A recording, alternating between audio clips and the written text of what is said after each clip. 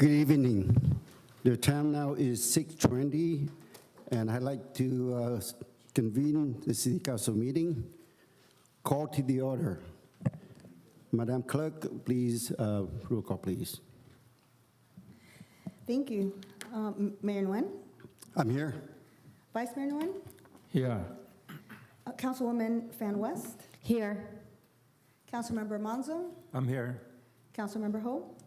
Here. Mayor, you have a quorum. Thank you.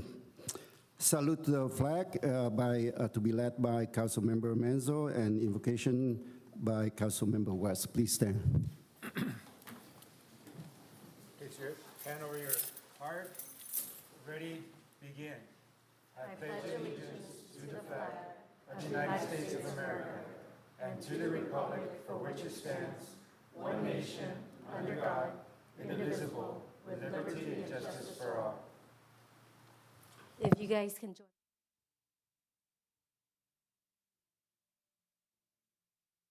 Today to gather together to have a public forum to speak about our concerns, but also to do the city business, Lord. I pray tonight that you will comfort those in our city, Lord, that are struggling, those who are hurting, Lord. I pray that you comfort their hearts tonight and that your grace will abound and sustain them during this season of their lives. And Lord, I just pray for those who serve in our city, Lord, like our police officer to staff who work really hard during the week. I pray that you bless them and give them the strength and the courage to continue to pluck away and do work for the city to help us move forward. And Lord, we thank you so much for tonight. And I pray that you give us wisdom as we look into different agendas and policy, that you help us to do what's right for the people of Westminster and the staff here in the district. And we thank you so much. In Jesus' name we pray. Amen. Please be seated. Next is the city attorney report. Do you have any? There is no closed session tonight, and nothing to report. Thank you. Export communication, do I have anything from the council? No. Hearing none, so moving on to city clerk report, please. I have one final report, and that is we still have openings on our commission, so please visit our website and come volunteer and help us out. We would really appreciate additional participation from the community. So please check out our website. We have our QR code here, so feel free to scan that. That concludes my report, Mayor. Thank you. Next is city manager report. Yes, thank you, Mayor, council, members of the public. Quite a bit to report tonight. First off, I actually just want to note some items on our agenda. I know that members of the public have been expressing some concerns about the agenda being really long, and we have a lot of very meaningful discussions that need to take place. And so staff is proposing a couple of changes to tonight's agenda. So we're looking at, unfortunately, deferring items 5.1, 5.2, and 5.3 to the next meeting, or potentially the next a study session for those strategic plan items. There has been a request to withdraw item 5.4. So we're looking at withdrawing 5.4. And then given that we have a lot of public hearings tonight, we'd like to keep the order of the consent calendar, the public hearings, all four of them. They are time sensitive and do need to be heard. But we'd also like to move up item 6.3, which is regarding the street vendors, to after the public hearings. So that would be my recommendation for the order of the agenda. And then just other things that we'd like to report as well. So starting off with, the police department, back on April 1st, the PD represented the city and the residents in the Baker to Vegas running event. We noted that this relay starts in Baker, California, continues through the desert in Las Vegas to Las Vegas, Nevada. There are no breaks. There are about 20 stages to the race. Each team has 20 runners and a support staff from their respective police departments. Over 8,000 law enforcement professionals participate in this once a year. And your police department team finished the 120-mile desert course in 20 hours and 1 minute. So please help me congratulate our running team.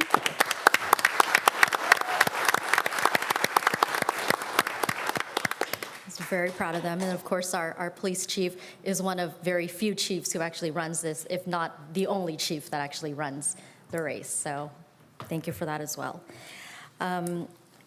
Mental Health Awareness Month. So the Westminster Police Officers Association, in collaboration with the PD, has created a green patch to recognize the month of May as Mental Health Awareness Month. The mental health community uses the color green because it signifies new life, new growth, and new beginnings.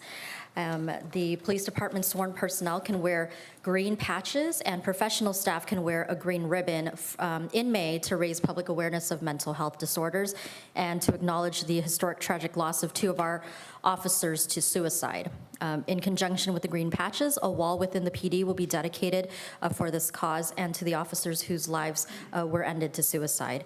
Per our chief, officers regularly witness devastating and disturbing events as part of their job, and so the PD is proud to raise awareness for mental health issues and supports treatment for anyone who needs this. So tomorrow there is a patch dedication ceremony in which the patch will be officially unveiled, and that's, again, tomorrow. Community services, there is a Black April event that will be taking place this Sunday. We'll be hosting the annual Black April event in remembrance of the fall of Saigon from 10 a.m. to about noon over at Sid Goldstein Freedom Park. Members of the public are, of course, welcome to attend. The event will include remarks from elected officials, a moment of silence, as well as other roles with members of the community and staff. Senior Center is going to be hosting a Mother's Day luncheon on Thursday, May 11th from 11:30 a.m. to 1 p.m. in front of the Senior Center. Enjoy the uplifting sounds and energy of Mr. Tony Odell Rogers during a refreshing spring-themed lunch with friends, mothers, and fellow members of the Senior Center. Tickets to the luncheon are $3. Space is limited, and to secure your ticket, call the Senior Center at 714-895-2878.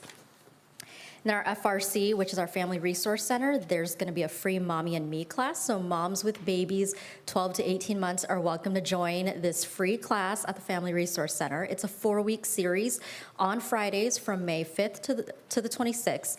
It's a great opportunity to learn age-appropriate activities to stimulate your baby's mental and physical development. Meet other families, have fun and creative group environment. So if you're interested, give the FRC a call, 714-903-1331.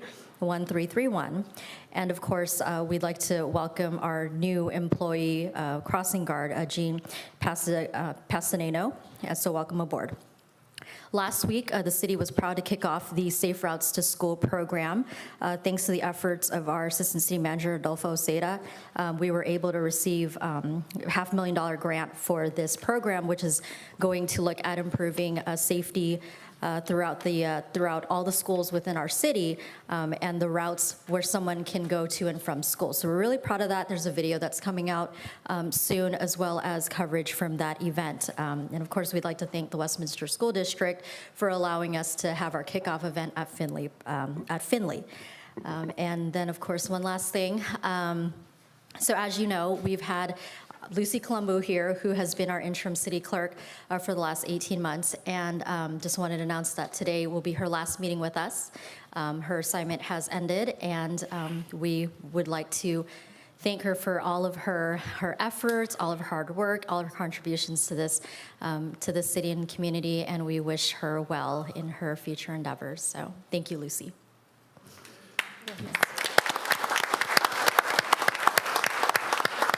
We will have a recognition for her later on at the meeting. But I also heard from the city manager that city requests to have 5.1, 5.2, and 5.3 for the next meeting, and 5.4 to be withdrawn from their agenda today, and then 6.3 to move up after the public hearings. Am That's I correct? Yes, that's correct, sir. So I move to approve. I second it. I don't know who seconded it. Councilmember Ho. So move to approve by Mayor Nguyen and seconded by It was Councilmember Ho. Councilmember Ho. Yeah. Councilmember Ho. Thank you, Roll Mayor. call, please. Councilwoman Fan West, Yes. Councilmember Monzo, Yes. Councilmember Ho, Yes. Vice Mayor Nguyen, Yes. Mayor Nguyen. Yes, Motion carries 5-0. thank you. We have several special presentation today, so I would like to invite all the council to come down and present the presentation to a certificate and as well as proclamation to several organizations. So please come down.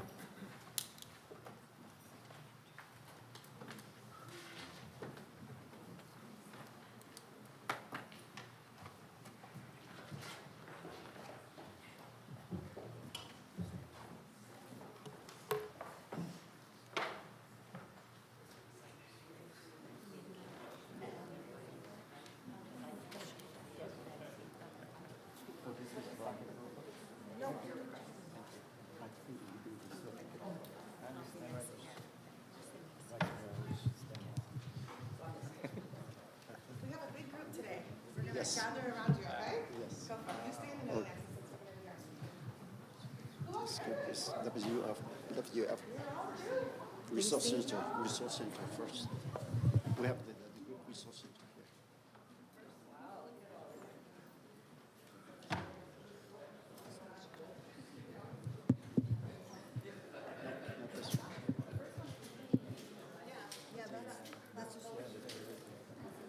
This one is coming up already. Another one. Ponemos la mitad de este lado.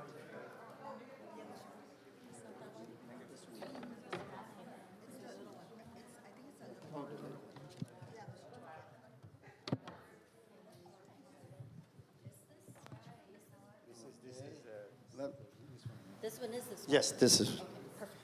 So on behalf of the City Council as well as city staff, I would like to present you the certificate of the recognition.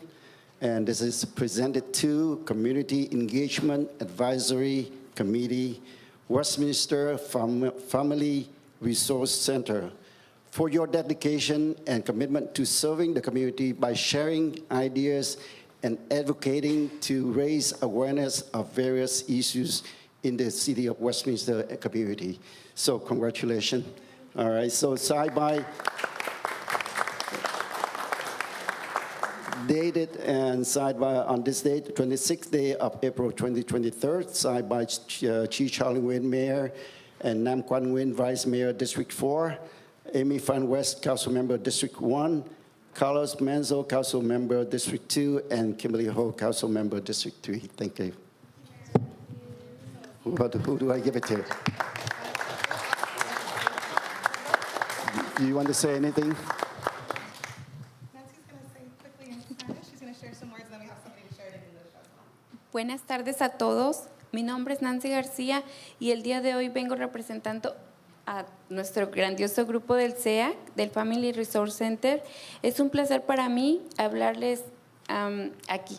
Estoy muy contenta de pertenecer al grupo y muchas gracias a todos. Muchas gracias a los councils, a todos. Hi, my name is Claudia Serrano. We are glad to present our CIAC group. We are so blessed to have it from the city of Westminster. We help the families, inform them about the classes. We do Mother's Day events. We have any other events. We let people know that there's help at the centers.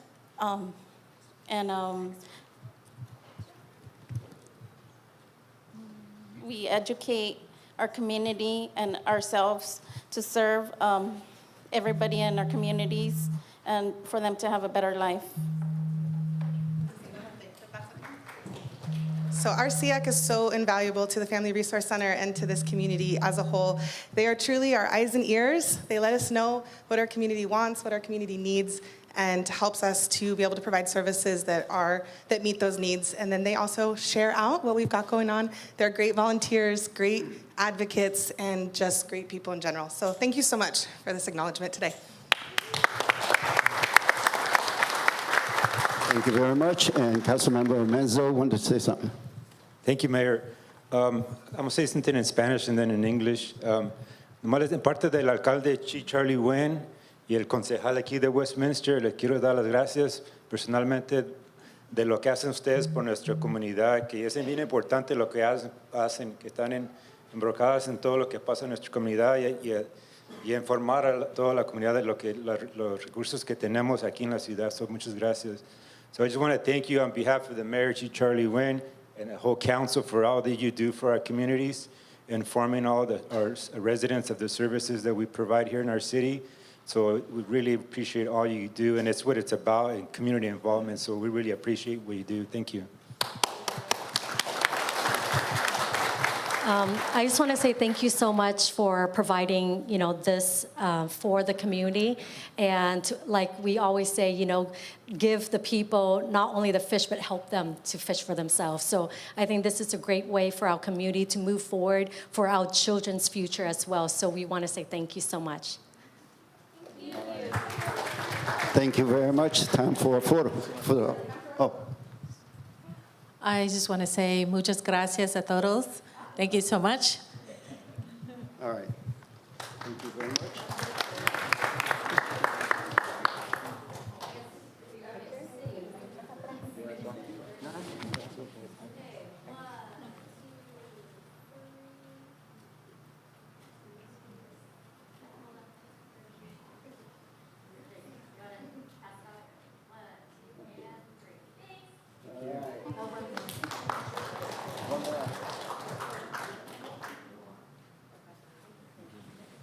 Again, thank you very much for being here. Thank you. Congratulations.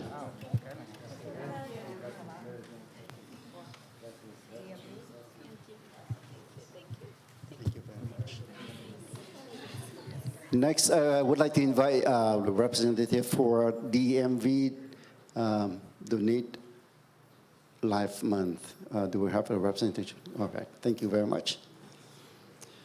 So again, on behalf of the city councils as well as the city staff, we would like to present you the proclamation DMV Donate Life Month, April 2023. Whereas the mayor and city council of the city of Westminster wish to join the California Department of Motor Vehicles and one legacy in celebrating Donate Life Month by sharing information and encouraging the community to sign up and save lives. And whereas organ, eye, tissue, marrow, and blood donation are life-giving acts recognized worldwide as an expression of compassion to those in need, and anyone can donate regardless of age and medical condition.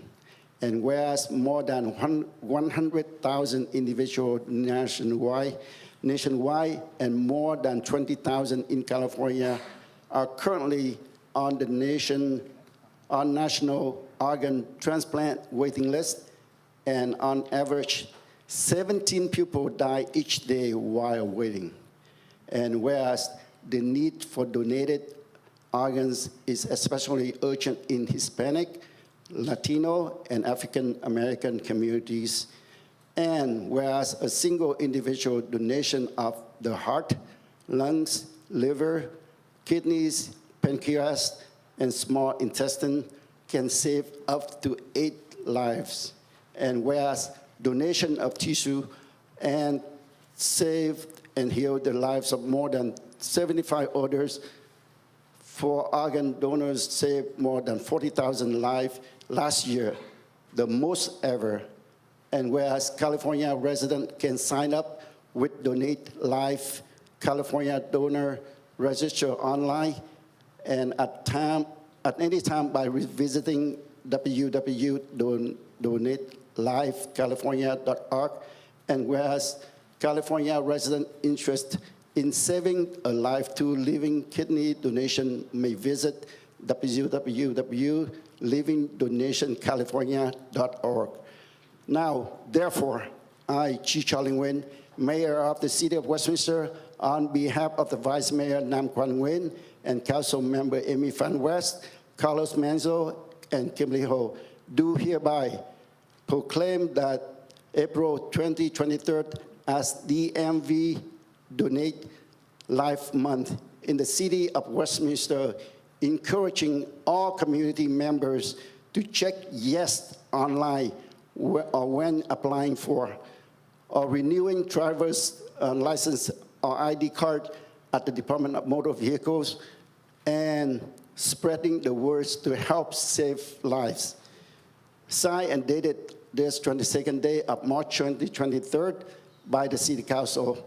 Chi Charlie Nguyen, Mayor; Nam Quan Nguyen, Vice Mayor, District 4; Amy Fan West, Council Member, District 1; Carlos Manzo, Council Member, District 2; and Kimberly Ho, Council Member, District 3. Congratulations. Thank you. Anyone to speak? Thank you so much for your service. You know, I am an organ donor myself, so thank you. And we need more people who can be a donor, organ donor. That'll be amazing to save other lives. Thank you so much for all you do for our city. Just want to say thank you for honoring us at One Legacy and Donate Life, especially the City of Westminster, my hometown for the last 38 years.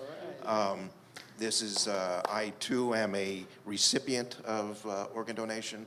5 years ago, I received a heart and lung donation. And I mean, 5 years ago, I was 130 pounds. I don't quite look it anymore. So I can tell you how important this is. The young man who passed away, who donated his organs to me, his family made the decision. He not only saved me, he saved 3 other people, including a 3-year-old baby that received his liver. This is an extremely, obviously, close to my heart cause. And always when you're at the DMV, you're renewing your license, put that little dot on your driver's license. That tells you that you won't be needing them anymore. If you don't need them, give them to somebody who can help. You can help very much by just being a donor. Thank you so much for honoring us. We really appreciate it. Thank you very much. Photo, can we have a picture with you?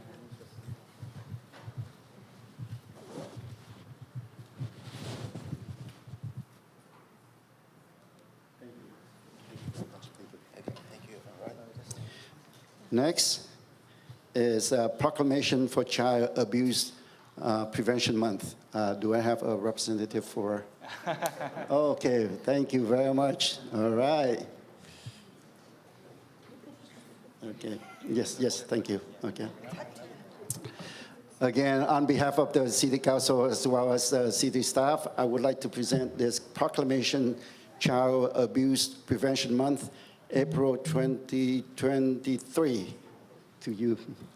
Whereas the Westminster Mayor and City Council joins the Family Resource Center in bringing awareness to Child Abuse Prevention Month, and whereas one of the many amazing resources provided by the city is the Family Resource Center, which provides resources and services to families to keep children safe, healthy, and thriving by prevention and intervention of child abuse.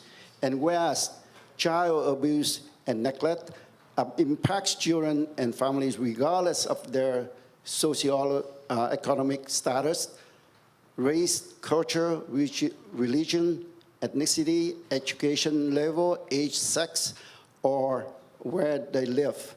And whereas in 2022, there were 36,450 calls in Orange County to the Child Abuse Registry for unduplicated children, and 907 of these children residing in Westminster. And whereas 7 children died from child abuse or neglect in Orange County. And whereas this city recognized the importance of the working together and supporting each other to help children and families by providing resources, education, and support during challenges and struggles having to do with the incidents of child abuse. And whereas April is Child Abuse Prevention Month throughout the nation, we are asking each resident of the city of Westminster to support families and children by bringing awareness to prevent and provide intervention and inform others of the resources available to assist. Now, therefore, I, Chi Charlie Nguyen, Mayor of the City of Westminster, and on behalf of Vice Mayor Nam Quan Nguyen and Council Member Amy Phan West, Carlos Menzo, and Kimberly Ho, do hereby proclaim April 2023 as Child Abuse Prevention Month in the City of Westminster, and encourage all to learn about the importance of child abuse prevention and to take part in combating child abuse in our community. Signed and dated this 22nd day of March 2023 by City Council, Chi Charlie Nguyen, Mayor, Nam Quan Nguyen, Vice Mayor, District 4, Amy Phan West, Council Member, District 1, Carlos Menzo, Council Member, District 2, and Kimberly Ho, Council Member, District 3. Congratulations.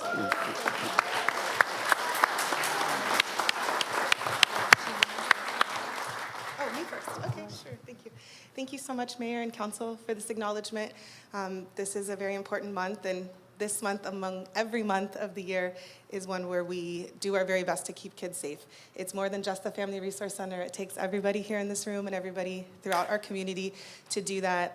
As is shared, child abuse can possibly affect everybody, and we just appreciate the efforts of everybody to support that and keep our kids in our community safe. I just want to give a quick hello to just a few of our really awesome staff. We have Mimi, Tina, and Alexa here with us who do this challenging work every day. And I'm Gina, of course. So thank you so much for this acknowledgement today. Thank you very much. Okay. I just want to say thank you so much for, doing this, having this resource, Vanessa, for leading this charge. It's so important as adult. We are the one that has a voice that can defend the innocent and the children. And it's our responsibility. And I'm so proud of you guys for doing this, to give the resources and information for families to help prevent child abuse. And this is phenomenal because we can defend the children, and this is a way we can do it. So thank you again. All right. Thank you. Time for a picture.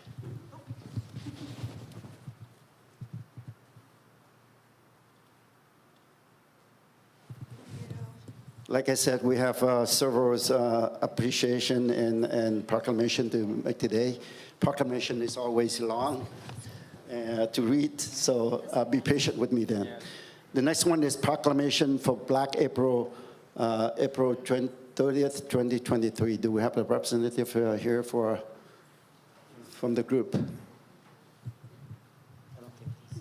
They are not here. So I just go ahead and read it, and we'll give it to them later. So proclamation, Black April 30th, 2023. Whereas April 30th, 1975 marked a day of great importance in both Vietnamese and American history. And whereas known as the Fall of Saigon, April 30th, 1975 was the day South Vietnam was captured by North Vietnamese communists, which ultimately ended the Vietnam War. And whereas as many as 250,000 South Vietnamese soldiers and nearly 60,000 American soldiers died during the Vietnam War. And therefore, Vietnamese American veterans still with us today in Westminster.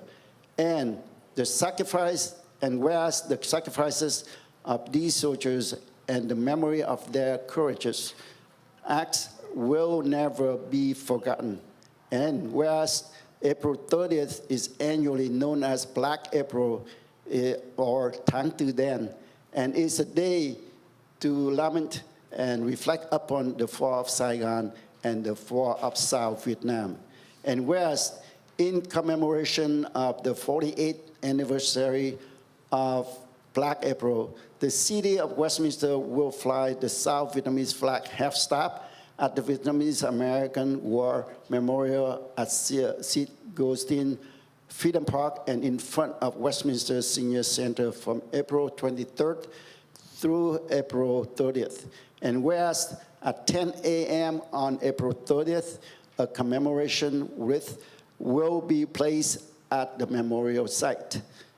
Now, therefore, I, Chi Charlie Nguyen, Mayor of City of Westminster, on behalf of Vice Mayor Nam Quan Nguyen, Council Member Amy Phan West, Carlos Menzo, and Kimberly Ho, do hereby proclaim April 30th, 2023 as Black April in the city of Westminster in honor of the 48th anniversary of the fall of Saigon, and encourage all residents to observe a moment of silence in memory of our fallen brothers who sacrificed their lives for freedom.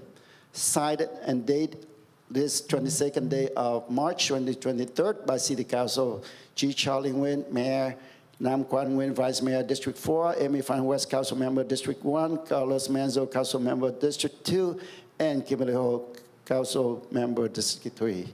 Okay, I will give this one to them later on. Thank you very much.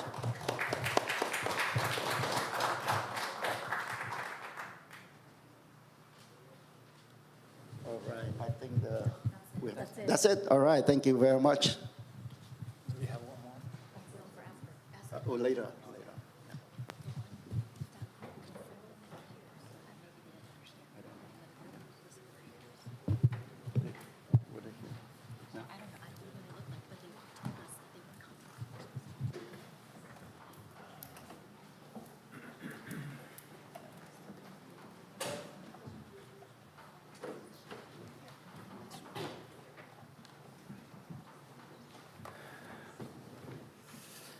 All right, it's long, but it's worth it to recognize those organizations. So thank you for your patience.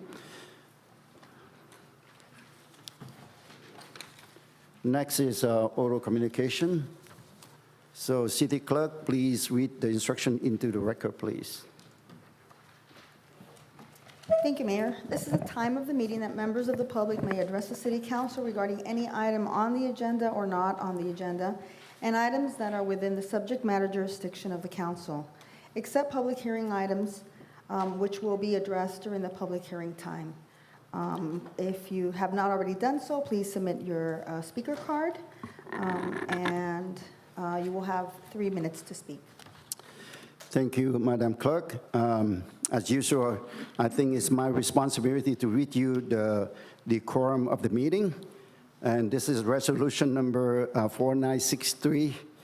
And for section 1, civility policy, all members of public attending city council meeting in Westminster should strive to treat everyone with courtesy, listen to city official, city staff, and other members of the public respectfully, exercise self-control and avoid threat of violence and loud, insulting, demeaning, or offensive communication. Be open-minded and consider all viewpoints.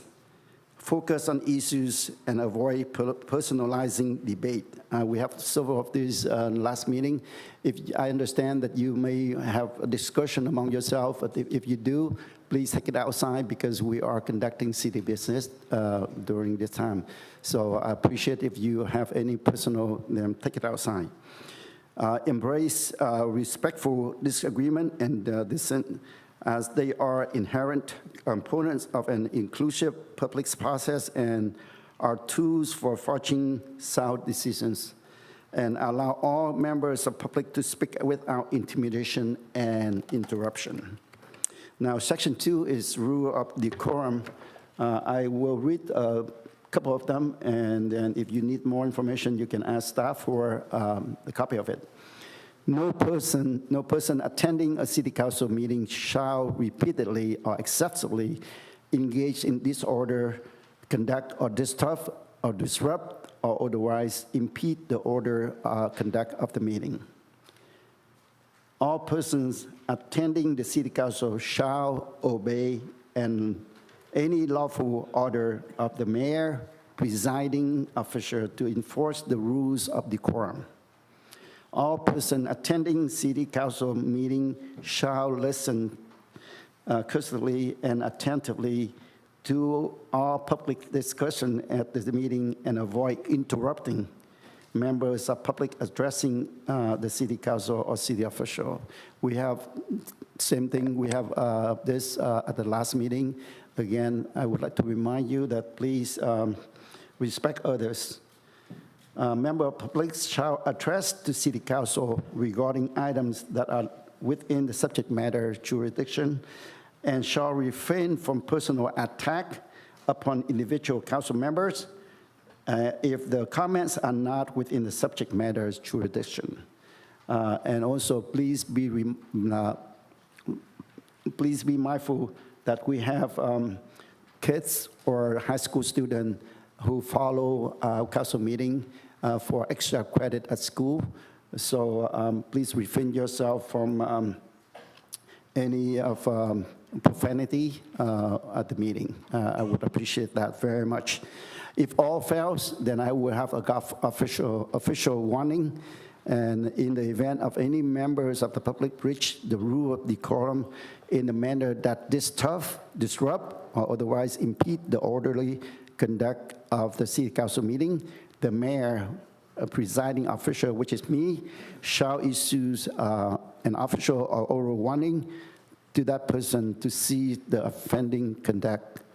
If that's not taken care of, then we need to ask you to remove yourself from the chambers. With that, I'd like to open up for oral communication. Madam Clerk, go ahead and call off the first speaker. Thank you, Mayor. The first speaker is Lace Wright, followed by Tim Hogan.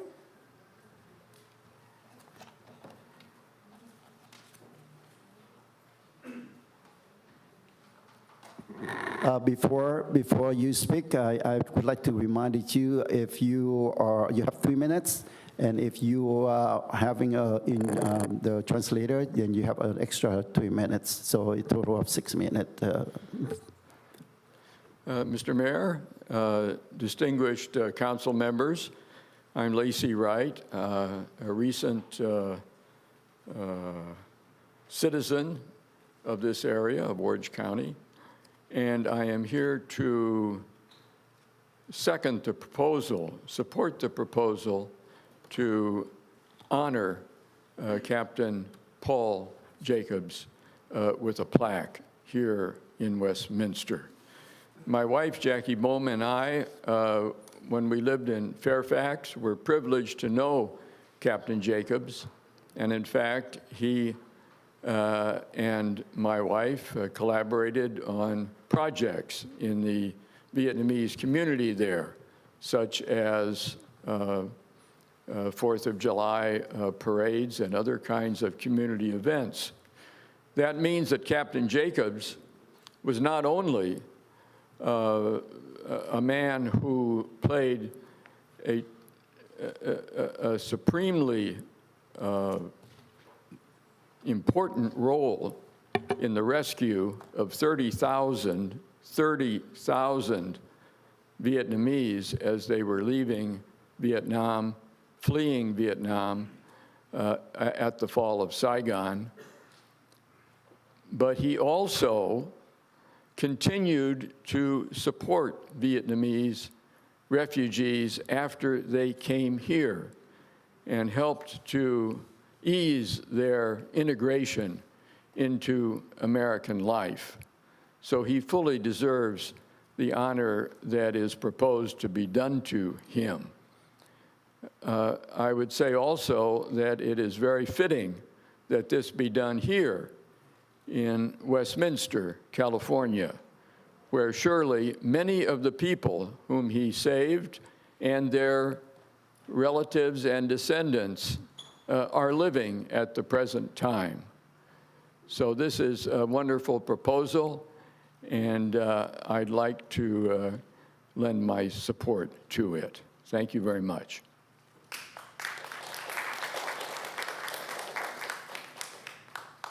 The next speaker is Tim Hogan.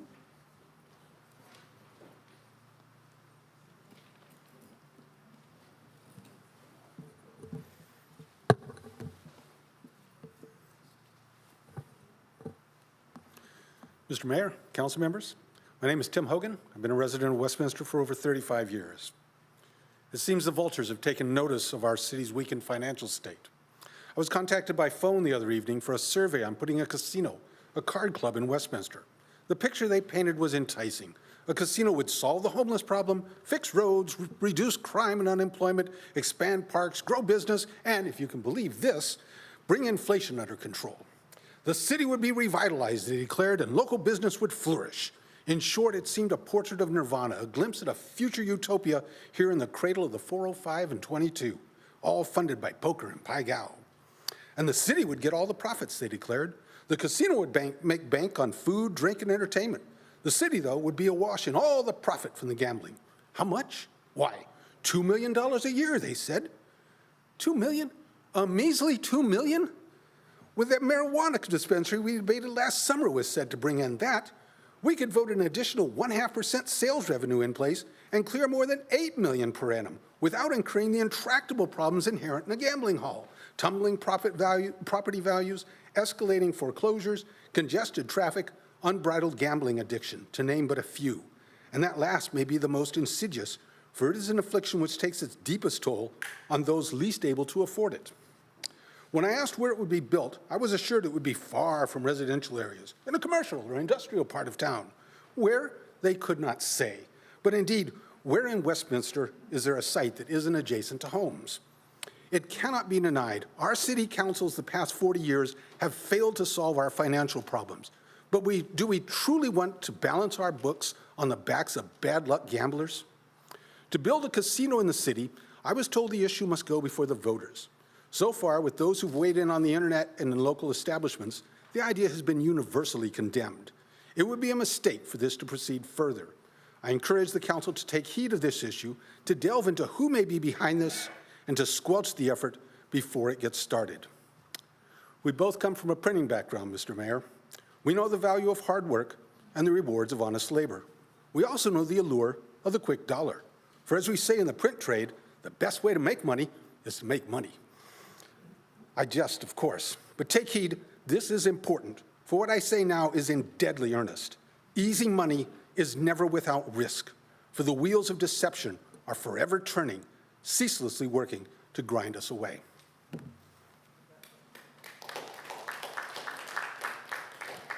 The next speaker is Michael Horenja, followed by Sharon Nicholas. Thank you. Before I start, Lucy, does that say 5 minutes on my green form? It does. It does. I'm going to petition that I get the full 5 minutes because I pulled that right off the stack out there.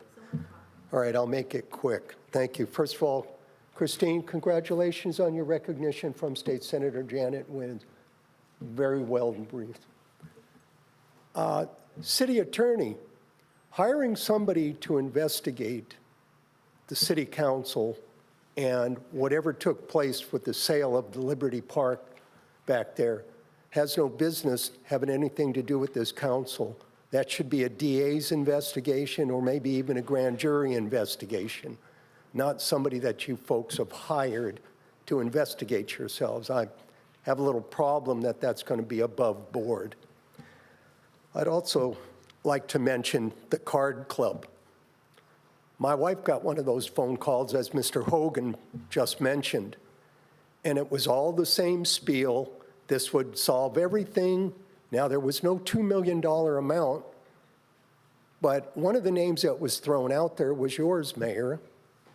Now, I don't know whether or who on this city council got this company to make this phone survey, because it wasn't a city-sponsored survey, which I found out from the city manager. So somebody up there is involved in this.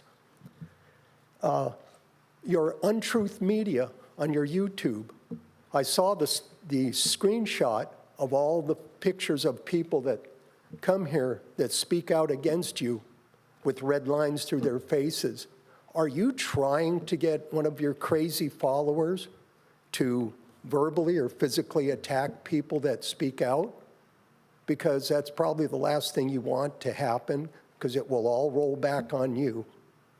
Even though it's not you saying this stuff on the YouTube video, you run the YouTube, that particular site, correct? You might want to second guess that about having any of that thing out there. And the last thing, I'm opposed also to AB 93 for obvious reasons. Those are consent searches. If suspects or arrestees don't want to engage in a consent search, then say no. You know, I read the workup on that online, and this is just another way for this state to allow criminals to run free after they've been arrested on technicalities. You absolutely have to oppose AB 93. Oh, I even have 22 seconds left. Thank you.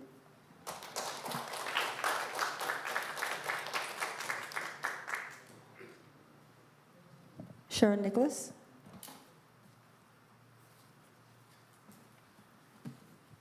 Good evening.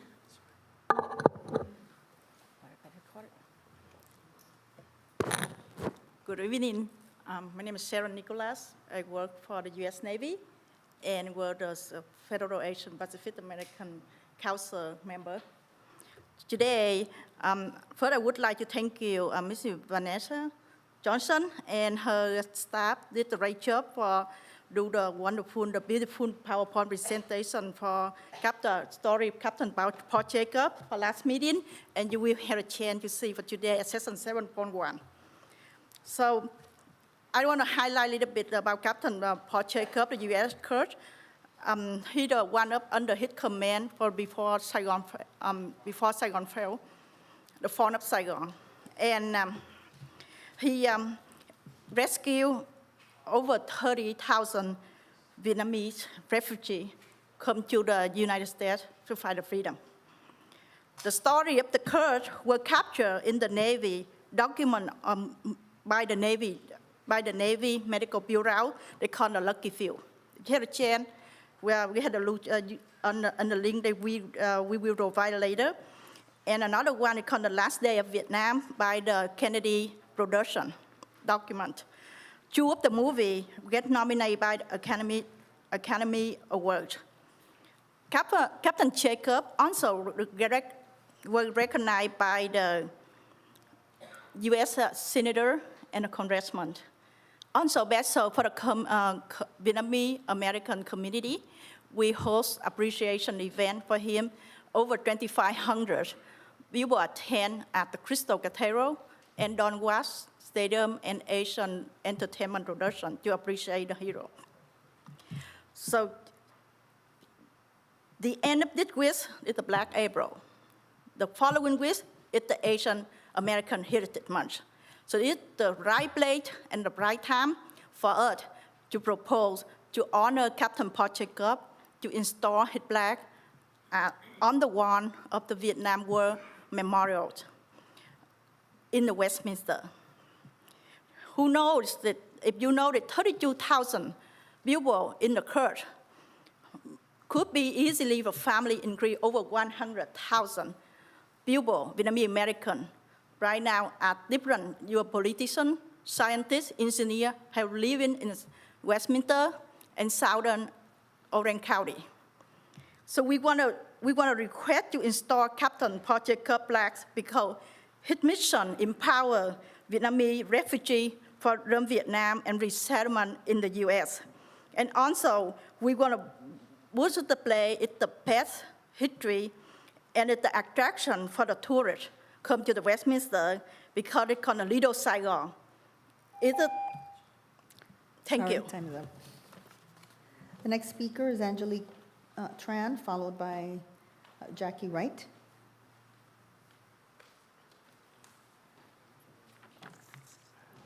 Good evening, Mayor and City Council. Because we have only 3 minutes, so I would like to read what I wrote, please.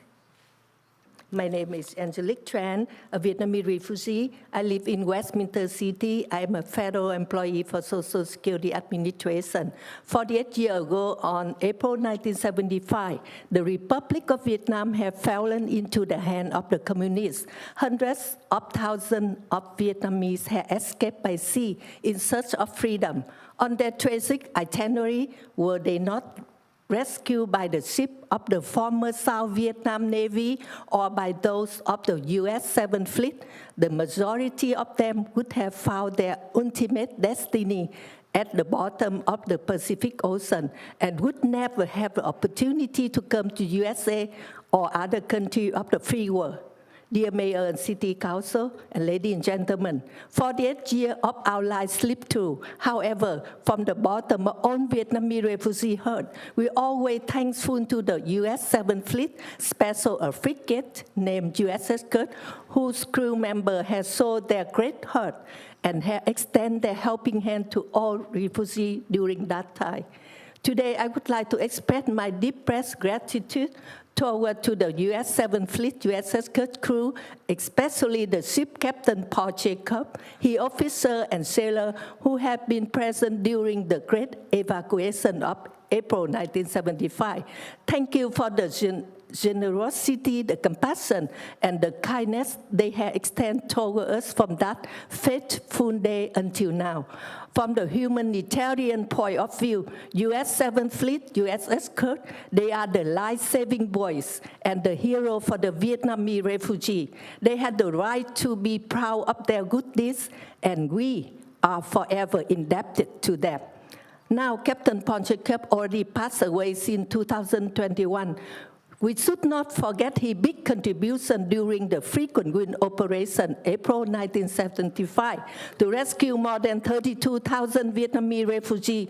And so Captain Paul Jacob deserves a memorial plaque placed at the Vietnam War Memorial in Westminster City. Thank you, Mayor and City Council.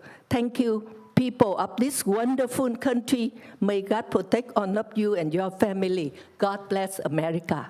Thank you.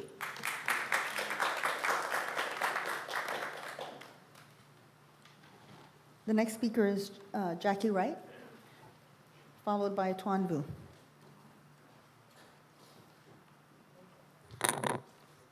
Mr. Mayor and distinguished City Council members, my name is Jackie Bong Wright, and I'm the president of the Vietnamese American Voters Association, as well as a board member of the Vietnam Human Rights Network.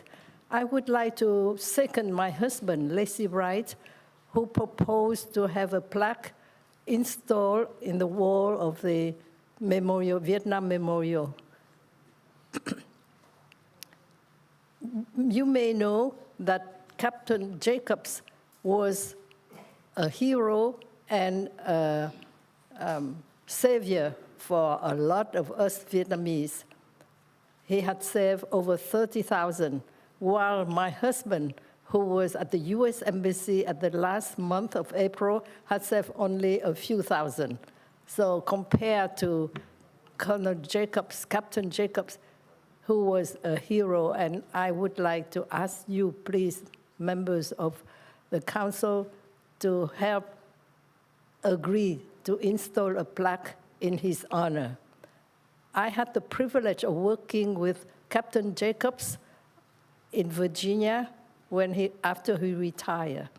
As a member of the Vietnamese Community Association, I organized a lot of events to award Captain Jacobs. And as a member of the U.S. Army volunteer, I march with him every year on the 4th of July parade in Washington, D.C. And as a member of the Vietnam Human Rights Network, I asked Captain Jacobs and a lot of our community organizations to help promote human rights for Vietnam. And I would like to thank all of you council members to please help display a plaque in honor of Captain Jacobs. Thank you.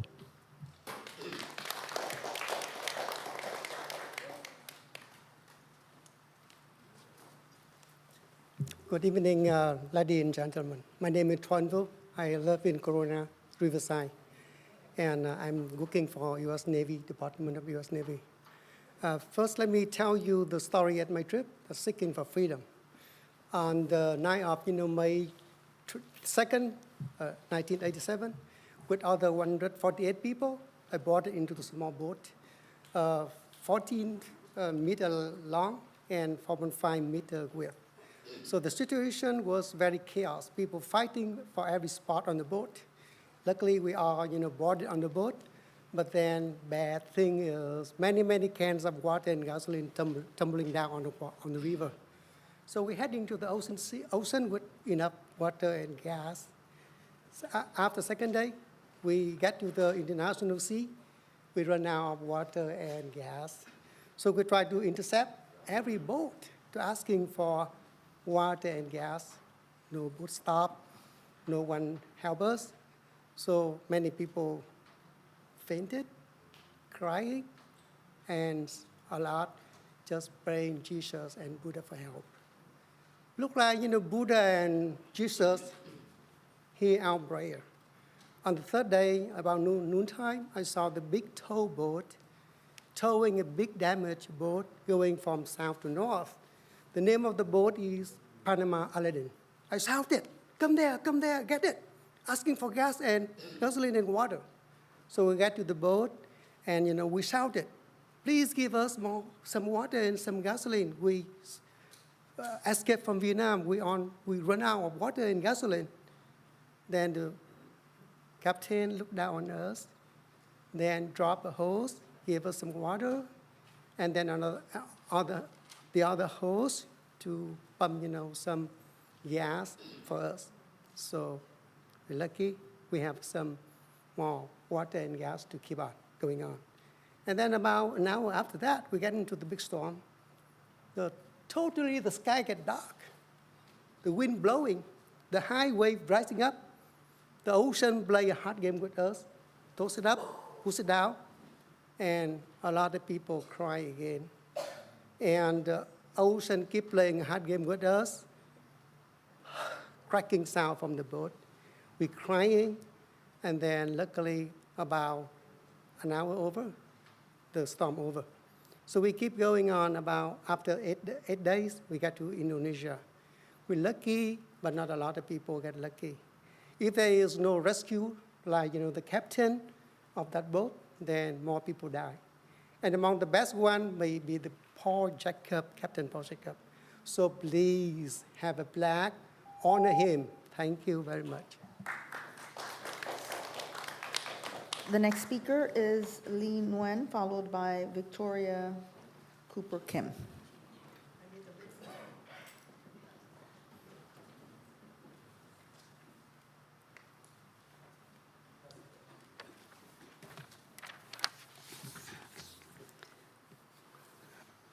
Good evening, everyone.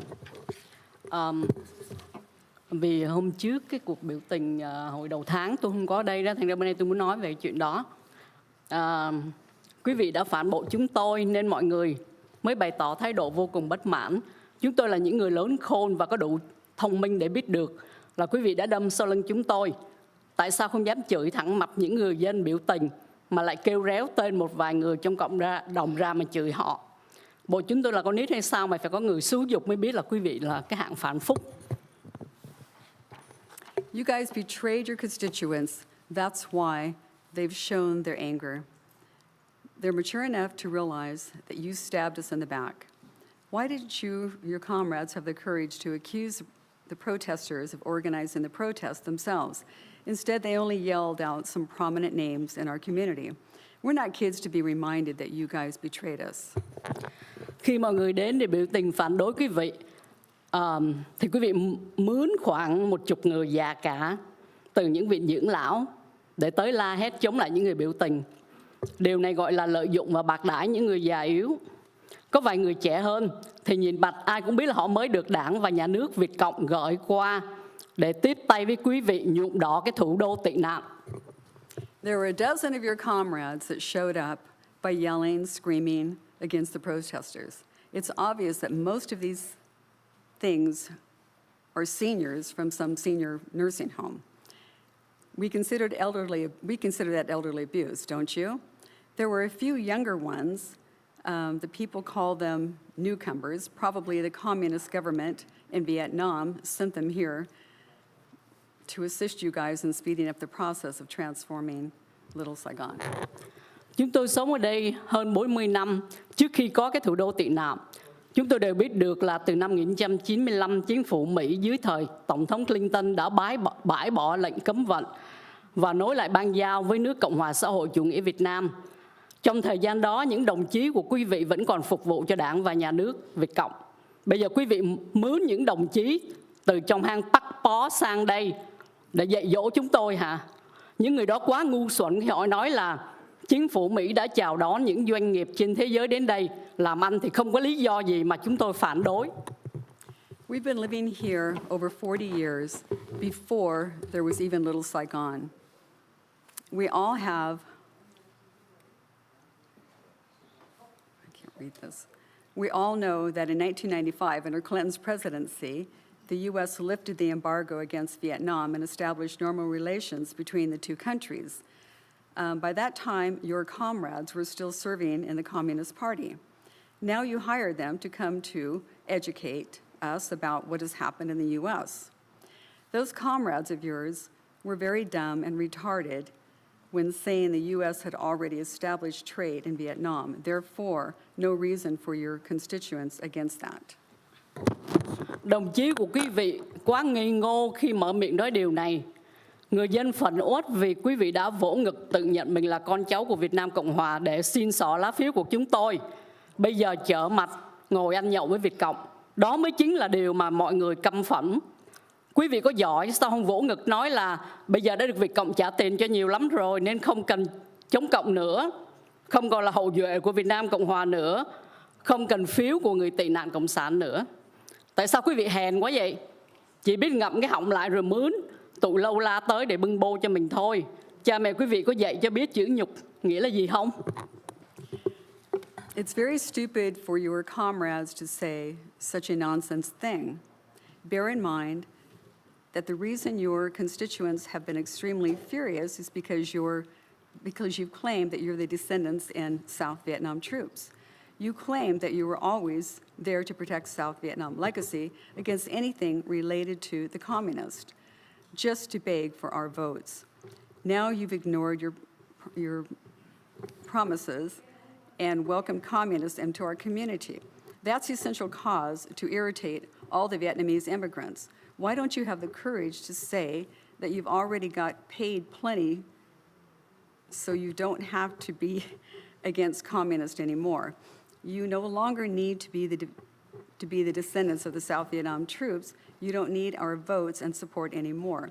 Why have you kept your mouths shut that hired people to come to kiss you? Why are you so wimpy? Did your parents ever teach you about humiliation? Thank you.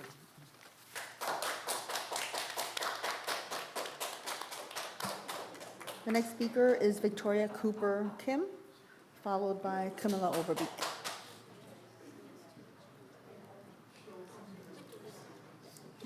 Victoria?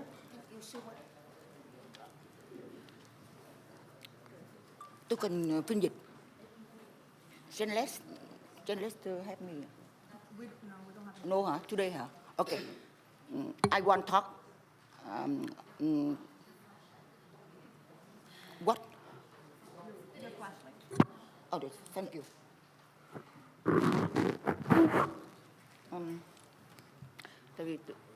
I feel journalist help me, but now I talk Vietnamese English by my heart. Thank you. I want talk. Thank you. Hội đồng thành phố, City Hall, and I want talk. I love police, Westminster, and I love people come here talk together protect Westminster. America first. I don't want talk. I want thank you to a woman talk to before because talk to mà because I talk English not good mà I want Nam Quan don't talk talk after she talk if you là counselor you must polite okay. I want talk to I August April 4, I sent letter to Westminster City Hall and police. I sue $1 million major cheetah, and police destroy U.S. Constitution. I don't want. I come here. I register. I want to talk to because I want City Hall and police together with the people together protect Westminster first. I just want. But now communist terrorist David Vaba come here, invite City Hall Westminster, invite together communist terrorists of Vietnam come here, come to United States, connect communist, destroy America first. I don't want, because I am a lawyer, refugee, but I understand communist terrorists in Vietnam and communist Vietnam in there. One destroy our country. Look like Sleepy Joe Biden for elect because United States, U.S.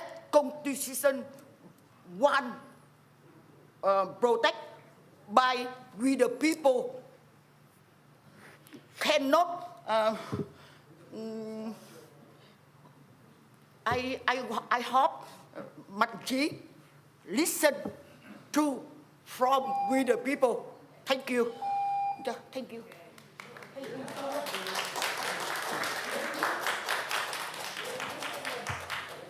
I love police. Please, your turn is over. Next, please. Good evening, Mayor and Council. First off, I'd like to address you, Amy. During those proclamations, you made it all about yourself and you centered yourself. And in the words of Kendrick Lamar, sometimes it's best to sit down and be humble. So today is April 26th. The state of California and 19 other states recognize this day as Denim Day. So it's only fitting that we would have a proposed proclamation on our agenda tonight recognizing April as Sexual Assault Awareness Month. While I wish we had done this last month so that victims felt supported during this month of April, better late than never, I guess. That said, I would like to point out a few flaws in the data and statistics used in the proclamation. In the fourth whereas line, the city has listed that 1 in 6 women have been victims of attempted or completed rape.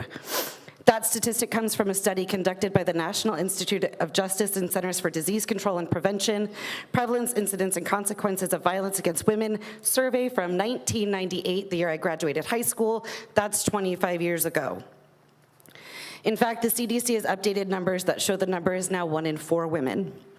In fact, over 50% of women in this country have experienced sexual violence that involves some sort of touching. That's 1 in 2 women.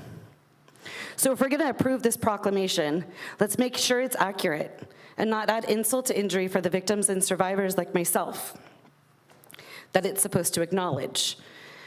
Additionally, my personal belief is that the last line where it states, "and hopes that each day of the month and year is an opportunity to create positive change," which is odd when you're talking about sexual assault, should read more along the lines of, "effect proactive societal changes, attitudes, and behaviors to further prevent sexual violence in our community and beyond." I would also ask that the city's effort to educate the community about prevention and safety do not merely focus on what women can do to stay safe.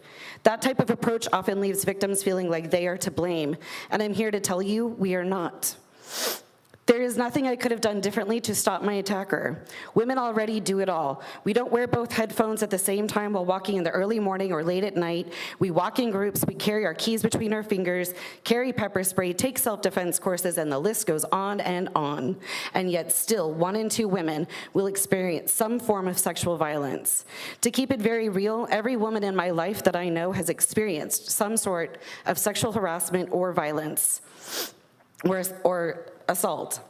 Yet, when I ask my male friends, they don't know anyone who commits these inappropriate acts. but they do know someone who's, jokingly out of line. Let's be real. These crimes aren't committed by elves or ghosts. Studies show that the perpetrators of sexual violence are men between 90 to 99% of the time. Let's put the responsibility on those who commit the crime. As a community, it's time we focus on consent, education, and also here are your new stats, so you can update it, not insult them. Next speaker is Tony Bowie, followed by Westminster Watchdog Terry Lance.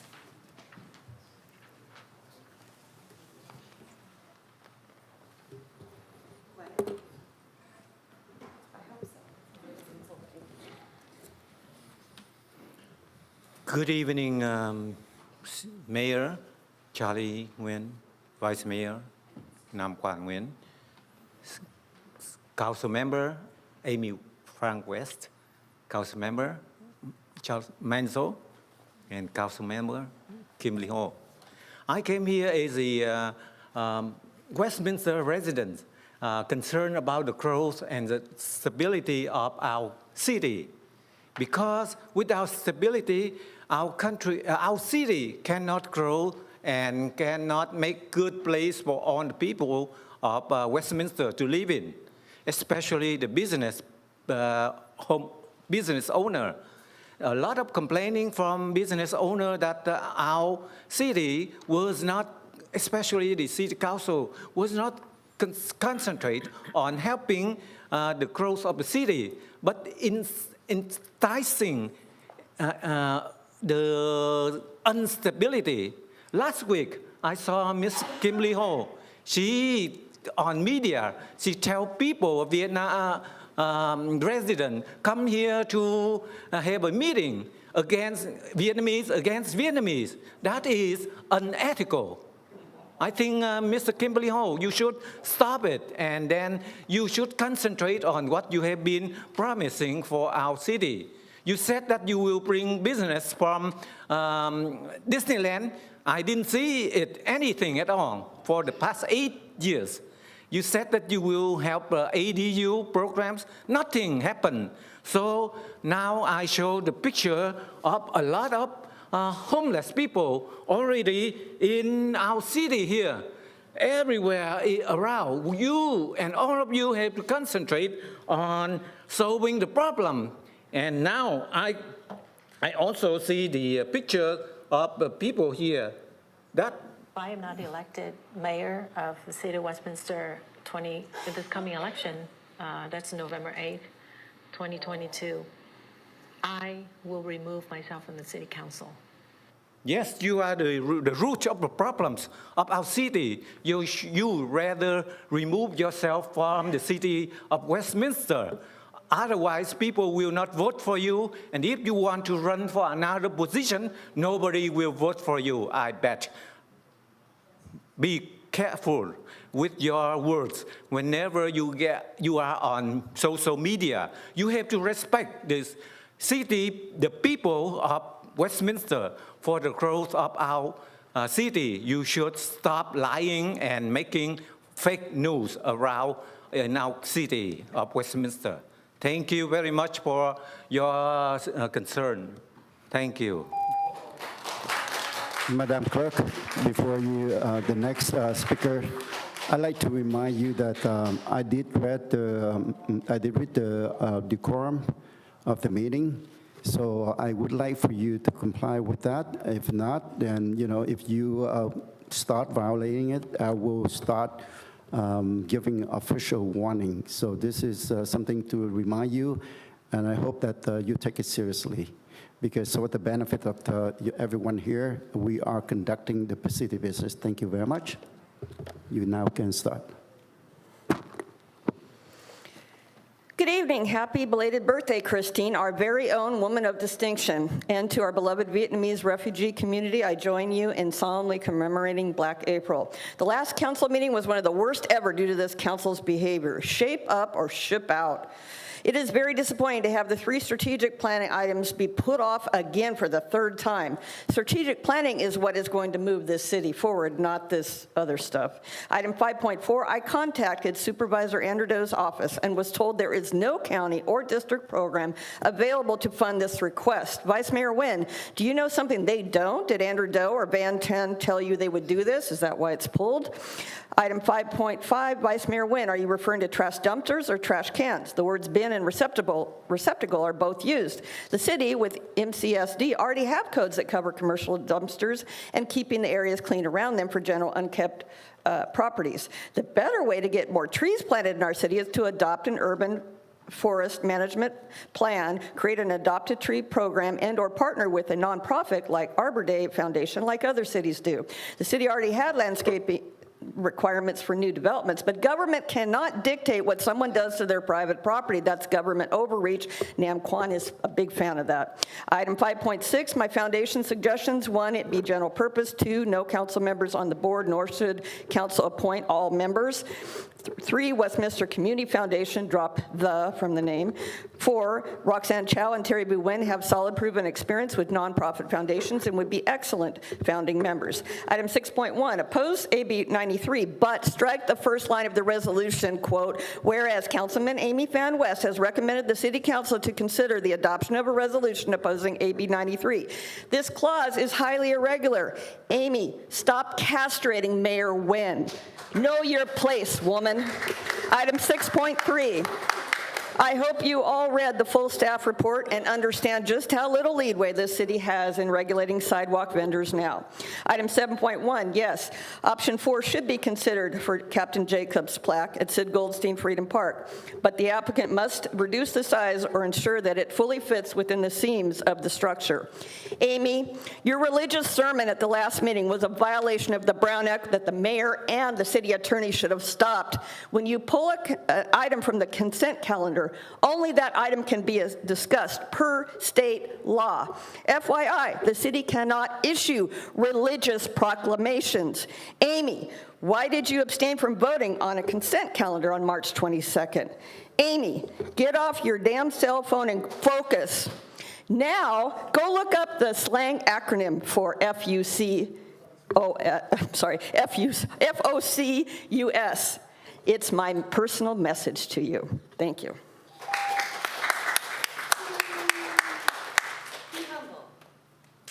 The next speaker is Min Hua Thi Vu, followed by Tina Tapia.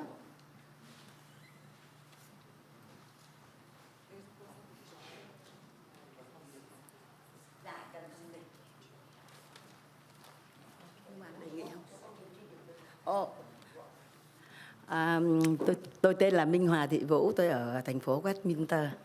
My name is Okay. My name is Minh Hạnh Vũ. I'm from Westminster. Hôm nay tôi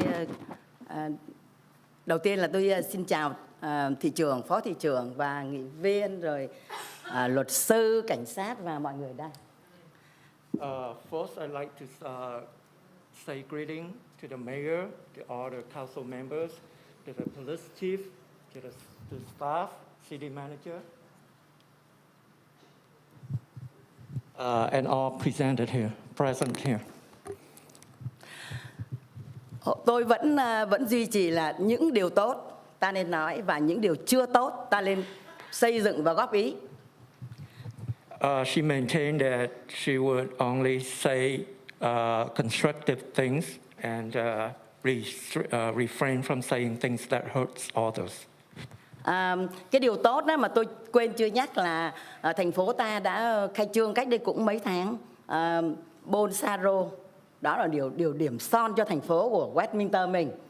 Rồi the positive thing that she want to mention is you guys has opened the grand opening of the Bolsa Road in Bolsa Avenue. Rồi tôi nghe đây mai đây ở Westminster Mall sẽ sửa, tôi cũng mong là như vậy. And she heard that you guys are fixing and have a new plan for Westminster Mall, and she's very happy to hear that.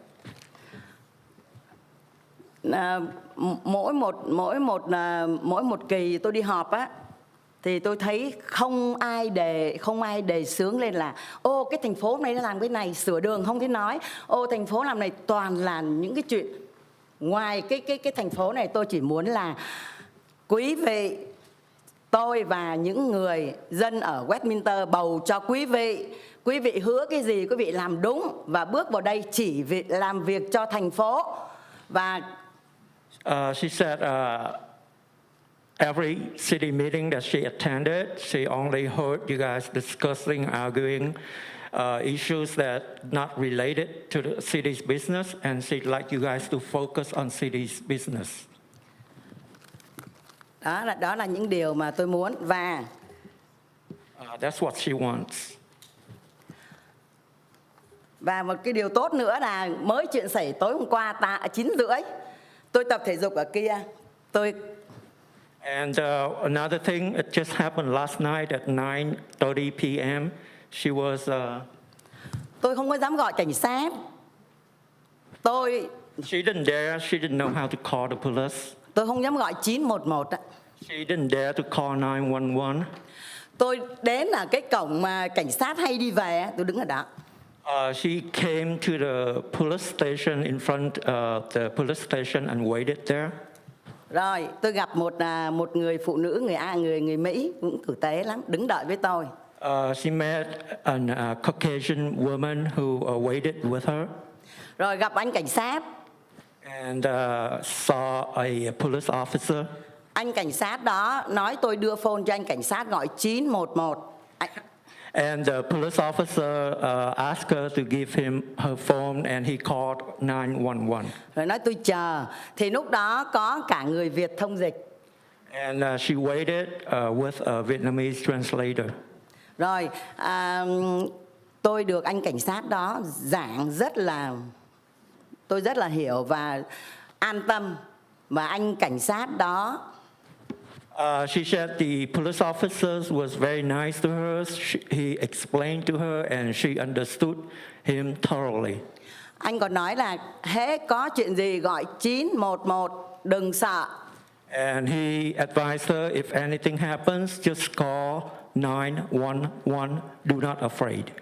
Và một điều tôi mừng nữa là anh cảnh sát đó biết nói tiếng Việt. And she said that the police officer also can speak Vietnamese. Tại tôi nói cảm ơn thì anh đó nói là không có chi. She said thank you in Vietnamese, and he replied in Vietnamese, no problem. Anh còn nói tôi là muốn tôi đưa về không? Bảo dạ không, tôi gần ngay đây. Cảm ơn anh. He offered to take her home, and she said she lives nearby, so she declined. Đó là một điều tốt. Lúc nào tôi cũng nói là cảm ơn cảnh sát.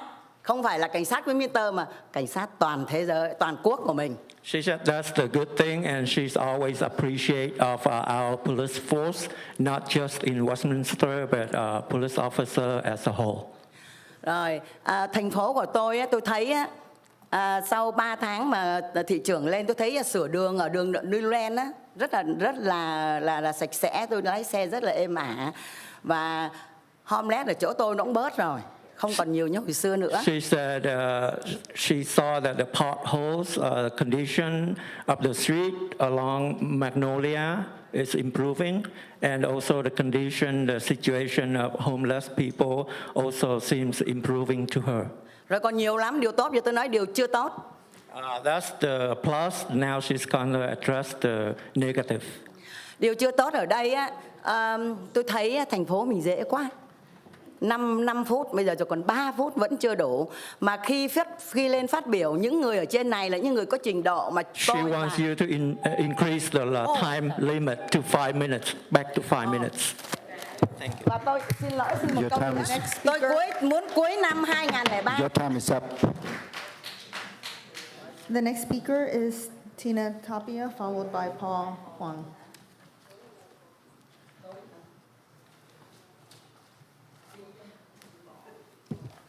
Hauka. I'm Native American from Kumeyaay, San Pascual, San Diego. Valley View Casino, if you guys have heard of it. I don't know what to say because I wasn't planning to be here, but you all need to be investigated by the FBI. I'm also a victim of sexual and verbal abuse in Westminster School District, in and outside. I don't know what to say other than I'm fighting for my birthrights. This is my family. This is all I have. I don't know anybody else. I have no support, no nothing. There's no support for child abuse or sexual abuse victims. I've been trying to get help for 2.5 years now. There's nothing. The whole United States of America, I'm not proud to be an American. So after this, I will go to Mexico, and I'm hoping to get help from there. I don't know what else to say other than this is for the kids around the world. And that is for Robin Williams, Patch Adams, if you guys don't know. That's it. I believe that we just recognize the Resource Center, Westminster Resource Center. So if you can, would you please contact staff and then we'll see if they can help you out, okay? Thank you.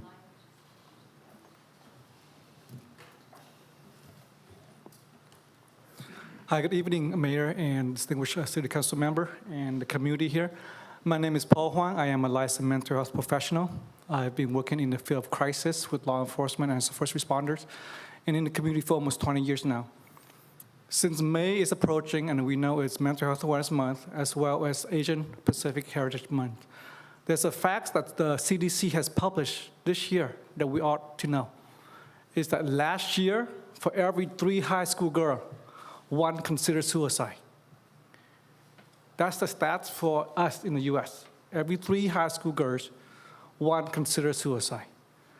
The other stat that was published by the University of Johns Hopkins last year, also, the leading cause of death for Asian, ages 14 to 24, is now suicide. The leading cause of death for Asian, ages 14 to 24, is now suicide.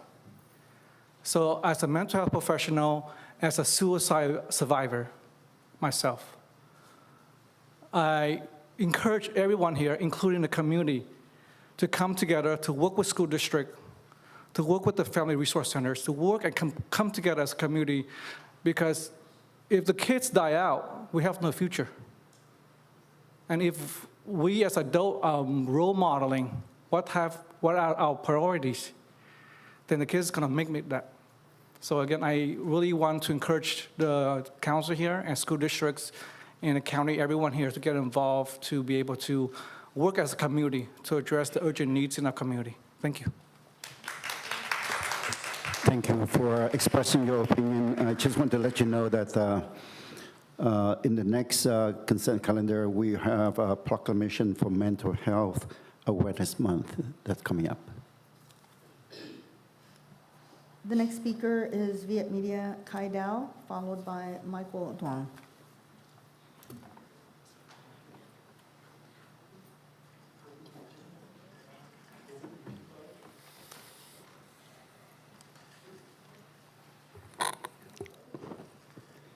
Well, good evening, everyone.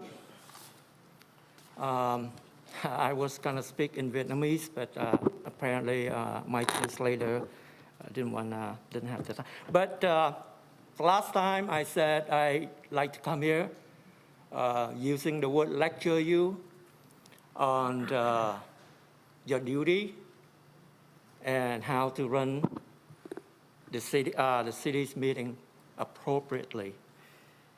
Nam Quan, I heard on YouTube, your fellow YouTuber recommend that you guys pass an ordinance that would prohibit residents like us who dare to come here to criticize you, to express our disapproval of your actions and your decisions.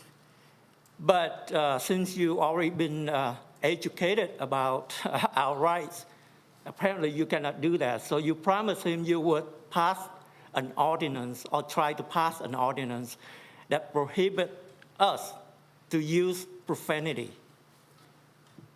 How is that? I only repeated what you said. You said đủ má mày, đủ cha mày, đủ mẹ tụi bay.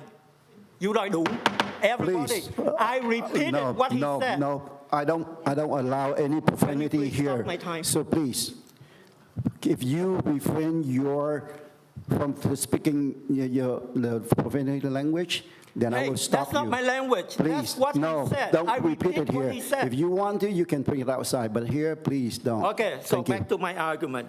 So after that's what he said, and you said it's not appropriate for me to speak here. But you guys, after hearing what he said, endorse him, put him in this chair, and make him our vice mayor to represent all of us, using such kind of language that you yourself cannot allow me to speak, to repeat. So, talk about business. We welcome business. Welcome business here to profit the city, to help our city progress and prosper, not for you to use your vote, to do favors for your friends, to profit yourself, profiteering. Don't try to mix up between residents and friends. Your friends might do business here, but you cannot claim doing them favors as serving the public. It is not. If you do it selectively, you only listen to your friends, only helping your friends to profit yourself. I heard she said about gatekeeper. Are you the gatekeeper? What is your principle? For business to help us grow or for them to pay you to do business here? Thank you.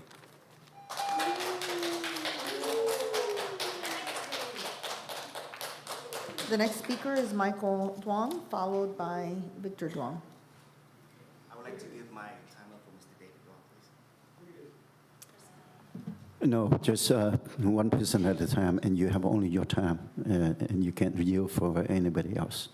So if you want to, you can go ahead and speak. If you speak in Vietnamese, then you have a translator, then you have 6 minutes total, and he will have his own 6 minutes. Okay, you pass? Okay. I have a question, Mayor. Our city attorney, anybody who wants to speak, you just need to fill out a green speaker slip. If you speak now, you can have to fill out a green speaker slip after, but anybody can come up and speak. Just got to fill out a green speaker slip.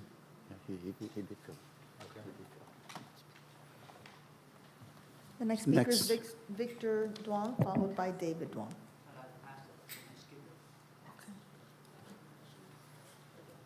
David Duong, followed by Teresa Hong. Good evening, Mayor, Council, and everyone here in this room. Usually I like to speak English everywhere, but tonight I would like to speak Vietnamese and have translated in English after. Kính thưa ngài thị trưởng Charlie Chí Nguyễn và các nghị viên hội đồng thành phố cùng với tất cả quý vị có mặt đêm nay. Tôi là David Dương, là công dân Hoa Kỳ, là một người tị nạn, hiện là chủ tịch của Hiệp hội VABA, gọi tắt là Doanh gia Việt Mỹ, với câu hiệu một tiếng nói chung. VABA được thành lập 11 năm qua tại bang California và được người Mỹ gốc Việt điều hành trong những tuần qua kể từ ngày VABA tổ chức 25 tháng 2, 23 một buổi tiệc tại thành phố Memphis với chủ đề Hội ngộ thương gia và dân cử. Quý vị đã có nghe. Kết nối doanh nghiệp và dân cử để đôi bên làm quen trực tiếp và có thể giúp cho sự phát triển của đôi bên và nhất là phát triển cho cộng đồng thương mại của người Mỹ gốc Việt. Buổi tiệc rất thành công với trên 20 dân cử từ Chủ tịch Hạ viện bang California và Bộ trưởng Bộ Tư pháp đã đến tham dự và làm quen với mọi người. Trên 500 doanh nghiệp của người Mỹ gốc Việt từ khắp nơi trở về tham gia. Có từ Nhật Bản, Florida, Philadelphia, Texas, Seattle, vân vân. Trong đó có cả ngài thị trưởng và ông nghị viên Nam Quang tới dự. Đêm gala được chung 40 doanh nghiệp tài trợ và bao gồm cả hai công ty VinFast và Vietnam Airlines với số tiền họ tài trợ quảng cáo là 25.000 Mỹ Kim. Và bà đã dùng 25.000 Mỹ Kim nào tặng cho các trường dạy tiếng Việt cho con em Việt Nam ở trong cộng đồng người Việt tại Hoa Kỳ. Tại phòng họp này, những tuần lễ vừa qua đã có một số cá nhân và hội đoàn đã chính trị hóa buổi tiệc của VABA và phản đối một số dân cử của người Việt gốc Việt đi dự tiệc của VAPA và cho rằng VinFast và Vietnam Airlines là hai công ty cộng sản, không quên ghép vào VAPA là cộng sản và là tay sai nối dài của Cộng sản Việt Nam, hoặc cho rằng ba của ông David Dương là đặc công cộng sản nằm dùng, hoặc ông David Dương là cộng sản, vân vân.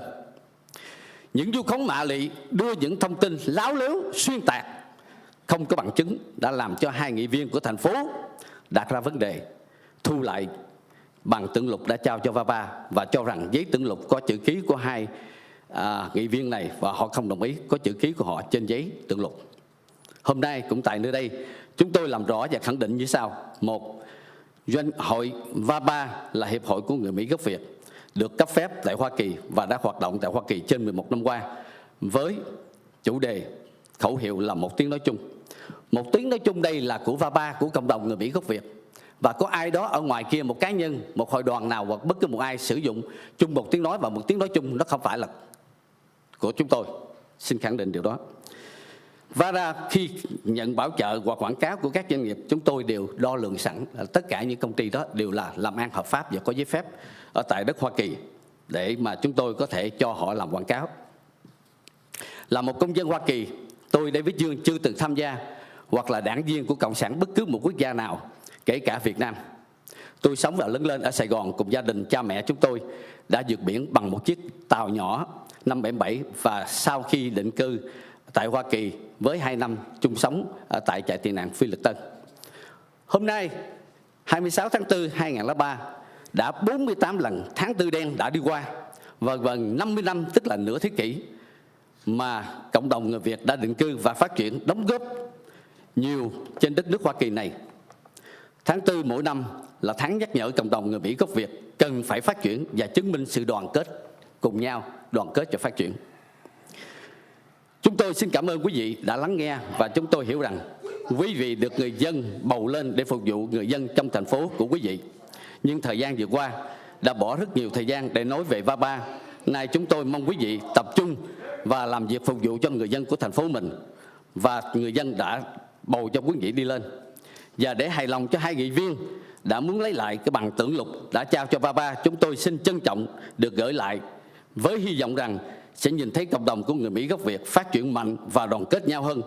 Chúng tôi sẽ hân hạnh được tiếp nhận bằng tưởng lục trong tương lai với sự đồng thuận của tất cả quý vị. Kính chúc quý vị nhiều sức khỏe, luôn phục vụ tốt cho và phát triển cho người dân và cho thành phố Westminster một ngày một lớn mạnh. Xin cảm ơn. I'll be translating for David Dong. Dear Honorable Charlie T. Nguyen and Mayor of Westminster, fellow councilmen and women, my name is David Dong and I am the president of the Vietnamese American Business Association, also known as VAPA. The reason why VAPA's board members and directors are here today is because for the past couple of months, we have been hearing many allegations, some from a couple of council members in this room. Therefore, I am here as the president of VAPA and as the recipient of many hearsays conversation to clarify once and for all the allegations regarding myself and our VAPA's association. Although I don't owe it to anyone to explain myself, I would like to formally clarify that I am a U.S. citizen. I am not and have never been a Vietnamese communist member. A council member in this room had claimed that my dad, who had passed away many years ago, was an undercover communist member. I would love to see the proof to this claim because what my family and the community knows of my dad is that he was a hardworking man, a successful entrepreneur before 1975, and then we lost everything and had to start all over again when my dad took my mom, 8 kids, and many relatives to escape Vietnam by boat. Vietnamese American Business Association was established in USA in 2011 to connect, support, and empower the American entrepreneurs with Vietnamese roots. We have no ties to the Vietnamese communists, nor are we under the influence of the Vietnamese government. Your time's up. Your time's up. Is it under Teresa now? Excuse me, yeah, can I just recommend that you have 6 minutes and you had a pretty long speech, but most of us did not understand what you were saying, so for the next time, please allow for time for translation. The speaker is allowed 3 minutes for herself if she would like, if she has something. If she has something, yeah, Can if she you have finish? something, yeah. Yes, I would continue that. Okay. I'm sorry, just for the record. Well, did you fill out the I did. the form? Okay. Yes, I filled Then it you out. have 2 minutes. Vietnamese American Business Association was established in USA in 2011 to connect, support, and empower the American entrepreneurs with Vietnamese roots. We have no ties to the Vietnamese communists, nor are we under the influence of the Vietnamese government. VAPA's slogan is Speak with One Voice, because we want to empower the voices of the Vietnamese community as a whole and the Vietnamese business community specifically by bridging the gap in representation disparity. And we have had this slogan since the birth of our association in 2011. We have no control, nor are we liable for other people using the same phrase for their personal agendas. On February 25, 2023, after 3 years plus of the COVID pandemic, VAPA wanted to hold a celebration to gather all the business entrepreneurs, community leaders, and elected officials locally and statewide to unite, network, and encourage each other through their works. Our goal was to connect the various influential individuals that supported the Vietnamese business community and to connect Vietnamese officials with higher statewide officials so that we will have a stronger Vietnamese representation in the government for the future. Our Speak with One Voice Gala on February 25th was to celebrate each other, and we were honored to have over 20 elected officials, including the Honorable Mayor Charlie Chi Nguyen and Vice Mayor Nam Quan, present that night to support and connect with our community. We had over 500 business entrepreneurs coming in from Seattle, Texas, Florida, Washington, D.C., Japan, and many other places to network that night. There are many controversial talks after VAPA's gala event due to Vietnam Airlines and VinFast being present at the gala that night. We want to clarify that these two companies have certification to work in the U.S. and is a legal business entity.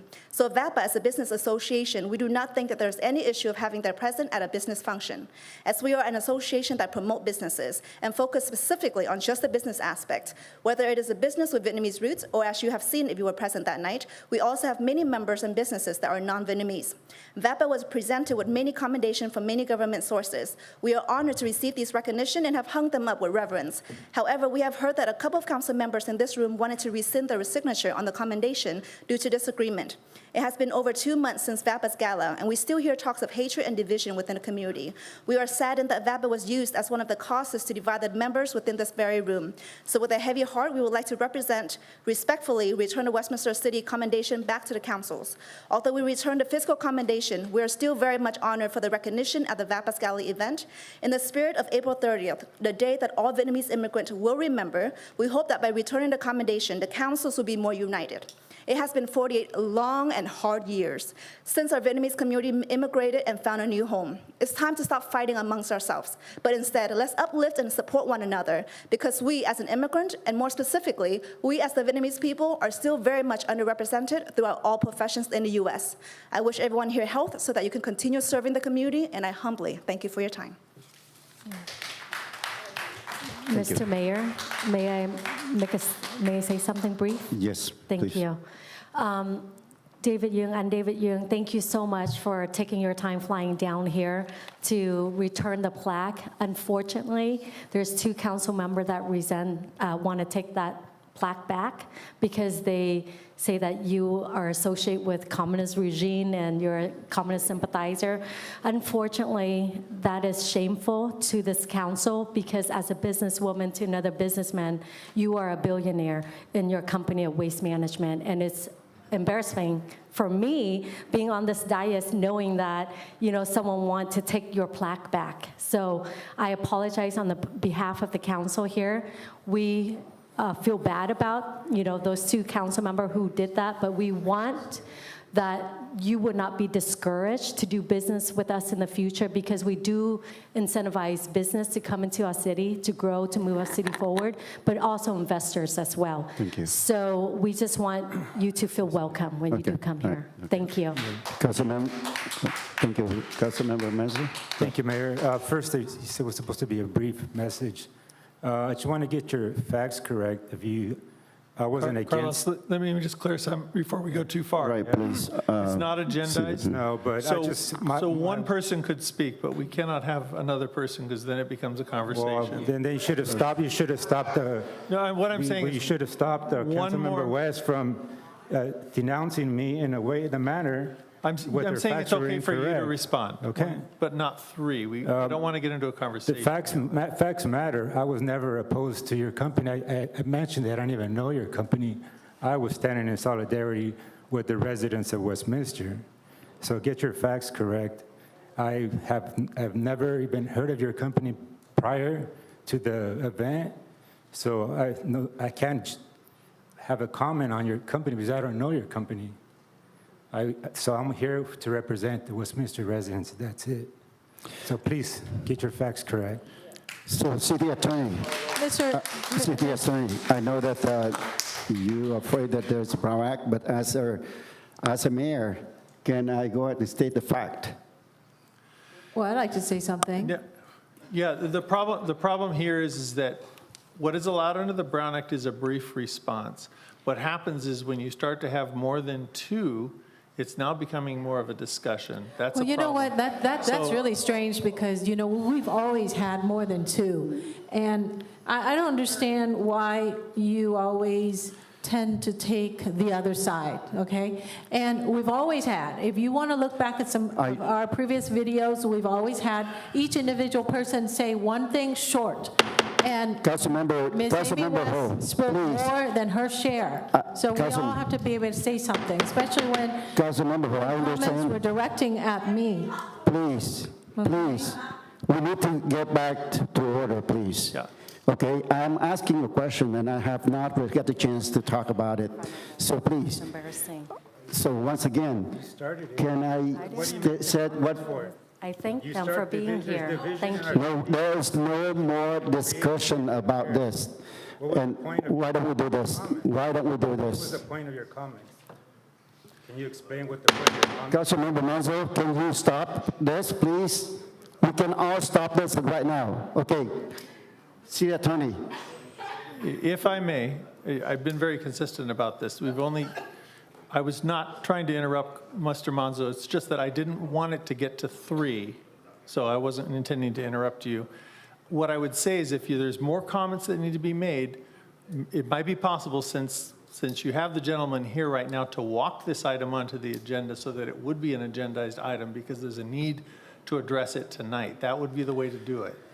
But what I'm saying is it's not an agendized item, so we don't want to get into a discussion of it. Okay, I'm not going to get into the discussion, but I want to mention it to them that we had this item up last meeting, and there was a majority decision that we are not going to take any action on this. So it's up to you whether you want to take it back, give it back, or you don't have to, because majority council already voted on this, that there is no rescind on the behalf of the other two council members. May I so say it's all up to something? you. Yes, go ahead. Yes, thank you. You know what, Mr. Bettenhausen, you got to be really clear of what the law is. And I just want to say that don't be so presumptuous. I'm going to say something that's, I'm only trying to, I just want to say, yes, I am. I wanted to thank the people at the counter, at the podium. So that's what I wanted to do, and I apologize that we can't get involved into a conversation, but I'm representing the people. I myself did not know anything about your event, but I did turn down your event, and I thank you for inviting me. The only thing I want to say is thank you for coming here today, okay, and no hard feelings. I act on behalf of the people. Thank you so much for coming. All right. Again, Mr. Mayor, yes, we have our board member here and our executive here. We would like to affirm that we would like to return this recognition back to the city. And like I said, hopefully there will be one that every council and mayor happy to give it to us, because we deserve for it, then we're honest to receive it in the future. Thank you very much. You can leave it there. Thank you. Thank you. Mayor, and that concludes oral communications. There are no more speakers at this time. All right, thank you very much. Thank you all for coming out and express your opinions. Next is a consent calendar. Is there any motion? Mayor, can I have a brief comment before we move on to oral communication? Okay. Excuse go me, ahead. before consent calendar, I'm Okay. sorry. I just want to say, yes, many of you know me. I'm against division in our city. I say it breaks my heart that there's division in the Vietnamese community, and and that division has crossed over into the entire city, and that's the sad part that I see in our city, and I definitely do not appreciate, and it makes no It doesn't move our city forward at all by having council members create even more division here on council, and that spills over into our city. We don't need that. We need to find a way to set a good example as five up here, so our city can start to unite and move our city forward. We can't keep doing this division, create this division up here, because we're setting an example to our community. Okay.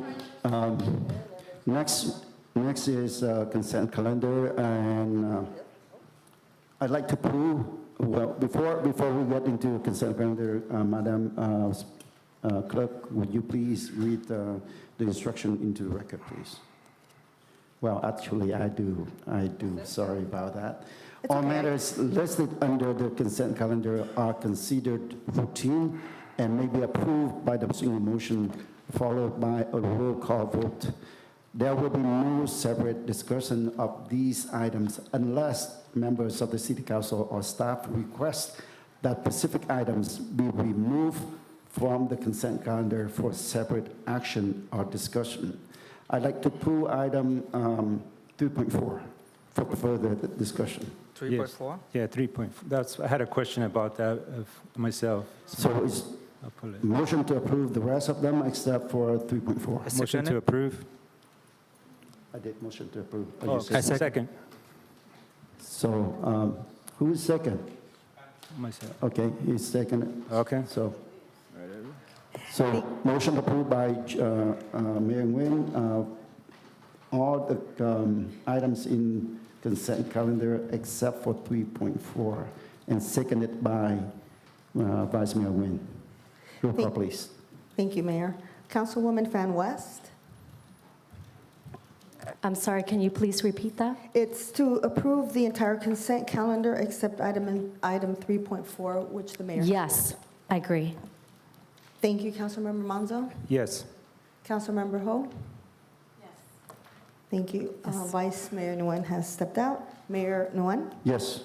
Motion carries 4-0 with Vice Mayor Nguyen being absent. Thank you very much. So now item 3.4. We have 5 items proclamation to approve at this consent calendar. However, because of the municipal clerk week, and as you heard earlier, that Madam Clerk is going to leave us after this week. So we want to recognize her effort and dedication with the city. So I'd like to go ahead and move to approve the proclamation, but make an exception that the proclamation 54 Annual Professional Municipal Clerk Week is going to be presented to the city clerk. I do also have, so there were some concerns that were raised regarding the Sexual Assault Awareness Month proclamation. And so there, you have some revisions, and so I would just like to point out what those revisions were before you adopt it. I gave my copy away. So the things to note is that there were, so this was essentially provided, language that was provided. Another city had, had requested this Sexual Assault Awareness Month proclamation, so the language was provided.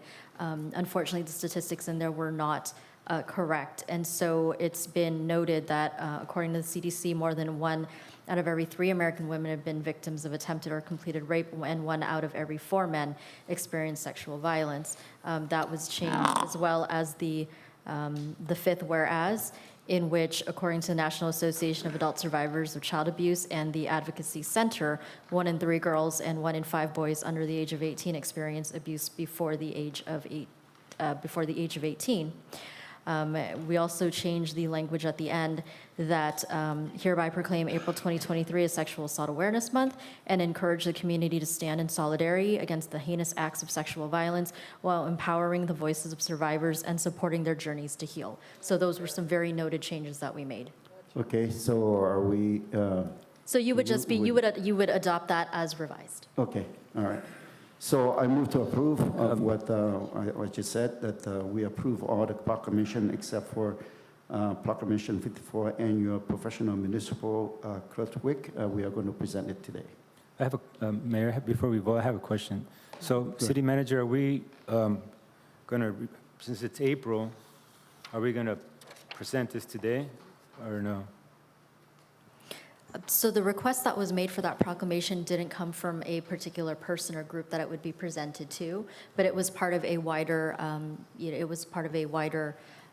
request that, that our local cities would all adopt, this in solidarity to recognize the month as such. Okay, got it. Thank you. So motion to approve? Second. Okay, motion approved by Mayor Nguyen and second by Councilmember Manzo. Roll call vote, please. Thank you. Councilwoman Fan West? Yes. Councilmember Manzo? Yes. Councilmember Ho? Yes. Vice Mayor Nguyen? Yes. Yes. Mayor Nguyen? Yes. Motion carries 5-0. All right. So now I would like to invite all council members to come down so that we can present the proclamation to our city clerk.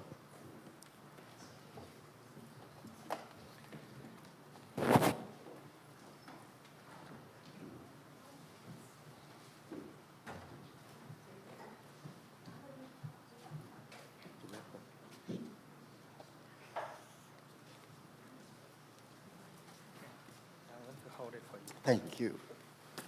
Do we have this?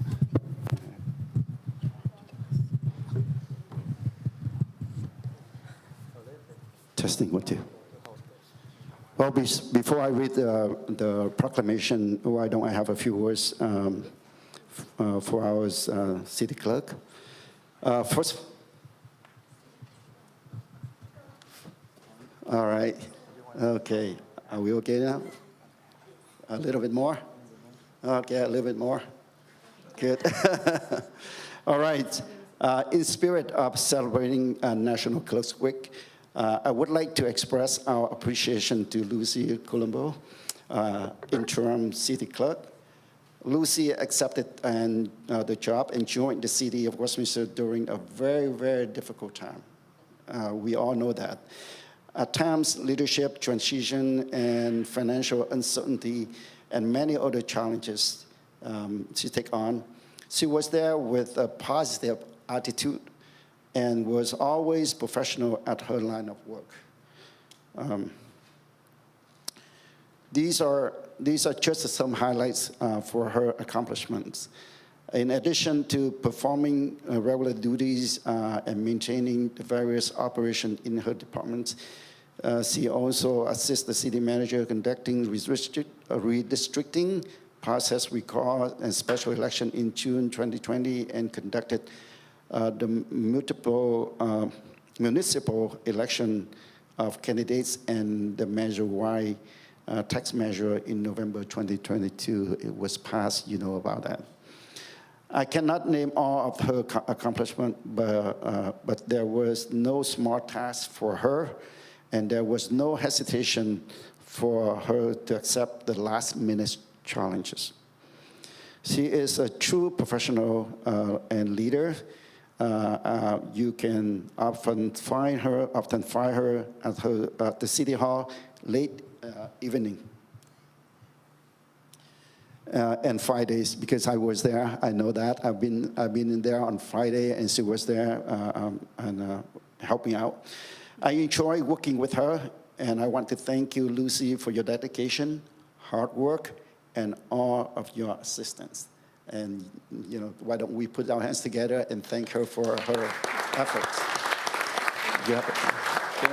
So now, on behalf of the City Council and City staff, I would like to present you with a proclamation, 54th Annual Professional Municipal Clerks Week, April 30th to May 6, 2023.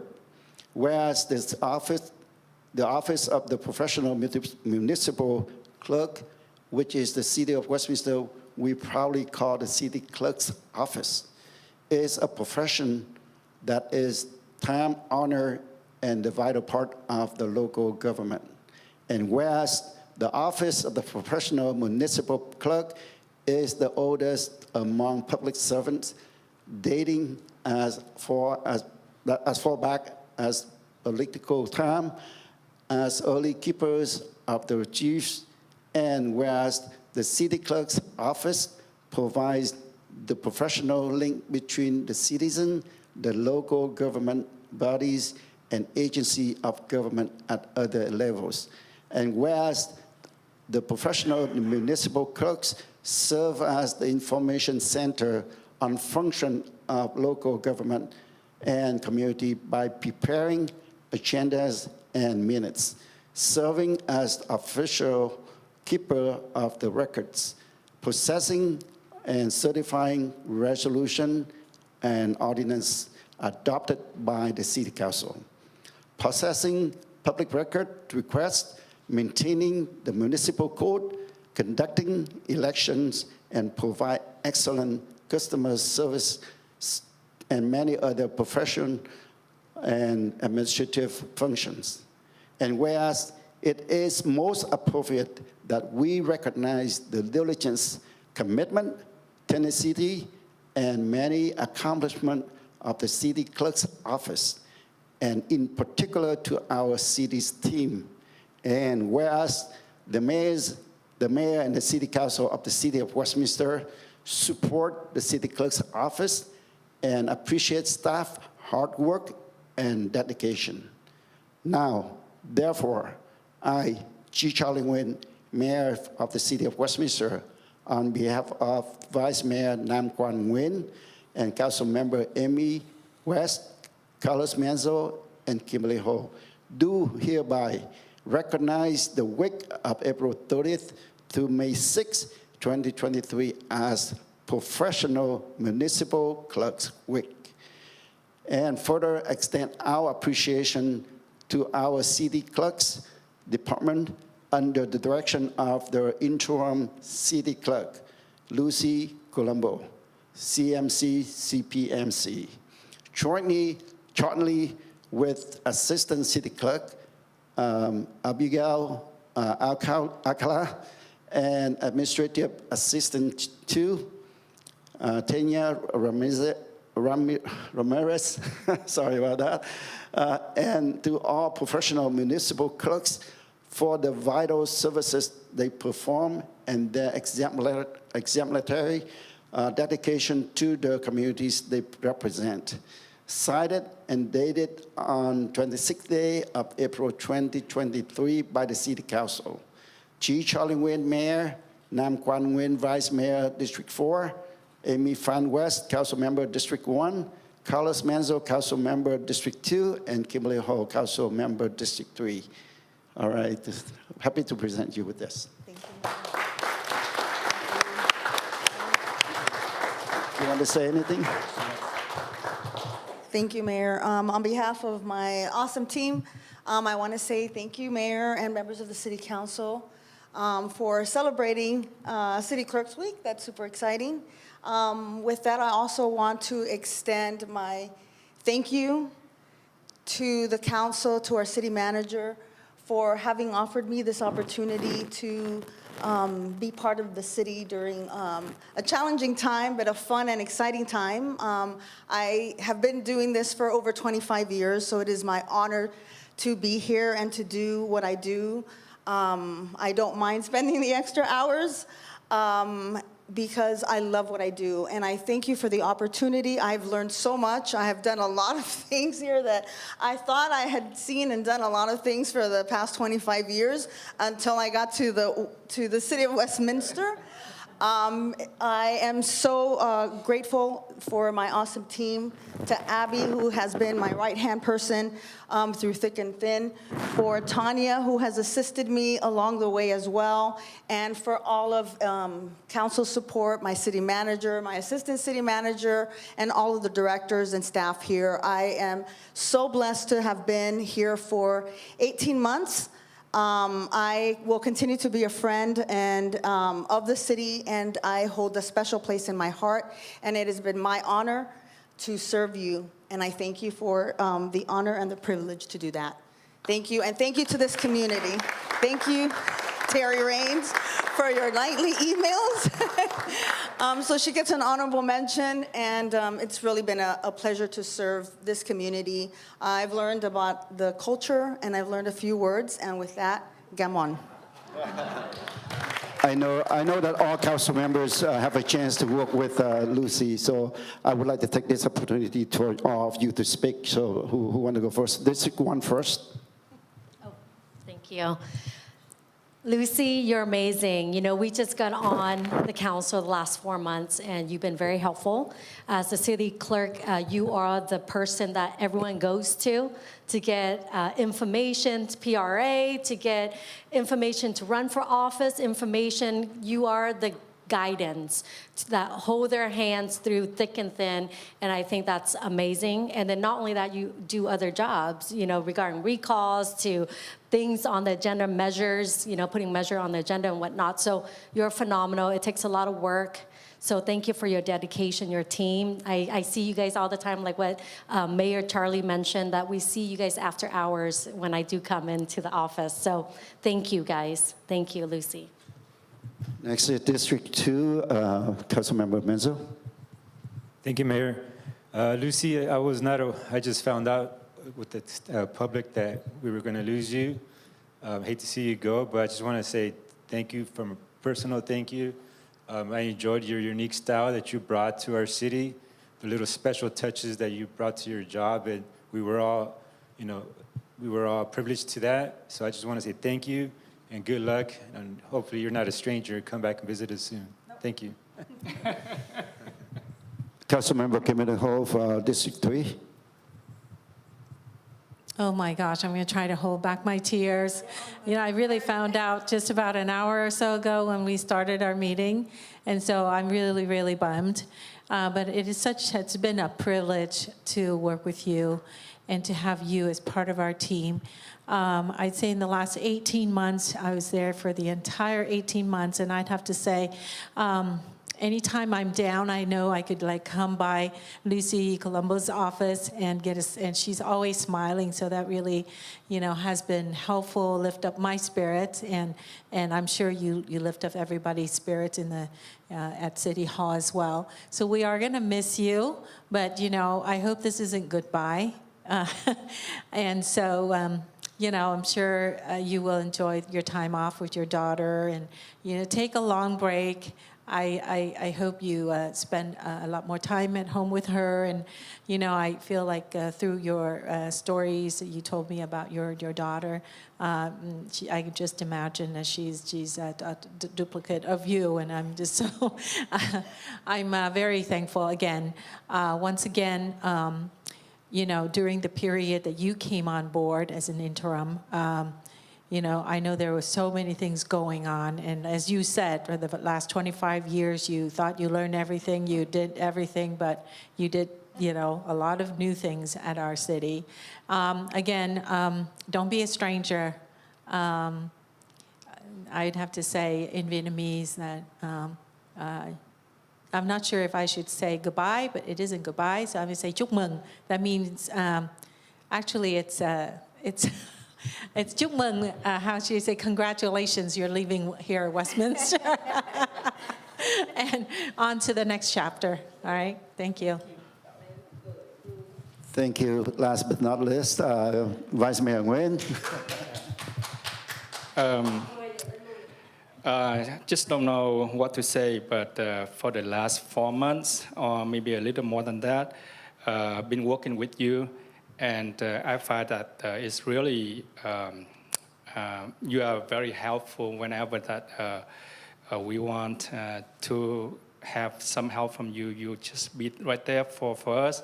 And sometimes I work late in there's my office here, but then I came by the City Hall, and then I still see you there. And I say, hey, Lucy, I need this, I need that. And then you just take your time to help me right away, and I'm sure that it happened to other council members also. I really hate to see you go, but one door closed, and then many doors open. In your next adventure. So come by I remember that I once tell you that I'm going to enjoy a bowl of pho with you, but then, until now, I don't have that chance. But, come by anytime, and we're going to have a bowl of pho. All right. So my turn again. So I just want all of us go ahead and put our hands together and thank her for her effort and dedication for over a year and a half. Thank you very much. Thank you. So now for the picture.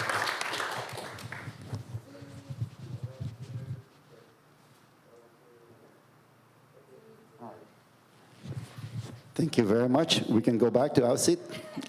Oh, not yet?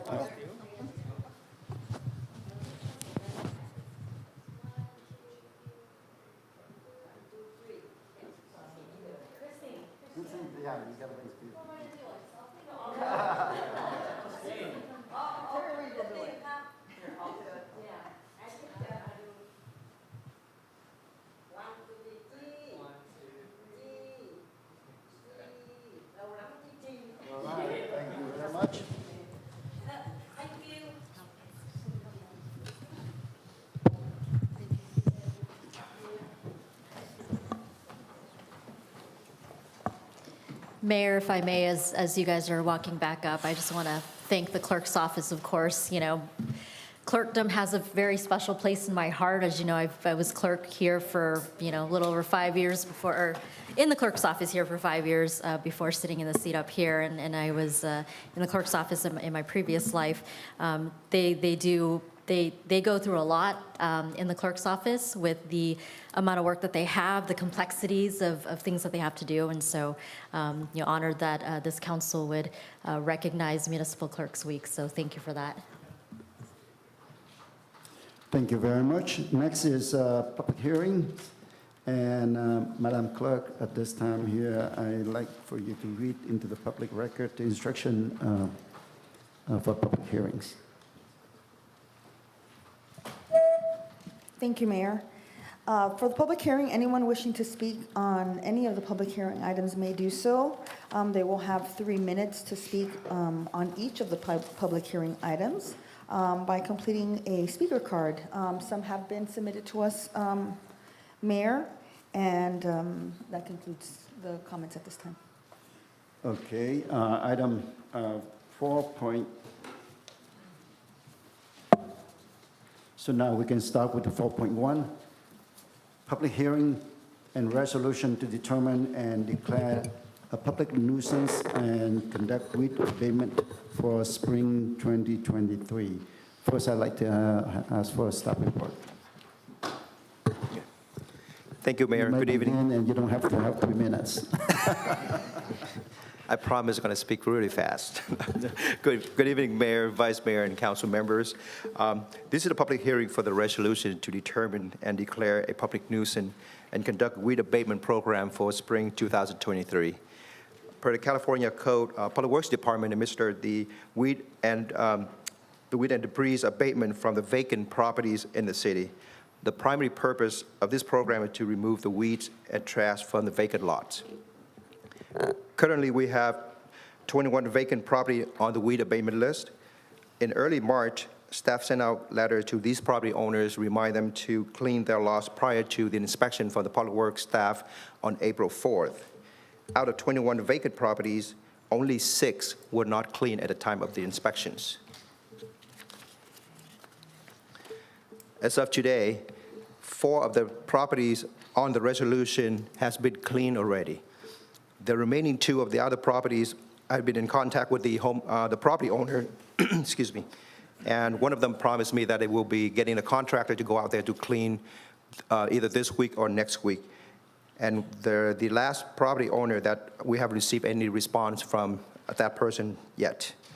So they still have until May 22nd to clean the lot.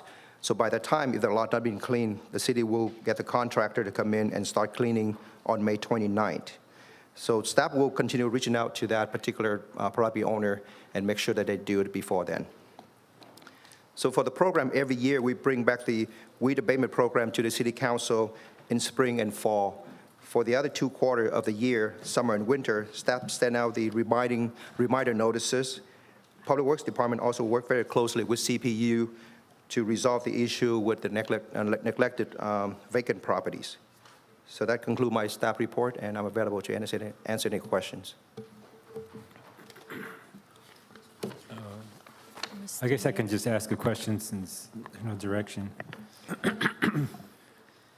Like, how do you, is that, the 21 you said that was on the list, do you either amend that list, do you add to it, subtract to it? I mean, how do you, Yes. you inspect other lots?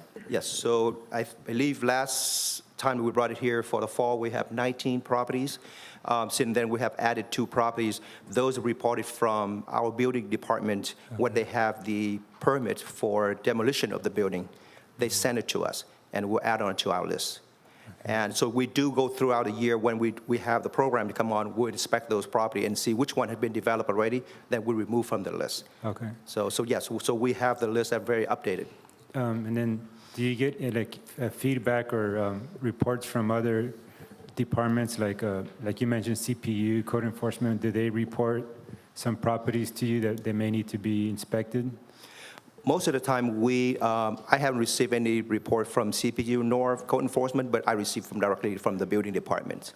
That's when they have the permit, because when the lot is vacant, that's why they have to pull the permit to demo the property. So, but also public works staff driving around, and if they see any lot that's been vacant, that we add it onto that list as well.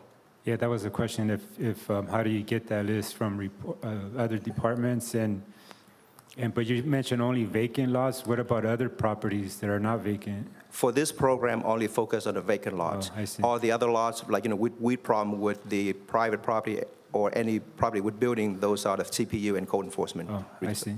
All right, thank you. I want to get back to District 1. Thank you. So with 32% administration fees, is that the filing fee for the city? So what happened is that's a fee that we put on top of the cost of our contractor to come in and move in and abate the weed in that area, in that property. The reason we have been using 32% because there's take a lot of time for us to follow up with the property owners, and also we have to file with the county, to put the lien on that property if they're not being, complying with the city. Perfect, thank you. District 3, Councilmember Ho.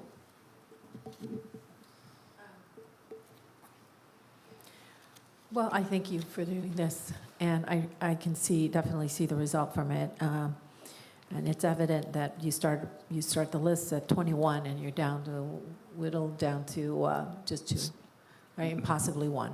Yeah. So my question to you is that just to make sure, maybe just a comment, just make sure they haven't changed hands, changed ownership, and things like that, So, I mean, if you have that one person who's not responding, just making sure that you go check with like the public record or something. Yeah, absolutely. That's what, actually, I just sent an email to CPU seeking for help this afternoon and see if they have any updated information. And we also sent out a certified mail. And typically, if it's not there anymore, we would get the respondent back, a return mail. But at this particular property, we didn't receive anything back. So that means they received it already. All right, thank you. Yes. That's all. Now, Vice Mayor Moon. I don't have any District 4. question. Okay. I don't have any questions right now, so I would like to open up for public comments. Thank you. Is there anyone to sign up for public comment? Yes, thank you. At this time, Westminster Watchdog Terry Raines.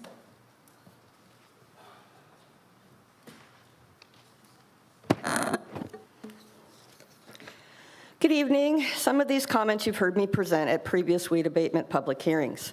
Why are only vacant properties targeted under this program? I ask this question over and over again because there are numerous properties in the city, both vacant and occupied, with serious weed and rubbish issues, as defined under Chapter 13, Article 2 of the California Government Code, commencing with Section 39560, that never seem to be cited. Nothing in the code limits this process to only vacant properties. It took me 4 attempts to get staff to finally correct the incorrect reference to Article 3, which was renumbered to be Article 2 during the 1955 legislative session. There has been no Article 3 for 68 years, but the city, until now, kept referencing it. Again, just how does the city determine which properties to target for weed abatement under this twice-a-year program? Does city staff drive all around the city looking for problem areas, or does the city rely on complaints submitted by the public, or do you just revisit previously targeted properties? In reviewing the weed abatement hearings for the last few years, it certainly appears to be the latter, because oftentimes it is the same handful of properties on the list over and over again. Why not present to council the full list of noticed properties for reference in the staff report, even though the properties that were cleaned up are not a part of the formal public hearing? Former Councilman Sergio Contreras asked back in 2019 for the formal weed abatement process to be done 4 times a year versus only twice a year. Staff's response was that it would be too much work to undergo the formal process more than twice a year, but said they would continue to use code enforcement and community preservation unit to address these issues on a more regular basis. But that plan is not working. Some areas of the city seem to be targeted frequently, while others are completely ignored. The number of unkempt properties in the city continues to grow, creating extreme blight and potential safety hazards, lowering our property values and reducing pride of ownership in our city. Let's all put in a concentrated effort to clean up our city, not just on Earth Day. Many cities hold pride and beautification events where volunteers, along with support from the city, come together to clean up their city. Some are part of the Unite for Cities initiative, which brings together businesses, residents, schools, service groups, and the faith community to improve their cities. I realize my comments are broad in nature and not specific to any of the properties listed in the agenda report, but I'm just trying to be a part of the solution by offering input and ideas on ways we can improve our city related to this item. Thank you. Mayor, there are no other speakers for this item at this time. Thank you very much. I would like to close the public hearing. So at this time, Mayor and City Council members' discussion, if there is any. I'd just like to make a motion to approve as recommended. There's a motion to approve, second. Second. I second. I seconded already. So motion to approve by Councilmember Menzo, second by Mayor Nguyen. Roll call vote, please. Thank you, Mayor. And that is to overrule any objections received at the subject public hearing for the abatement of the weeds and to adopt a resolution entitled, "The Resolution of the Mayor and City Council of the City of Westminster, California, determining and declaring that certain weeds are growing upon certain streets, sidewalks, parkways, and private property in the City of Westminster, and rubbish and refuse have been deposited upon sidewalks, parkways, and private property in the city, and that the same are public nuisance, ordering and directing the city manager to have said weeds destroyed and to have rubbish and refuse removed as required by law." Councilwoman Fan West? Yes. Councilmember Monzo? Yes. Councilmember Ho? Yes. Vice Mayor Nguyen? Yes. Mayor Nguyen? Yes. Motion carries 5-0, Mayor. Next is item 4.2, public hearing in fiscal year of 2019-2020, annual action plan, amendment number 7, substantial. So I may ask for a staff report, please. Thank you, Mayor. Item 4.2, public hearing, will be led by Michael Sun, our housing specialist. Thank you, Adolfo. Good evening, Mayor and council members. I'm Michael Sun. I'm the housing specialist. Tonight's public hearing is regarding fiscal year 2019-2020 annual action plan amendment number 7, substantial.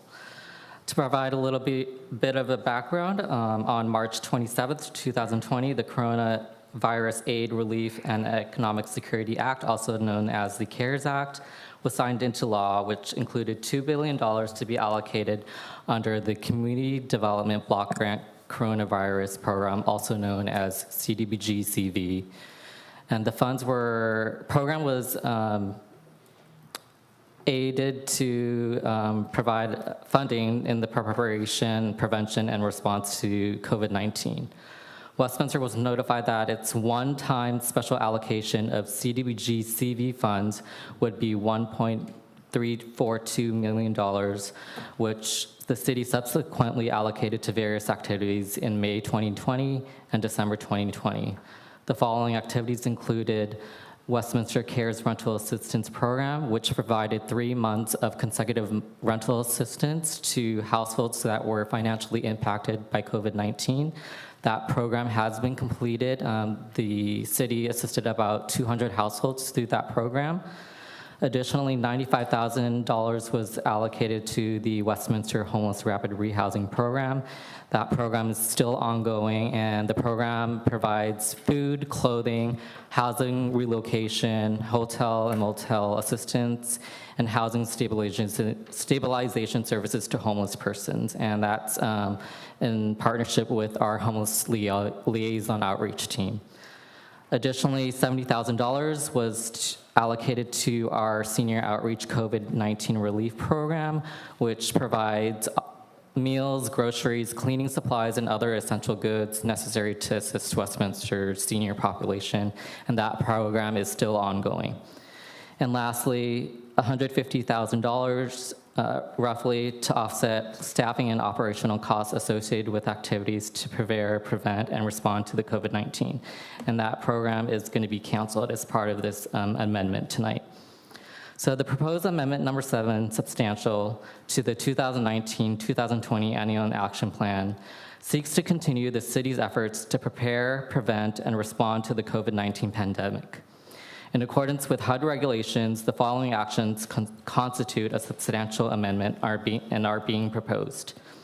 First, allocate $83,000 in CARES Act CDBG CV funds to Meals on Wheels Orange County to offset staff and operational costs associated with the lunch cafe and home delivered meals program for Westminster seniors. And secondly, staff is recommending that we cancel and unallocate $150,000, which was originally allocated to planning and administration. The CARES Act requires that 80% of the city's CDBG CV allocation, or approximately $1,073,832, be expended within the first 3 years of grant administration. The 3-year timeliness deadline is June 30th, 2023. To date, the city has spent approximately 74% or $990,000 of the city's CDBG CV allocation.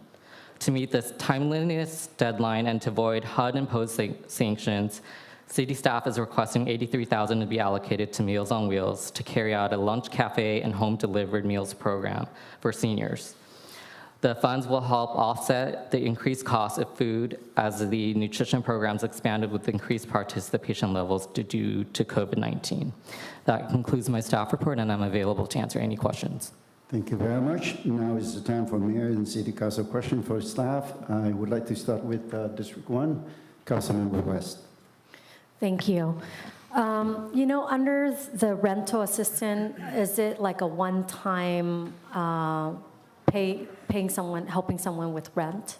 Correct. So when the program was implemented, it was a 3-month consecutive rental assistance. So each household that was eligible and qualified received $1,500 per month. So in total, $4,500 for each household was assisted through this program. Mm-hmm. And that was last year, right? Is that correct? That was in 2020 and 2021. Perfect. Yes. And then with the homeless, you guys were able to work with the homeless police to relocate the homeless? Yes, so that program is still ongoing. Our homeless outreach team, they go out every week and they engage with our homeless population to get them services that they need to get back on their feet. That includes hotel stays, while they get them into the county's coordinated entry system in hopes of getting them into permanent housing. Okay, thank you. I appreciate that. Thank you. You're welcome. Councilmember Menzo, District 2. Thank you, Mayor. Michael, thank you for your presentation. I just had a couple questions. On the programs that are still ongoing, which is the Homeless Rapid Housing Program, I know in the past, you know, there's been a lot of talk of the vouchers, for the motel vouchers. That's part of this program, correct? They're not necessarily motel vouchers. It's just to provide assistance to get homeless assistance, homeless individuals into motel stays while our homeless outreach team connects with the county and other service providers to get them into stable housing. So I think your question comes from the county. The county are the holders of the homeless vouchers as part of Project Room Key and Project Home Key. So the monies for this program, how are they expended? They pay for hotel stays, temporary hotel stays. They also pay for relocation to get them, if homeless individuals have family that are living elsewhere, that can provide relocation services such as bus transportation. It also pays for food and clothing. And again, all these funds has to have a tie back to COVID-19, so to prevent, to prepare, and to respond to COVID-19. It seems to me that'd be pretty difficult to kind of dissect when you're approaching a homeless individual to kind of see if it is COVID related. How are we doing that? I think there's, well, everyone that comes through this program, they're assessed by our homeless outreach team, and they do sign a waiver that, they have been impacted in some way by COVID-19. And there's a certification process for that. Okay, and then next question is, on the report, it mentioned that some of these funds were used for our, remember back when we had a CityNet, right? That's how some of these funds were used for that program? These particular funds were not, no. Okay, I thought I read that. So so the CityNet was paid through our... It was paid through our Housing Authority funds. Okay. Next question. You mentioned team, who is that, just our HLOs or that goes out and meets with these folks? Yeah, that's our HLO team. Just our HLO? Yeah. Okay. All right, thank you. You're welcome. District 3, Councilmember Ho. Okay, first of all, I just want to ask, does this money have to be spent by June 30th or just allocated, dog-eared by then? So we've already allocated the money. The June 30th timeline is we have to spend 80% of our funds. That's why we're requesting that 83,000 be allocated to Meals on Wheels to meet that timeliness deadline. So that's only 6% more to hit the 80% mark? That's correct. 8%? Sorry. Correct. 6%? 6%? Yes, 6%. I see. So it has to be allocated. I see. And then just to add on to that, the remaining funds needs to be fully spent by June 30th, 2026. 26. Do we Yes. have plans for that? They're currently allocated to our programs right now. So our homeless rapid rehousing program, a portion of that hasn't been fully spent, it's still ongoing, as well as our senior outreach COVID relief program. And there's some money that's unallocated right now, approximately $141,000. That's going to remain unallocated, and that'll help support those other programs should they need additional money. Could we use this money, this is just, I agree with the $83,000 for Meals on Wheels, but just wondering, maybe a question for Ms. Gordon. Could we use some of the CDBG money, CARES Act money for our affordable housing? Because I know we're really in need of, 600-something thousand a year for maintenance of that navigation center? It cannot. It cannot be used for that? No. So with CDBG CV funding, there are specific guidelines and eligible activities. The majority of the funds are to support public service activities. Other eligible activities are to provide assistance to businesses, though the city decided not to provide assistance to businesses out of this particular funding source. There were other funding sources that were funneled through the county that the city received, and we did implement a small business relief grant and loan program, as I recall, when Alexa was still here. I do remember that. Well, thank you very much. That's all I have. All right, Vice Mayor Nguyen, District 4. Yes, I have a question. Go to page 2, bullet number 1, please. I see that $942,000 and $780. That's a big chunk out of the 1.3 millions. I've been asking for the breakdown of how do you guys spend on this thing. All I see is like a rental assistance program. So how you gonna give me the list of how you spend on this? It provided rental assistance to households that were impacted by COVID-19. So a lot of households back in 2020 were without work. So the money that was used, the $942,000, provided rental assistance for 3 consecutive months.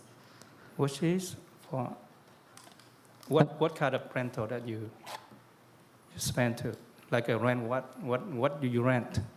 No, it provided households, it assisted households with their rent because they were unable to pay the rent at that time. Oh, that's the rent? Yes, correct. Okay. Yes. Okay. All right, thank you all. At this time, I'd like to open for public comment. Thank you, Mayor. And at this time, Westminster Watchdog Terry Raines has comments to make.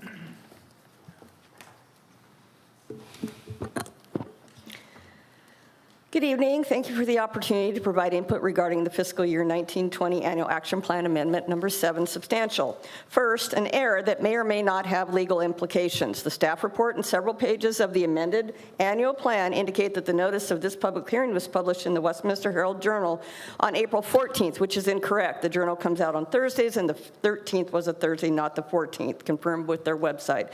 This will have to be corrected throughout the document before it is submitted. Next, it appears the city has been lapsed in fully spending CDBG, Home, and CARES Act funds in the required timeframes, which may have already caused the city to lose out on vital funding. Submitting this substantial Amendment 7 to a 4-year-old plan in order to fully comply seems suspect, but apparently it's allowed. On March 9th, City Manager Christine Corden sent each of you an email containing a very comprehensive overview of CDBG and home funding eligible activities. Did you all read that email and understand it? Apparently, Councilmember West did not. On March 22nd, West voted no on item 4.1, the substantial amendment to the fiscal year 21-22 annual action plan to integrate home art funds. She stated her reasons as one, quote, because I feel we can't change the design of the building, unquote, which is bizarre because the vote had nothing to do with approving a building design. And two, quote, the funding, I feel we can use that to invest in our city and to generate more money, end quote. Also totally bizarre, considering you were provided a comprehensive report about these funds and their allowable uses. Do you seriously believe the feds and states should blindly fund our general fund, Amy? The reasons you provided for that no vote clearly demonstrate that while professionals can explain things to you, they cannot understand them for you. In my almost 25 years of local activism, I have never witnessed any city council member vote against this annual funding, which is welcomed by cities all over and has been around forever, almost 50 years. But yeah, you want to move our city forward, Amy, right off a cliff, apparently. As a senior on a fixed income and a member of our senior center, I do support allocating the $83,000 in CDBG, CV, CARES Act funds to Meals on Wheels, Orange County, to offset staff and operational costs associated with the lunch, cafe, and home-delivered meals for Westminster seniors. So council, please approve this fiscal year 1920 annual action plan amendment and direct staff to incorporate the public hearing notice date corrections that I mentioned above throughout the plan document before it is submitted. And hopefully all 5 of you will vote to approve this. Thank you. Mayor, that concludes the speakers at this time. Thank you very much. I would like to close. Mr. Mayor, may I say something? Not yet. Okay.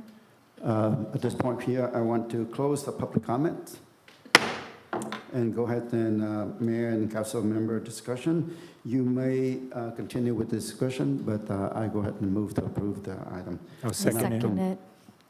Okay. Okay, thank you, Mr. Mayor. You know, I want to share, Michael, I want to share a successful story that a resident of Westminster in District 1 have called me and talked to me about. She witnessed a homeless person. She made that call, and they were able to use this fund to help her relocate for that 2 nights at a hotel. So that was a successful story with this program. So thank you for doing that. I really appreciate that. That's great to hear. You. Anything from District 2? I'd just like to say thank you, Michael, for all your work and your presentation and working with all of our team is trying to help us understand this. And it's just been a great program all along, all the way through. Thank you for that. So with that, that's all I got. Anything for District 3 and 4? All right, thank you. We have motion by Mayor Nguyen and seconded by Councilmember Menzo. Thank you, Mayor, and that is to approve Amendment Number 7, substantial to the fiscal year 2019-2020 Annual Action Plan, and to authorize city staff to electronically transmit the amended components of fiscal year 2019-2020 Annual Action Plan to the U.S. Department of Housing and Urban Development, HUD, for review and approval, and that will include corrections of the typo. Councilwoman Fan West? Yes. Councilmember Monzo? Yes. Councilmember Ho? Yes. Vice Mayor Nguyen? Yes. Mayor Nguyen. Yes. Motion carries, Mayor, 5-0. Next is item 4.3, public hearing, case number 2022-0298. Consider a general plan land use map amendment. Staff report, please. So item 4.3 is general plan use amendment, and today we have senior planner Chris Wong, who's a project manager, who will be making the presentation. Thank you. Good evening, Mayor Nguyen, members of the council. This is a project at 14800 Hoover Street. I'm going to make a very brief presentation, starting with the project location, the project background, a description of the project itself, a brief description of what happened at the Planning Commission public hearing, and then finally the recommendation from staff and the Planning Commission. So starting with the project location, the project site is located within a Westminster Memorial Park and Mortuary, which is the singular cemetery in the city. It's bounded by Hazard Avenue, Beach Boulevard, Bolsa Avenue, and Hoover Street. The project site is outlined in yellow on the screen, and it's located on the west side of the site adjacent to Hoover Street. Excuse me, can we see the presentation on the screen? Sorry. Get their attention. Thank you. There we go. And the project site is approximately 17.3 acres in size. The general plan currently designates the site for park and open space, and the surrounding Memorial Park is currently designated by the general plan for public and semi-public facilities. And the zoning for the entire Memorial Park is cemetery. The 17.3 acre portion of the site was previously occupied by a golf center, the Hoover Golf Center to be exact, and it was approved through a conditional use permit in 1992. Since then, the golf center has vacated the site, and the buildings on site were demolished in June of 2022. So here's a current picture of what the site looks like. The property owner has proposed to amend the general plan land use map in order to change the land use designation from park and open space to public, semi-public facilities to be consistent with the rest of the Memorial Park site. And as you can see, this is text lifted from the general plan, and cemeteries is a land use that is allowed in the public, semi-public facilities, which is the reason for the applicant's request, because they want to be able to expand the cemetery in this particular area of the site. Concurrent with this request from the applicant, the city did initiate on its own revocation of the conditional use permit that approved the golf center, because golf centers would not be allowed with this general plan amendment. In this new designation, it would not be allowed. At the Planning Commission, considered the revocation of the CUP initiated by staff, and the Planning Commission approved the revocation. Revocation of CUPs, that particular decision rests with the Planning Commission, so that particular matter is not before the council tonight. The Planning Commission also considered the general plan amendment. For general plan amendments, the council is the review authority, the final decision for general plan amendments, so the Planning Commission recommends approval of that general plan amendment to the council. So, and as I just stated, staff and the Planning Commission recommend approval of this general plan amendment from park and open space to public, semi-public. That concludes my presentation. Staff is here to answer any questions, and the applicant is also available in the audience too. Thank you. At this point here, for Mayor and Council, the City Council question and for staff, I would like to start with District 1. You know, I Councilmember don't West. have one. I approve Councilmember this. Menzo, District 2. Thank you, Chris, for your presentation.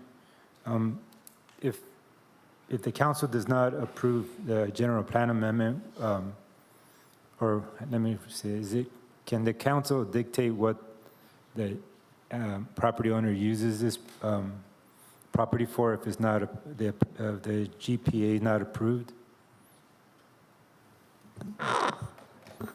I'm not quite understanding what you mean by dictate, because we normally don't tell property owners what they should and should not do with their property. Yeah, that's my question. Yeah, you can't. All right. Well, no, the general plan kind of gives some guidelines as to the type of land uses the city wants to see, and the property owners need to operate within those parameters. Okay. But we don't technically dictate what property owners can and cannot do. Correct. Thank you. That's all I got. Thank you. District 3, and then the District 4, Vice Mayor. District 3 first. Councilmember Yes. Hall. Okay, so land use history and current land use, the proposal, it makes a lot of sense, right? Yes, it does. Yes. It does, okay. And I was just wondering, I know this was brought up, I know they intended, they being the park owners, wanted to do this last year. What was taking so long? Was it us or was it the people, the owners? There was a, I'm trying to recall, I think there was a, So at least, what, year and a half? It's taken 2 years? There was some Yeah, help me out, there Alpha. was some discussion between the property owners and our staff, and part of it was just making sure that everything was in line so that when it went to the Planning Commission, it was done right. There's a significant expense related to an EIR, environmental assessment, I should say, excuse me, not an EIR, but environmental assessment, and that actually leads to interactions with the tribes, and as part of the process, that can be a very timely part of the process, and we are very delicate about that. So we give a lot of time to the tribes to be able to review the project and be able to get back to us with comments. All that tends to add up. So you did manage to get the tribes to make comments, correct? Or no, thank you. Thank you, Adolfo. So yeah, there was a period of time that's established by state law that requires that we do notify the Native American tribes of a general plan amendment. So that particular timeline is built into the process. Also, we did go back and forth with the applicant quite a bit to try to make sure we established that the parameters of this particular project, because we were trying to establish if there's any development proposed as part of this project, and they confirmed at a later time that there was no development that was going to be proposed with this particular general plan amendment. So that was made clear, but the applicant had to go back and forth with the property owner, and the applicant is their attorney. So there was a lot of discussion on that, and the applicant is here, so they may be able to expand on that a little bit. okay, no, I'm satisfied. I remember. So you didn't waive any environmental assessment, no EIR, just the environmental assessment? Correct. It went through the environmental assessment process, and every box was checked through that process. Thank you. Thank you. Anything Glad to see from Vice Mayor Nguyen? Yes, thank you, Mr. Mayor. My question is, as a city, we cannot have any kind of dictate like a zoning to the land that in our city. For example, that we have some, for example, Westminster Mall right now. So if they want to build something, they have to go through us, right? they need to got approval from us. So I don't know why we cannot imply any a zoning thing on this area. So Chris can talk a little bit more about it as we get into the planning nature of it, but for example, you use the mall. So the mall in 2016 was envisioned to remain retail and bring in housing. And then the specific plan that was adopted late last year was intended, actually created more of a strict parameters as to what the vision for the mall should be. As it pertains to this particular site, Chris, maybe bringing up the slide with allowable uses could help. And you can talk about the zoning for the. If for the this question property. is whether the city can zone, yes, we can. And that's what they've done here. They had a general plan designation, and this is a zone change to bring that in alignment so they're together and they're the same. Yes, we can do that, but we can't like dictate, you must put a, specific thing on there. There are certain permitted uses within that zone that they would be eligible to do. So we can generally zone. It's PowerPoint, didn't? Or was it in the presentation? No, it's not. If you're talking about zoning, that's different. I'm sorry, did that answer your question? Did Christian answer your question, or did? I still a little bit confusing, but you can go ahead. I'm okay. Okay, at this point, I would like to open for public comment. Thank you, Mayor. At this time, I'd like to call James Pugh, the applicant representative, followed by Westminster Watchdog Terry Raines. Good evening, Honorable Mayor and council members. Thank you for the opportunity to speak tonight. I think we have a very brief presentation. Is that going to be pulled up, Chris? It'll come up right now. There you go. Okay.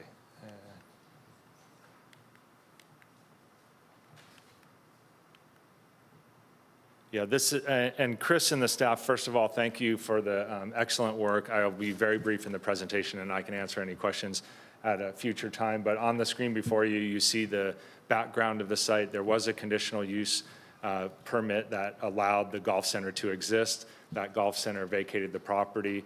The landowner demolished the golf center. And then the general plan really is reverting, essentially, the zoning and general plan designations to what it was before the golf center, which was allowing cemetery not only in the zoning use, Mr. Nguyen, but also in the general plan designations. While the golf center was on the site, those two things were inconsistent, right? The general plan did not allow cemetery use, but the zoning did allow cemetery use. With the golf center gone, and now the cemetery not having that tenant, nor desiring a new tenant like that, it's the intent of the landowner to then change back so the entire acreage of their site can allow cemetery use in the future. So that's the general background. The site area you've seen already, it's the dirt lot that you can see, and the rest of the cemetery is in the landscape. Chris already showed this slide, but it's really the best slide, I think, to demonstrate visually what was happening before. The golf center was on the green block, and the cemetery is in the blue blocks. And so all we're just trying to do is make the site consistent, both general plan designation and zoning that matches the historical use of the site over time. Our requests are for the City Council to concur with your Planning Commission and your staff, approve the general plan amendment that's before you tonight, adopt the general plan resolution that goes along with it, and then direct staff to follow up the process and file a notice for CEQA. That's our brief presentation.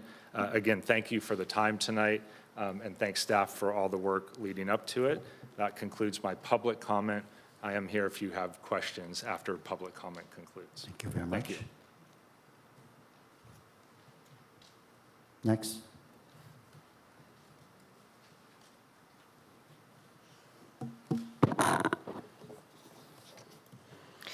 Good evening. Thank you for the opportunity to provide input regarding the general plan land use map amendment to redesignate a 17.3-acre portion of Westminster Memorial Park from park open space to public, semi-public facilities.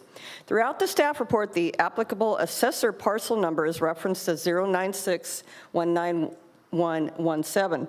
For some reason, that APN does not appear on any of the county GIS parcel maps. Given the issues the city has had in the past with APN typos and incorrect legal recordings, it might be helpful for staff to explain why this is.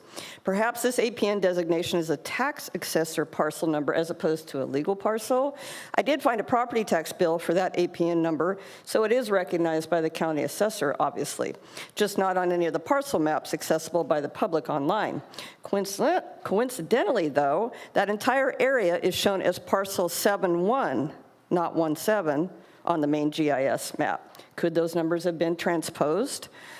The map program does include a disclaimer that the information may not be 100% correct. The staff report directs us to attachment 2, which you've seen on the screen, to view an illustration of existing tax parcels, but that illustration does not have actual tax parcel ID numbers. So staff, please verify that we have the correct APN and why it doesn't show up on the county GIS maps. At any rate, while I hate to lose any open space in our city, the Memorial Park deserves to have the ability to expand the cemetery. It appears that was always the underlying intention. I wonder, is the Memorial Park still willing to place the Quan Chi Monument in this expanded area in the future? Are those former members of the Quan Chi City Committee still vehemently opposed to such a placement for their monument? Council, please approve this general plan land use map amendment to redesignate the 17.3-acre portion of Westminster Memorial Park from park open space to public, semi-public facilities to provide the cemetery the ability to expand in the future. Thank you very much. Mayor, that concludes the comments section. Before I close the public comment, I'd like to ask if any council member have any question for the presenter or for the public. Not discussion, just question. My microphone's off. I really don't have a question. I just want to take this opportunity, since I have you directly in front of me, that I just want to ask, during the course of your project, that we please maintain the property as far as weed abatement and that concerns. Now that I want to just take you, since I have you face to face. So that's it. That's all I got, Mayor. Thank you. Just a question only, if any more questions. If not, I close the public comment. Then the next one is mayor and city council member discussions. This is a time that the council can discuss. Start with District 1, Councilmember West. She's absent. Oh, she's not here, so Councilman West. You don't have to if you don't have any questions. I have no question. I really appreciate that. You know, we're making everything unison, so I think that's great. Thank you. Thank you, Councilmember West. Councilmember Menzel. No, I just want to say thank you for bringing this to us, and hopefully move this project along. It's been ongoing for a while, and thank you for your patience, and we want to make this right. And I just ask that staff that we look into making sure that all our APN are correct. As Speaker Raines mentioned, it's just take a look at that, make sure we got all our I's dotted and our T's crossed. Absolutely. Yes. Councilmember Ho, and then Vice Mayor Nguyen. No, I'm very glad to see this project going through. I believe it's going to make this area look better. I'm very happy for your growth. That's all. Vice I Mayor don't have any Nguyen. questions. I have no question. I move to approve as recommended to adopt a resolution. A second. Okay, so move to approve by Mayor Nguyen and second by Vice Mayor Nguyen. That's what I heard. Is that correct? A second. Oh, okay, Councilmember Menzel. So roll call vote, please. Thank you, Mayor, and that is to adopt a resolution entitled, "A Resolution of the Mayor and City Council of the City of Westminster, California, approving the general plan use map amendment to redesignate a portion approximately 17.3 acres of the approximately 156-acre Westminster Memorial Park and mortuary site from park open space to public, semi-public facilities on property located at 14800 Hoover Street, assessor parcel number 096-191-17, but to be verified by staff. Councilwoman Fan West, Yes. Councilmember Monzo, Yes. Councilmember Ho, Yes. Vice Mayor Nguyen, Yes. Mayor Nguyen. Yes. Motion carries 5-0, Mayor. 4.4, public hearing, adoption of final fiscal year 2023-2024 annual action plan for Community Development Block Fund, grant, CDBG, and Home Investment Partnership Act, HOME, program federal funds. So may I have the staff report, please? Thank you, Mayor.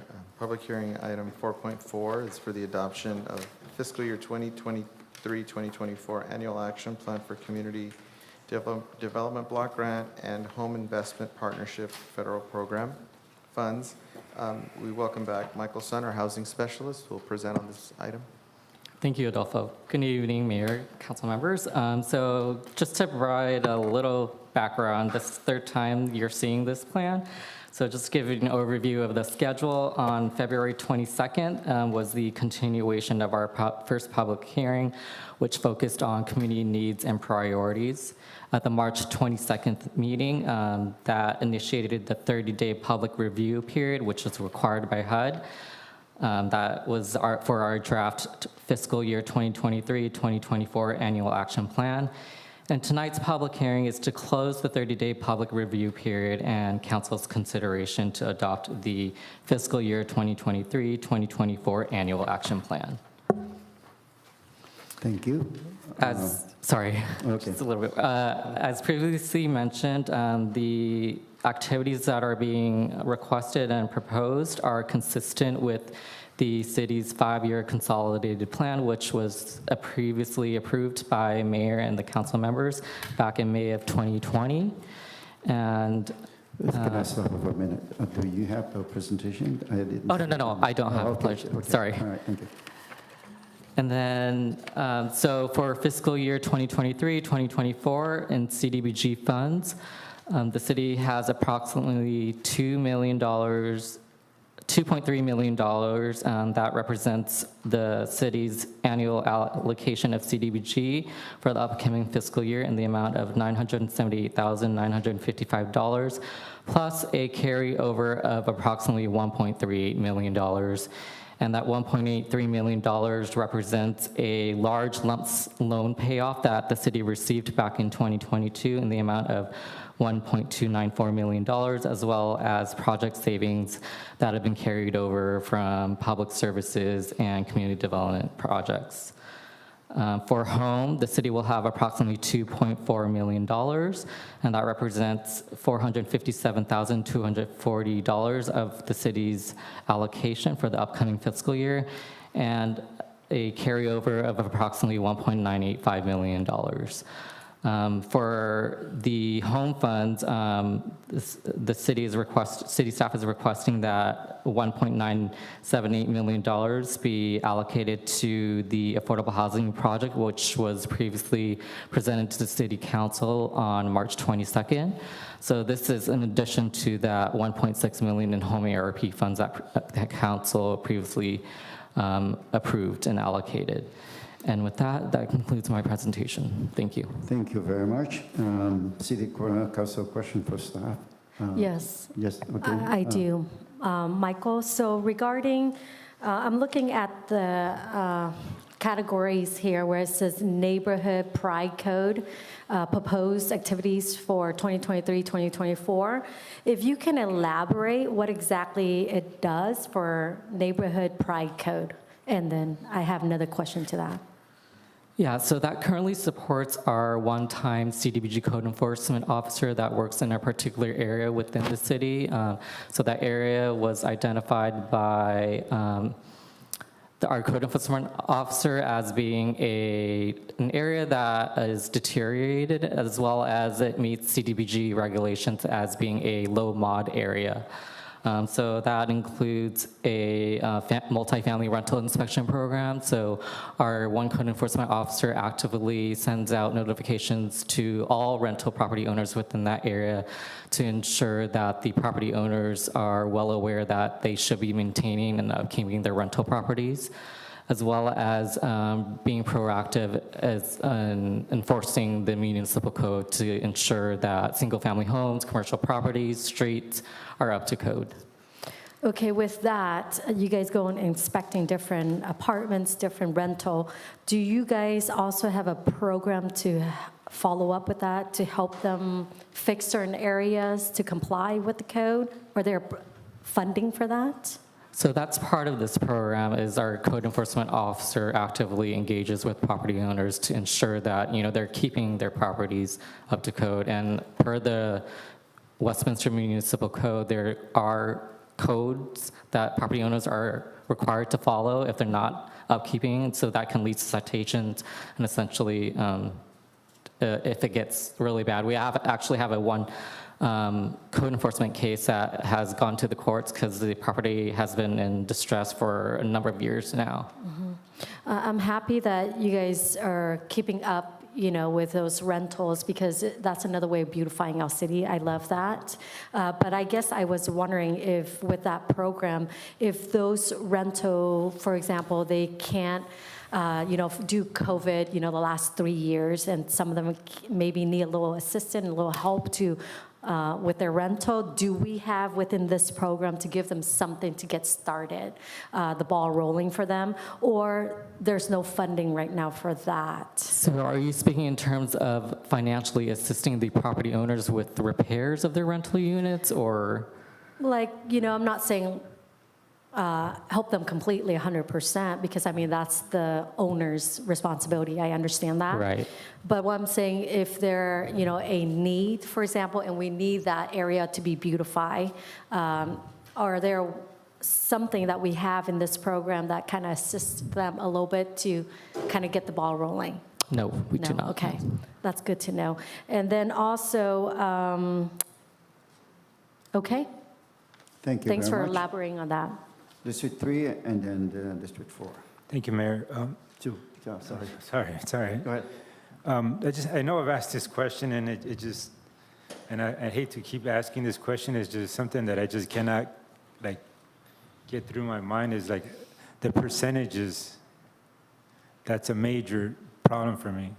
Yeah. The percentages that we had to allocate it to certain things. Is how do we? Is there anything that we can do to move some of the numbers around, as far as one of the major ones I mentioned before was the 20% administrative and only 15% community service. Is there anything that we can do as far as to move some of the numbers around? Yeah, unfortunately, these are regulations that are implemented by the CDBG program. These are federal regulations that are imposed by every city that receives these grant funding, and unfortunately, there's no budge with that. All right, well, thank you. All these programs are great for our community. I just wish that, some of these programs and some of these funds, they are good for our community, but some of them community doesn't see them directly, like the community neighborhood pride code, like Councilmember West was speaking of. Yeah, it's important, but sometimes the community doesn't really see them directly. Right. The programs in my mind that we see direct impact is the community service, and somehow, some way, we got to figure out a way to do something about that. So, thank you for your report. Michael Son, thank you so much for the terrific, two terrific reports. I know that there are regs that we can't really change, and so I was going to say the same thing, but only so much we can do. Thank you. I have no other questions. Thank you. All right, this time I would like to open for public comment. Thank you, Mayor. At this time, we have one speaker, Westminster Watchdog, Jerry Raines.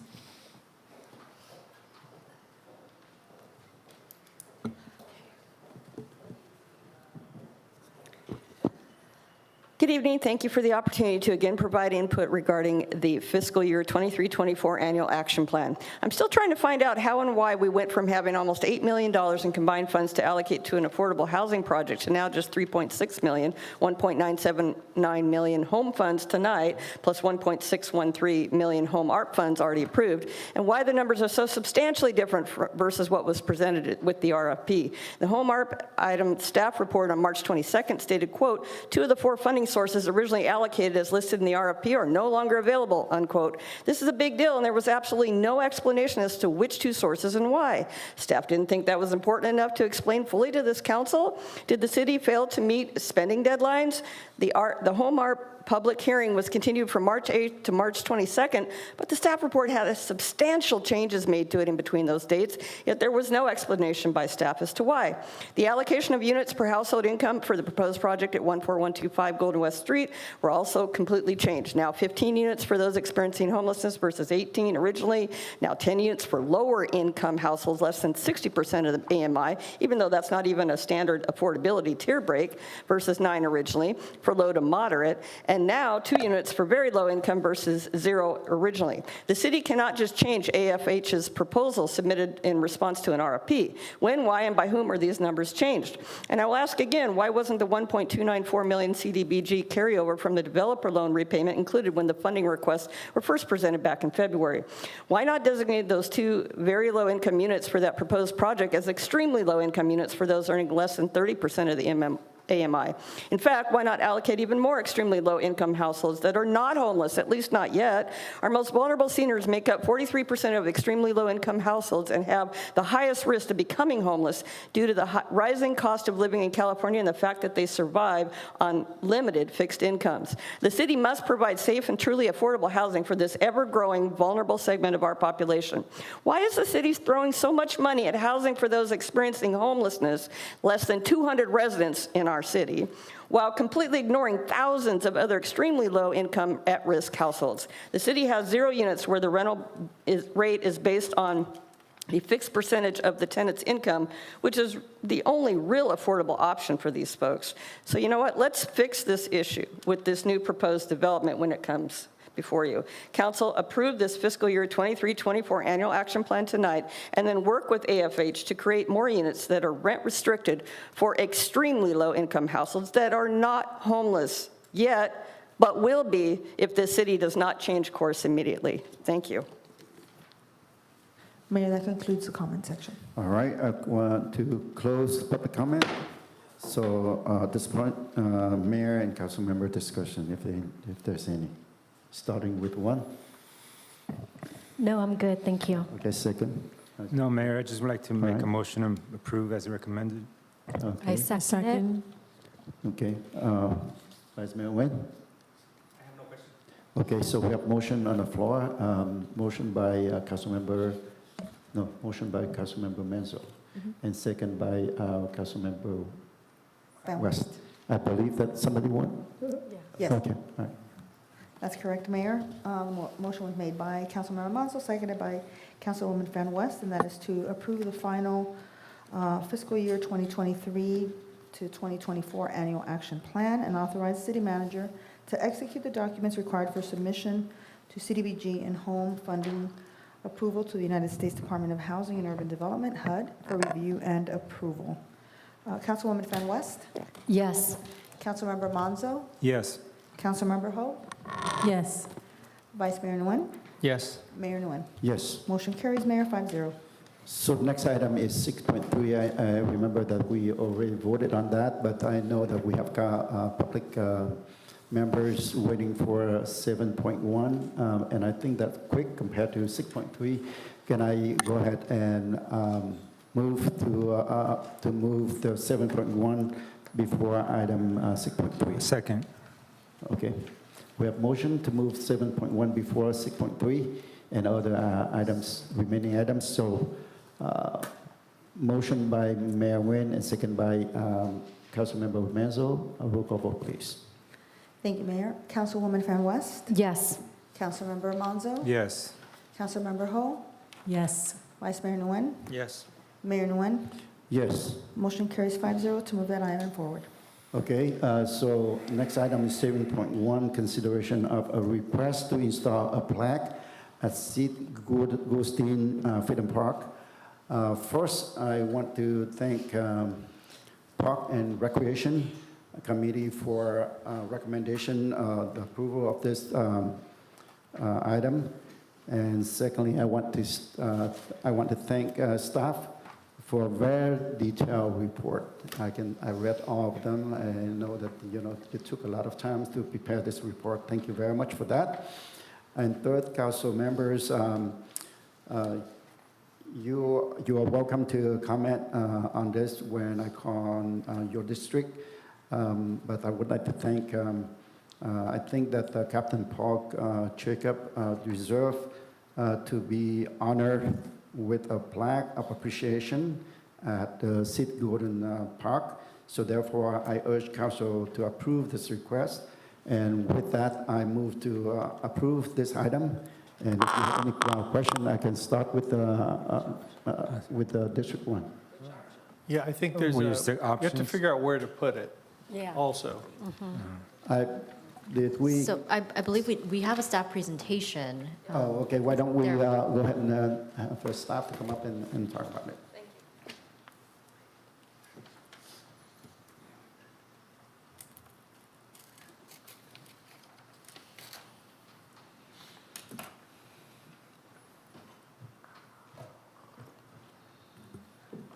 Good evening, Mayor, Vice Mayor, members of the City Council.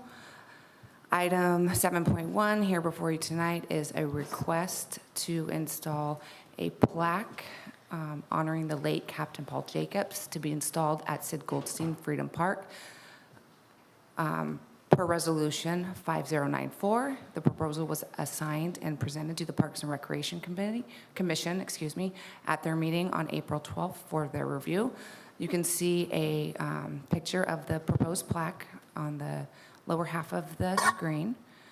And I'm keeping this presentation brief, and Captain Paul Jacobs deserves more than one slide. So I in an effort to keep it brief, we condensed some of this information. Captain Jacobs led one of the U.S. Navy's greatest humanitarian efforts. As the Vietnam War concluded, he led the USS Clerk as part of a flotilla off the South Vietnamese coast, helping those who were fleeing from being captured by the communist North Vietnamese forces. He allowed South Vietnamese aircrafts to land and evacuated the people seeking safe haven to aboard his ship, leading his men and pushing empty helicopters overboard to make room for more, saving the lives of hundreds of people. The USS Clerk was then transformed into a humanitarian aid station, providing food, comfort, medical care, and hope to the men, women, and children they had rescued. Following these heroic actions, Captain Jacobs led the remnants of the South Vietnamese Navy to safety in the Philippines, helping more than 30,000 refugees aboard these ships to eventually find freedom and a new life. In 1984, Captain Jacobs retired from the U.S. Navy after serving as its director of undersea surveillance and earned a Bronze Star Medal, 4 Meritorious Service Medals, a Navy Commendation Medal, and many Vietnam Service medals over the course of his Navy career. He eventually moved to Somerset in California in 2018, and he passed away December 8th, 2020. So there was 4 locations that the requester proposed. The first option was at Freedom Park in front of the statues, adjacent to the water feature. You can see where the arrow's pointing. In this area, there's only original etching, so there's been no additions to the monument here, and there's no other plaques in the front of the monument.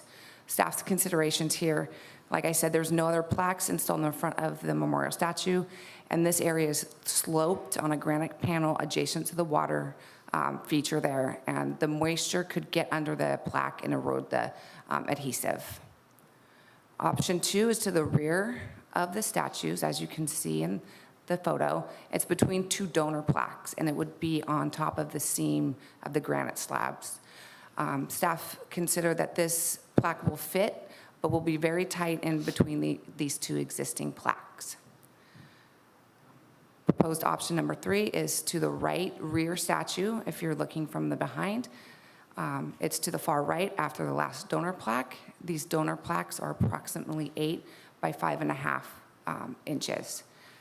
Staff's consideration, this was not an option as there is currently a plaque that's missing and is being replaced. So the fourth option is to the left of the statues from the rear, looking at them from behind. Again, they're to the far left of the donor plaques, and those plaques are the same size, 8 by 5.5 inches. Staff recommended this option, and though the plaque proposed is larger than the current donor plaques and would overlap the seams by 1 inch on each side. This proposed plaque is 18 inches by 14 compared to the donor plaques that are 8 by 5.5.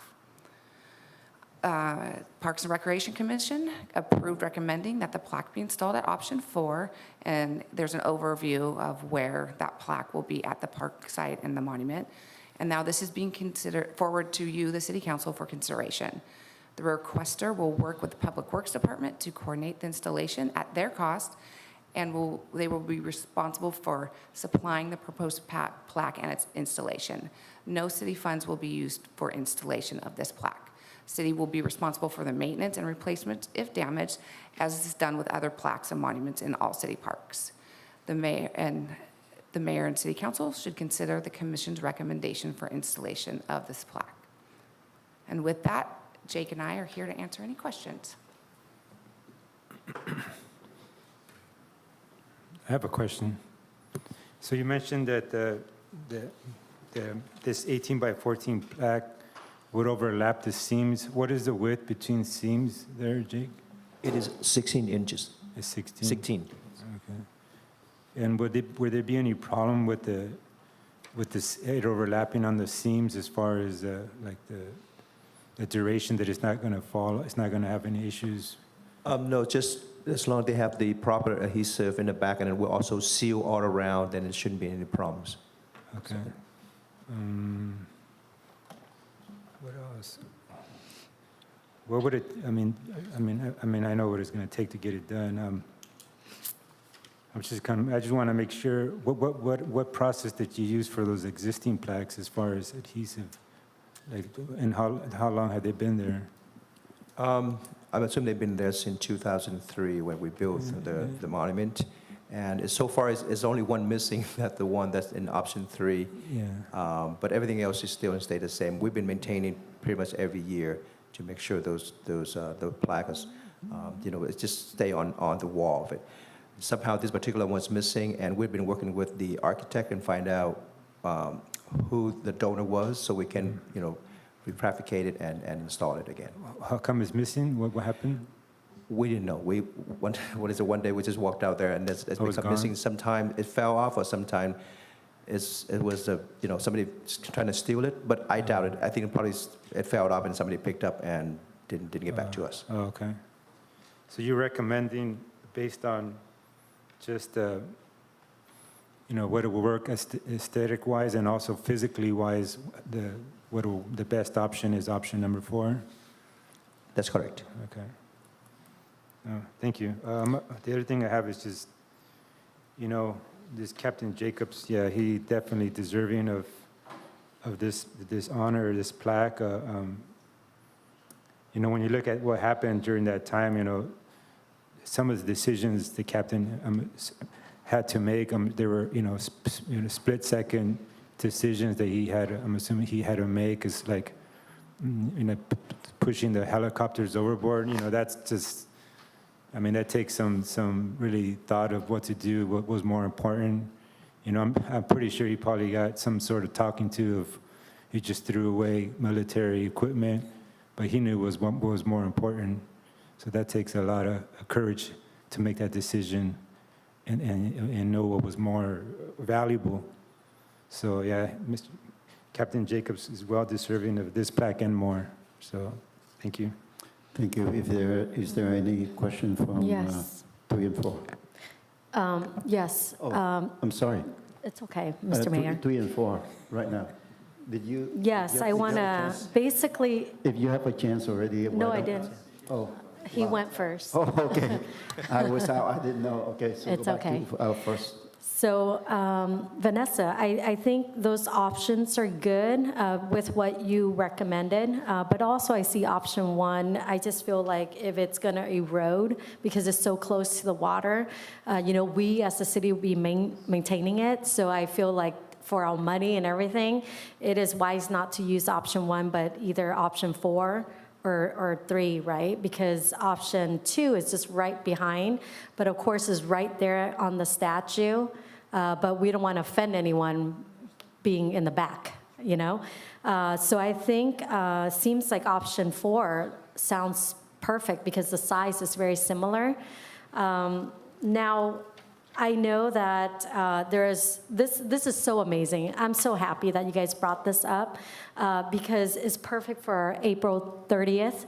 The fall of Saigon, but also just for all those, warriors who fought the Vietnam War from the Republic of Vietnam and also the Americans who we serve alongside, my dad served alongside. And I just want to thank them, not only Captain Jacobs, but many others who have sacrificed so much for our freedom and have helped us refugees to come to America here. So for anyone who ever think that as refugees in the city of Westminster, we don't appreciate the American welcoming us, we do. We tremendously appreciate the American who fought alongside to help us and assist us. But not only that, but those who welcome us as refugees in America here when we landed here in America. They help us to assimilate to the culture. So we forever grateful for America, land of the free and home of the brave. So thank you again, all of those brave men and women who serve our country. Thank you. Councilmember Ho, and then Vice Mayor Nguyen. Okay. Well, I think staff already came to conclusion that it is, your recommendation is number 4. So I wholeheartedly agree with that. I think you did your due diligence and you did it quite well. So I am good with option number 4. And of course, I think it is very deserving of this man, for this man to be honored with a plaque. I don't know why we didn't do it sooner. But I myself, as I was reading the background, and I did some research on him, and I was thinking of, I didn't travel or I didn't come to America that way because I think the people who went on the USS or were evacuated that way, they must have left Vietnam a bit earlier than the April 30th, if I'm not wrong. Because if they left by plane, they'd be shot down, after the 30th or maybe on the 30th or later. So I'm not really sure, but I was thinking of my own, myself and my family's on April 30th. And one thing that definitely resonated with me was when, we left and we were couldn't find international water and we're traveling for 3 days. And as a matter of fact, I was such a young girl that I didn't remember a lot of it. It had to be retold to me. And then the U.S. Marines picked us up at right at the international water. So I was thinking of my own, reflecting on my own journey to come to the U.S. And definitely this is a good time, definitely a very opportune time. And as I said, we should have done it earlier. While he was alive, it would have been perfect for him to come and visit and be honored. But it's never too late. And so I'm very happy to give my vote. And I don't know if there's but I'll second it. And I would go with option 4. I'll second it. You just second it or you second it before? No, If it hasn't been second, I would love to second. Oh, she Yeah. seconded. Oh, okay, then Okay. who motioned it? All right. Did you have a motion? Thank you, staff, there for was a doing motion. such an amazing job. I'm really happy to see you make it happen. But after go through Captain Paul Jacobs' history, and I feel like we haven't done enough to honor him.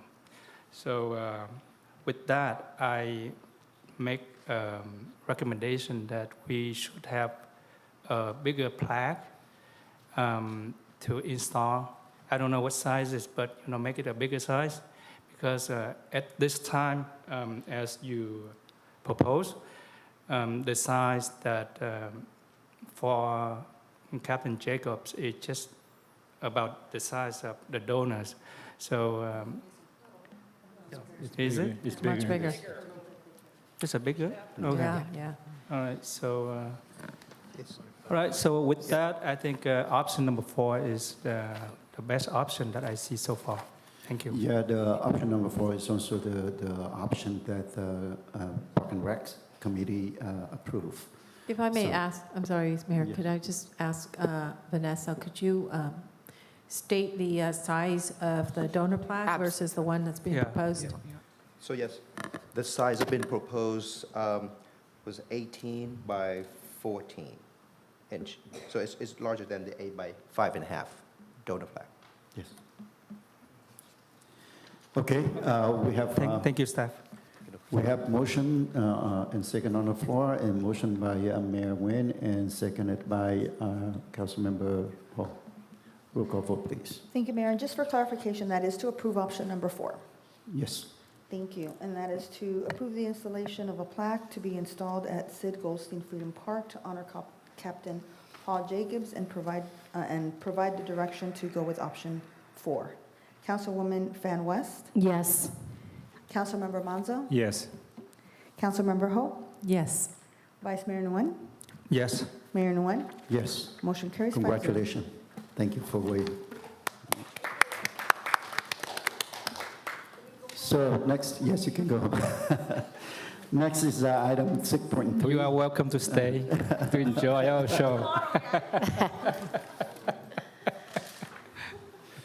Next is item 6.3, consideration of an ordinance establishing a sidewalk vendor regulatory scheme and a parallel regulatory scheme for the sale of goods from vehicles. So this item here, may I have staff report, please? Yes, Mayor. So I won't have you read that title again, but since we're approaching the 10 o'clock hour, we need to extend it now because it will go over 10. Move to approve to 11. Second. Thank you, and that is to extend the meeting past 10 o'clock. Motion made by the mayor and seconded by Councilwoman Fan West. Councilwoman Fan West? Yes. Thank you. Councilmember Monzo? Yeah, yes. Councilmember Ho? Yes. Thank you. Vice Mayor Nguyen? Yes. Mayor Nguyen? Yes. Motion carries to extend the meeting. City manager, please. Yes, thank you, Mayor, members of the City Council. Back in September of 2022, staff developed and produced a draft ordinance that addressed sidewalk vendors, but due to pending litigation and other updates that we wanted to make, that draft was never presented and it was ultimately scrapped. Since then, legislation has been enacted, and so staff is back today with a much different approach and a different draft to present and discuss. In addition, because there are similar operating components between a sidewalk vendor and a food truck operation, tonight we will also be presenting the ordinance for food trucks. Sorry about that. Oh, no problem.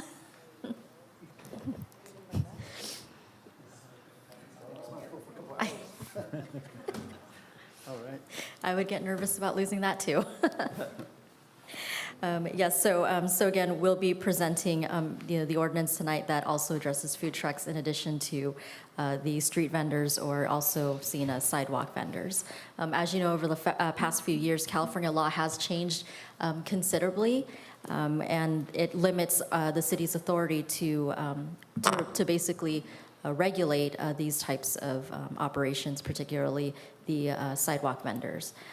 And so with that, it's our obligation and commitment to ensure that we provide a safe mechanism with public safety in mind for the business that's operating these types of businesses, as well as for our consumers, and of course any passerbyers, anyone passing by this type of business. So with that, I'd like to introduce, we have several people with us today who will be helping with this item. And so we have Ryan Salz, who is our Senior Management Analyst for the City Manager's Office, who's been working hard on this report. We have Russell Miyahira, who is our Assistant City Attorney, and of course, Christian Bettenhausen, our City Attorney, will be presenting as well, and our Assistant City Manager, Adolfo Ozeda. So with that, I'd like to turn it to staff to begin the presentation.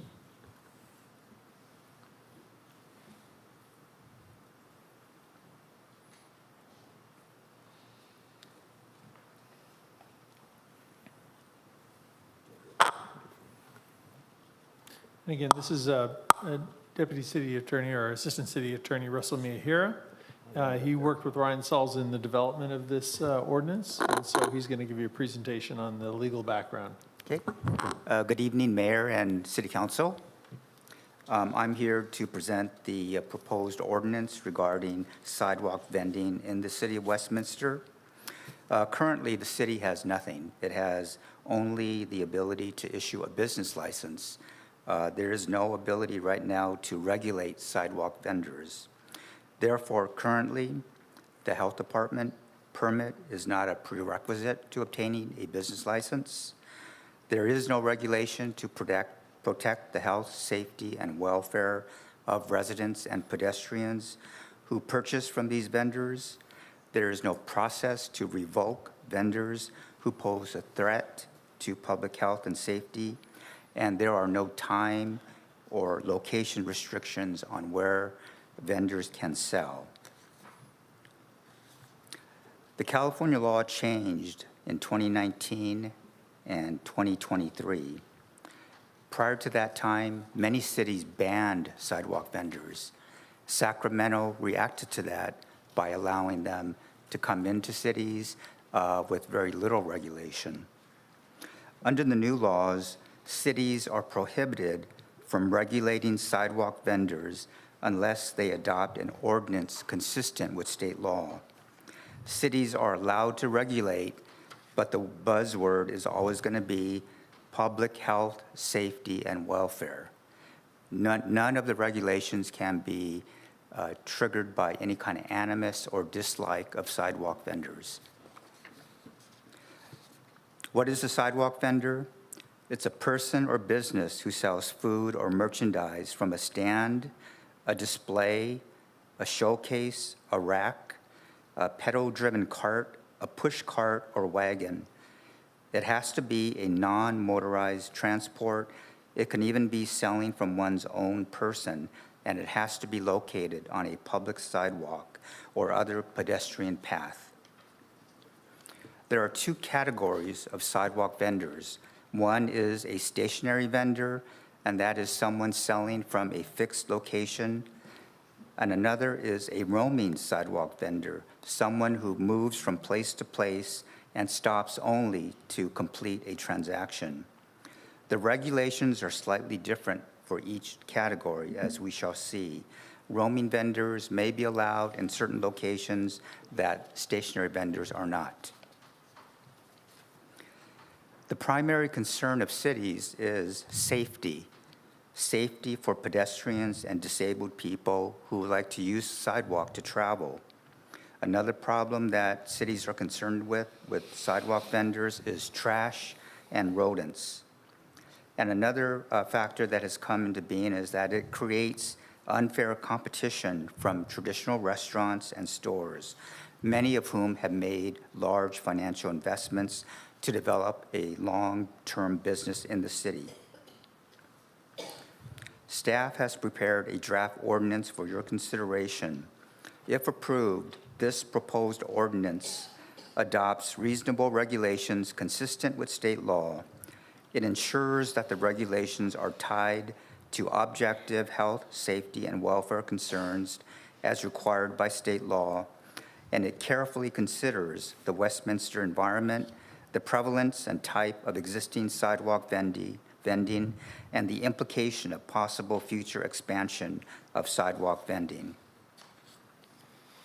As authorized under state law, this proposed ordinance would regulate the following: the hours of the street vendors' operations, minimum sanitary standards and conditions, compliance with ADA and other disability access standards, requires each business to obtain a sidewalk vending permit, a business license, a seller's permit, and any other required license. It requires a vendor to provide the city with certain information about their vending operations to ensure compliance.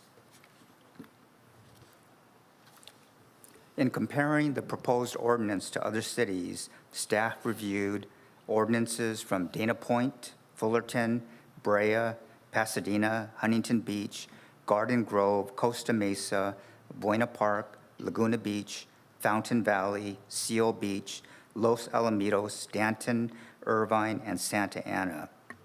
Most of these cities restrict the size of the cart to 4 by 4 by 4 or smaller. Most cities require a 4-foot or 5-foot pedestrian sidewalk clearance. Most cities prohibit blocking pedestrian movement. Most require a trash receptacle and impose a duty to clean up litter. Most impose distance requirements from schools, churches, daycares, farmers markets, swap meets, police stations, fire hydrants, red curbs, crosswalks, bus stops, entrances to buildings, entrances to on-ramps, traffic signals, utility boxes, driveways, bike racks, intersections, and ATMs. Some, but not all, prohibit dining tables and chairs. The penalties are consistent with the new law. The only thing that Westminster can do is issue civil fines.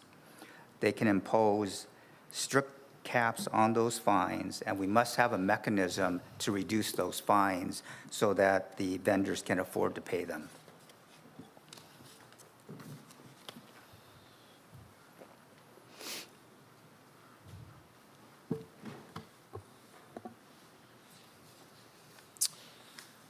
Good evening, Mayor, Vice Mayor, and members of the City Council.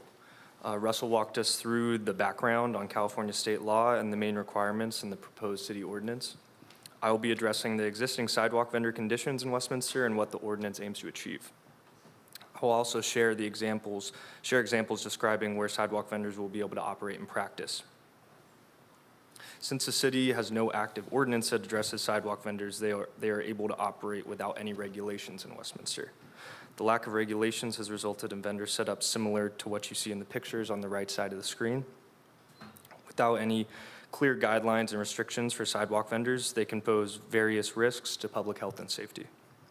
For example, the city cannot ensure that food vendors have a county health permit. This can result in foodborne illness to customers. Also, as shown in the photos, there's not adequate spacing for pedestrians to pass by, which can result in ADA violations and unsafe conditions near busy roadways. The city has been receiving consistent complaints from residents and business owners that are frustrated with the current conditions and the issues that arise from them. However, without an ordinance in place, code enforcement has no authority to cite sidewalk vendors that create unsafe or negative conditions for the community. They're restricted to only checking for a business license, which ignores many important considerations. This figure shows a map of the city and highlights in red the various public sidewalks with a width of 7 feet or greater. I apologize if it's a bit difficult to make out the small red lines in the image, but hopefully you can see that there are many major streets in the area with a sidewalk depth of 7 feet or greater. Generally, sidewalk depths on public roadways vary from 6 feet to 8 feet. When considering the regulations laid out in the ordinance, the most realistic locations that sidewalk vendors will choose to operate is along these areas highlighted in red. In these areas, a sidewalk vendor could have room to stand and conduct business with customers while also maintaining the 4-foot minimum clearance for pedestrians to safely pass by. In the following image, we will zoom in on a potential sidewalk vending location within the city boundaries. We use this roadway segment because it is a good example of a viable commercial area where a sidewalk vendor could operate. It also has some common attributes that would need to be considered by the vendor before they begin selling. There's a legend in the bottom right corner of the exhibit that designates restricted areas as red and allowed areas as green. Starting from the intersection on the right side of the image, a sidewalk vendor must remain 100 feet from the intersection of a street and a sidewalk. Very soon after the 100-foot distance, there's a bus stop. A sidewalk vendor cannot operate within 25 feet of a bus stop. Following the bus stop, there's a long stretch of allowed area where a sidewalk vendor could operate under the proposed regulations. Next, there's a driveway into the adjacent shopping center. A sidewalk vendor cannot operate within 25 feet of a driveway to a parking lot. Following the driveway, there is another allowed area. On the far left of the image, there is a fire hydrant designated by FH, which imposes 25-foot restrictions as well. All these restrictions are in place to maintain safety conditions for pedestrians, and although there are many factors to consider, there are still many places in the city where sidewalk vendors are welcome to operate their business. Now please focus on the yellow outlined cloud shape you see in the middle of the figure. In the next exhibit, we will zoom in on this area to understand how a sidewalk vendor would utilize their space in the allowed area. In the center of the image, there's a cart designated by the yellow symbol, and the minimum clearance for pedestrians is shown in blue directly below the cart. The dimensions of the cart shown in this exhibit is 30 inches wide and 44 inches long. These are the dimensions of a food cart found for sale online during staff's research. With an 8-foot sidewalk and a minimum 4-foot clear path for pedestrians, the operator of the cart would then have an additional 18 inches to stand behind their cart without infringing on the private property seen north of the sidewalk. If we assume the cart was a maximum size of 4 feet by 4 feet by 4 feet, there would still be no problem. In that situation, the operator of the cart would still be able to operate, but they would need to stand on either side of the cart, not facing the adjacent roadway or private property. These exhibits help to show that although various factors need to be considered before choosing a location, there are many different areas in the city where sidewalk vendors could operate legally under the proposed ordinance and consistent with state law. By adopting the draft ordinance, the city will be able to create safer conditions for pedestrians and customers. It will allow the city's code enforcement officers the authority to regulate this growing business type and give them clear rules to help spot any unsafe practices. It will also help Westminster to be consistent with the regulations of surrounding Orange County cities. Sidewalk vendors will have consistent guidelines that will assist them in creating a safe business that reduces their own liability risks. And finally, it provides reasonable standards for a state-allowed and mandated business type. That concludes this portion of the presentation, but before we begin to answer any questions, Russell is going to come back up and go over the food truck ordinance as well. And after we conclude that portion of the presentation, we will answer questions on both types of businesses. Thank you. Yes, I want to thank you all for the detailed draft ordinance. Before we dive into discussion, I have a few questions. Hopefully that I don't know those questions for staff. Mayor, if we can, we're very close to finishing our second part of the presentation, which is on food trucks, and then we'll take questions. Oh, is that okay with you? So we still have... yeah, okay. Russell's coming All right. back up. We kind of broke it up into two parts. We want to run through it. Sorry about that. Yeah, it's okay. So No please come problem. back. This part is much, much shorter, so I promise. There's a big difference between regulating food trucks and regulating these sidewalk vendors.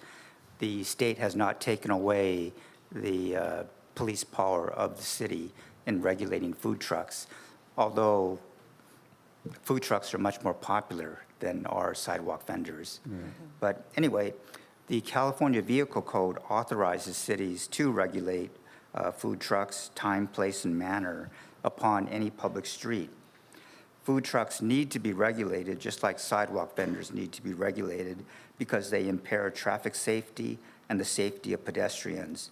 They contribute to traffic congestion and therefore impede the orderly movement of cars and pedestrians.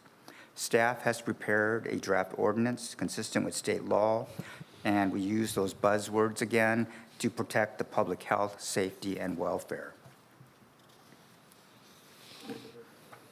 The regulations can be broken down into 5 categories. First of all, a permit or license is required at all times to operate a food truck.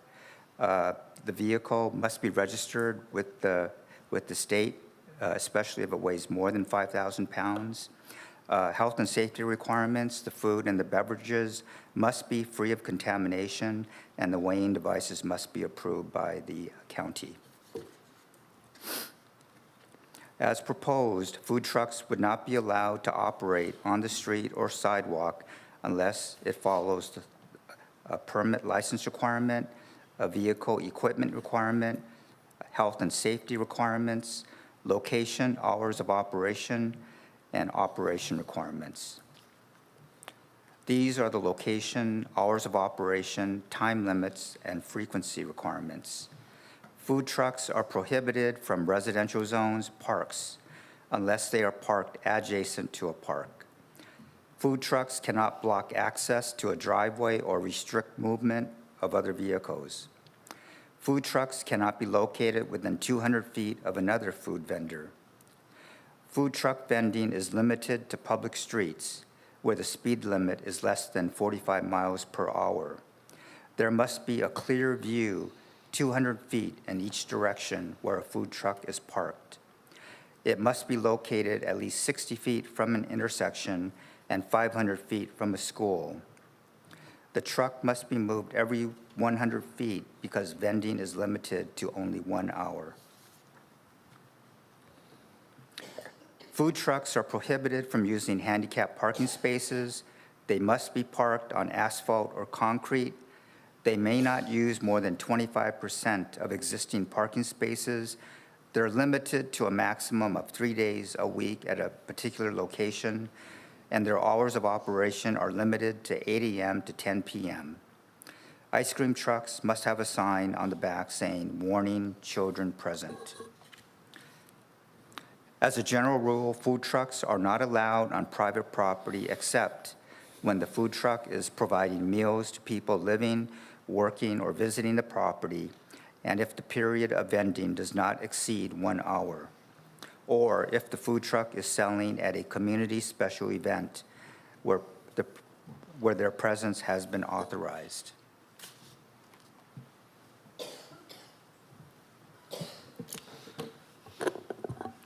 Similar to the sidewalk vendors, Russell shared the main requirements in the proposed city ordinance for food trucks. I'll go through the existing food truck conditions in Westminster and the objectives of the draft ordinance. I'll also share examples describing where food trucks will be able to operate under the new regulations. The city currently has an outdated and vague ordinance that addresses food trucks, so they're able to operate without many regulations in Westminster.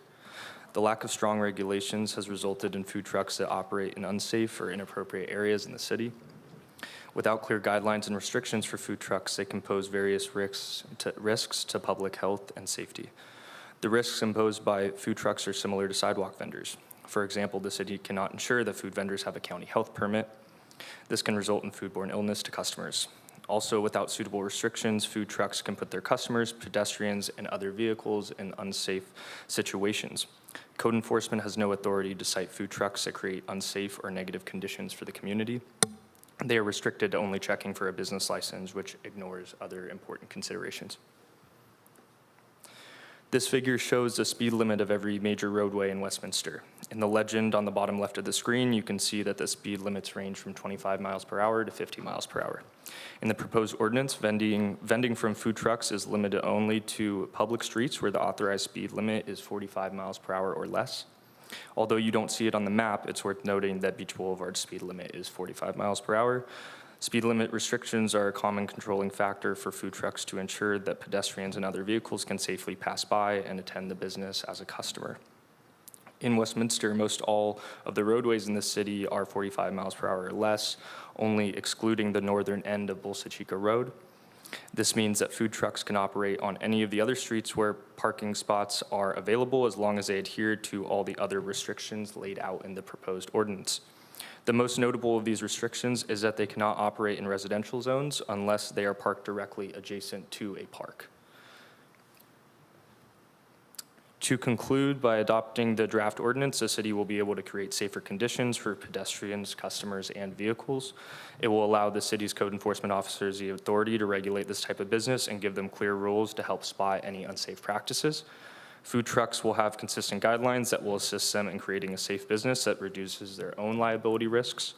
And lastly, it will update the outdated food truck ordinance that is currently in place for the city. This concludes our presentation. Thank you, and staff is available to answer any of your questions. Okay, like I mentioned earlier, that I want to thank you for very detailed reports, very informative, also a great presentation, as well as very detailed ordinance, draft ordinance. Although I do have a few questions, hopefully that it's the same question from the council. So hopefully that, I don't know this question for the staff or for city attorney or for you as an attorney, but let me address one by one and before I invite a different district. First of all, that's the reason why I look for my phone. First of all, I understand that this policy is in line with state law. And please confirm that the city does not have total control, local control over restricting vendors in the city. I'm not saying that I have a problem with vendors, but I'm asking this for the public, and can you please clarify that? That is true. We don't have total control. There are limitations to how we can regulate these types of businesses. Because of the state law? Because of the state law, yes. Okay, second question is, I know from working closely with the ACM Adolfo here, that safety and traffic collisions are on the rise nationwide. I'm concerned that with the food trucks parking on a busy street that tend to be large. This seems like a safety concern, and I am not a traffic expert, as you know. So can you comment on this? Is there anything that can be done to limit the number of food trucks on high-speed corridors? I can start answering that question. So you are right. The characteristics of a roadway, the wider the roadway, the more traffic on the roadway. The more traffic on the roadway and the wider the number of lanes, the faster moving the traffic. And from a business model, and Ryan will tell you, a lot of the food trucks will tend to set up on roadways where they have high visibility. So unfortunately, our city, going back, I think the last 10 years, we have been on the rise as far as traffic collisions. Just on all city streets, I know our chief of police is very concerned, as I am, the number of fatalities on our roadways. We have limited police resources, although we're building those up slowly. So I will be bringing a local roadway safety plan to this commission, to the council in the coming months, where some of these high, I would say we rank very high, much higher than we would like to rank as far as traffic collisions in the city. So there is a concern, and we're focusing on that.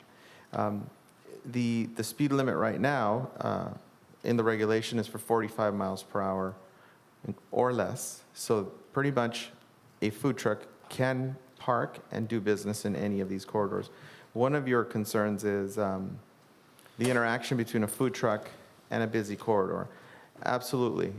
We are concerned with distracted driving. We're concerned with somewhat of aggressive maneuvers. When you see a food truck, you want to pull over. In some cases, you got to make a decision if you're going to pull over into a parking area, you're going to pull over into a side street. So there is definitely a concern with the higher moving corridors. We did some research, and we could not find a speed that was utilized throughout the region for food trucks. So at this point, we started on 45, and we welcome discussion with council to see where we want to end up as part of the final recommendation. Okay. Like I mentioned earlier, that the guidelines are very detailed, and that had a lot of effort that you guys putting into it. And the goal is to comply with the state laws. Where did these recommendations for size of the equipment and the size WAC clearance come from? And the next question is it based on your independent analysis, or is it consistent with other cities from Southern California? I'll let Ryan handle that question. Yes, we came up with those numbers based on the surrounding Orange County cities, which Russell discussed and listed a few of them that we looked over. And some cities actually were more restrictive in the size requirements of a cart, and also in the amount of pedestrian, or a 5-foot pedestrian path as opposed to a 4-foot pedestrian path, which is in our regulations. So the cities that you mentioned, that Russell mentioned earlier, right? The number of cities, okay. Yes. I'm also concerned that with vendors setting up behind a residential home and impacting quality of life, is it allowed under the guidelines? It is not allowed for a stationary sidewalk vendor or a food truck to set up in front of a home or operate in a residential zone, although a roaming sidewalk vendor can operate during certain hours, but they must continue to move and not stay in one place. So I think that would resolve maybe your concern about staying in front of a specific residential property. Well, thank you for responding to my questions. And I would like to start with District 1. Thank you, Mr. Mayor. So I have a couple questions. In the ordinance, I was looking at it, and I see that, let's start with the sidewalk vendors first. It says, whereas regarding the restriction overall number of sidewalk vendors allowed to operate within the jurisdiction, what's the number to that? How many vendors to that jurisdiction? I don't know, would you be answering, or Ryan, or Ryan can take a stab at it.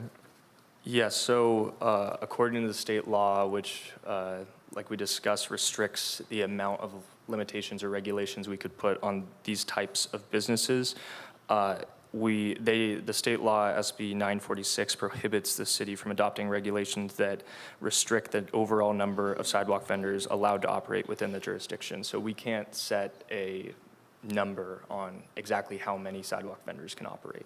So it seems like it's limited. And is it up to the city to decide what limit that would be for each jurisdiction then? No, that would be up to the state. So we can't. Are there a clear number from them? There's not a clear number. No, we can't give a number. Okay, so That's what then the state's basically saying. limited. So we can say, oh, 5 of you guys vendors can be in that section where it was in the green. Can we have 5? Can we have 2? Can we have 1?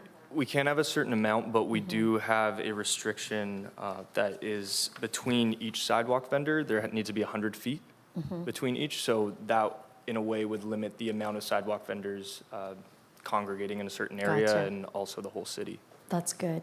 Okay, another question for under whereas. I know it says that limited on hours of operation.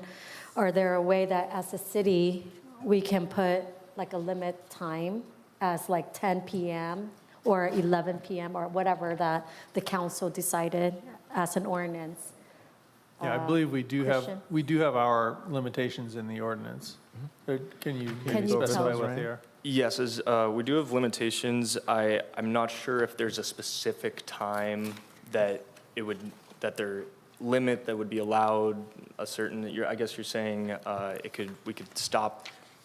Are you asking for the ability for them to operate at a certain time of night? Yeah. I mean, Hours of isn't it operation, is that what yeah, you're asking? mhm.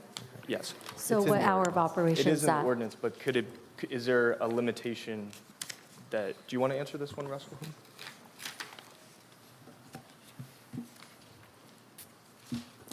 We put in there reasonable hours, and for a residential area with regard to roaming sidewalk vendors, no sidewalk vending between the hours of 10 p.m. and I believe it's 7 a.m. And if it's a commercial zone, no sidewalk vending between midnight and 7 a.m. And for food trucks, no sidewalk vending between no food truck vending between 10 p.m. and 8 a.m. the next day. And that's in line with most of the Orange County cities. That's perfect. Thank you, Russell. Can we add that under the whereas limitation on operation, Christian? It's actually in the ordinance on pages 13 for the sidewalk vendors and page 20 for the food trucks. So it's actually in the ordinance portion of it. Okay. I didn't know if you can add it in the ordinance as well. It is in the ordinance. The whereas is just introduce the purpose of the ordinance and what we're attempting, but the actual code itself are the subsequent pages. Perfect. Thank you. And let me see, I think I have, okay, last one. It says only we will slap with administrative fees, and how much would that be? They're different depending on if a sidewalk vendor has a vendor permit with the city or if they're operating without a permit at all. If they do have a permit and they violate any of the provisions of the ordinance, they will first get a fine of $100 for the first violation, $200 for a second violation, and $500 for each additional violation within 1 year of the first violation. And if they don't have a vendor permit at all, then it would be an escalated fine. The first fine being $250, second fine being $500, and each additional fine not exceeding $1,000. Okay. And then I guess last question, I'm sorry. So this doesn't affect those kids who wants to do a lemon stand for their fundraising for their schools and whatnot, right? This is not going to affect that, right? Is that correct? I believe technically that would still fall under the, Because they're not vendors or food cart. It's a good question. That's what I wanted to Christian? know, because Yeah, I that don't is a good want. question. I think there should be an exception there, because they're not Right? required to get a Yeah. business permit. Right, and I was thinking for that kids, sort of we don't want to discourage their entrepreneurship, right? Correct. We love kids, we want them to expand, and if they like to do a lemon stand or sell something for their school in front of their driveway, I think this should not affect them at all. Correct. So if there's a way we can put in here that it limits that, that'd be So- awesome. So, Councilmember West, yeah, so I know exactly where you're going, because we've seen some interesting reports from other cities and our other jurisdictions, I can't say locally, but they have ultimately shut down the lemonade stand because it's not, there's no health permits, not compliant, et cetera. So I get where you're going with that. I think that decision across cities has always just been it's just been a cultural dynamic where you let the kid have a lemonade stand, and it's really up to this, to the, to our community if that's really something we want to be hard on.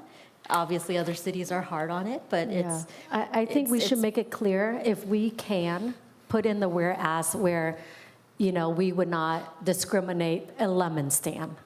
So in that way, it's so obvious and clear, if we can do that. Christian? Yeah, Is that a I'm sure- possibility? I think we could. Okay. We Thank make it you. applicable to, or it's, this chapter does not apply to, I want to think what we call it. Well, so- Operated by minors under the age of 16, immediately adjacent to, in a residential zone, to a Something like that. property. Yeah, something to that effect. Perfect. Thank you so much. So I'm gonna be devil's advocate on that one. So if we want to do it on a lemonade stand, do just lemonade stand, bake sales, all those fundraising type of private events. Do we just want to just list all of that into it, just to be clear? Yeah, I think that'd be great. Can we Because do that? Well, a lot of those are taking place on private property. They are, and that's So to the why. degree it's on private property, and we're, it's the group at the, whatever, Boys and Girls Club or whatever, doing a bake sale, I'm not sure that's even applicable. Yeah, I feel like this ordinance just doesn't even need to address any of that, because we're not even talking about a residential zone, so I understand. Yeah. Either if we do another ordinance or within here, the reason why I say that is because other residents have kind of mentioned, oh, why is this guy doing a lemon stand kid, right? And so I want it to make it clear where anyone who look at our ordinance, like, Yeah. oh, okay, it's in here. So we should not, because sometimes there's a few within the neighborhood. Yeah, I've seen- You know what I we've- mean? we've seen And there's lemonades, yeah. that, and there's that complaint, and I don't want it to be any gray area where the kids feel like, oh my gosh, I'm pressure, you know, because some neighborhood didn't like me, Well, right? for the time So being, that's what I'm saying. for the time being, you can let them know we don't have an ordinance that addresses lemonade stands, so this is not addressing it, so they can just have their lemonade stand. Well, when I asked Christian if it's okay to add that, I think it's important if we can just add that and then just make it clear. That's pretty much very clear, because I know some city, they would not allow that. And that's just very discouraging for young kids to be entrepreneur and encourage their mind to expand. And I don't want to discourage that. It's understandable. I would say, I think Christian's looking over this ordinance to see if it's applicable to this ordinance, because we are addressing on public property, and maybe at some point, now that we know that there's you have a major concern about lemonade stands, we can maybe bring something back later to address it, because this doesn't address the residential zones, it's just for public. So I think like adding it into this ordinance would, it just wouldn't, it's not the right place, is where it would be. So we want to make sure we reflect it in the municipal code in the right place, and we can do that, that's no problem. It's just Alright. not in this one, but we'll bring it back, no problem. So is that correct? Let me ask the city attorney, what's your thought on this? Well, I think the issue here is that the lemonade stand is on the sidewalk. So, right, so that's where it's making a difference with the other situation. So it's not a bad idea to draw an exception. I think we could do that. So I think I would apply it to, I'm looking here at section 8.06080. This is prohibited activities and locations. If we, under D, sidewalk vendors shall not engage in sidewalk vending activities at the following locations, and it lists a number of them, and then we can add a 9. Okay. And I haven't quite finished the language, but I was going to say, this chapter shall not apply to the temporary sale of goods by a minor under the age of 16. And I want to finish that. Is that something When that, located immediately adjacent to their residence. So basically, my On a question, it sidewalk. won't, it will be okay, right, to put that in as an 8.09? Is that correct, Christian? Yes, I don't see a problem with that. Thank you for clarification. Councilmember Mezzo?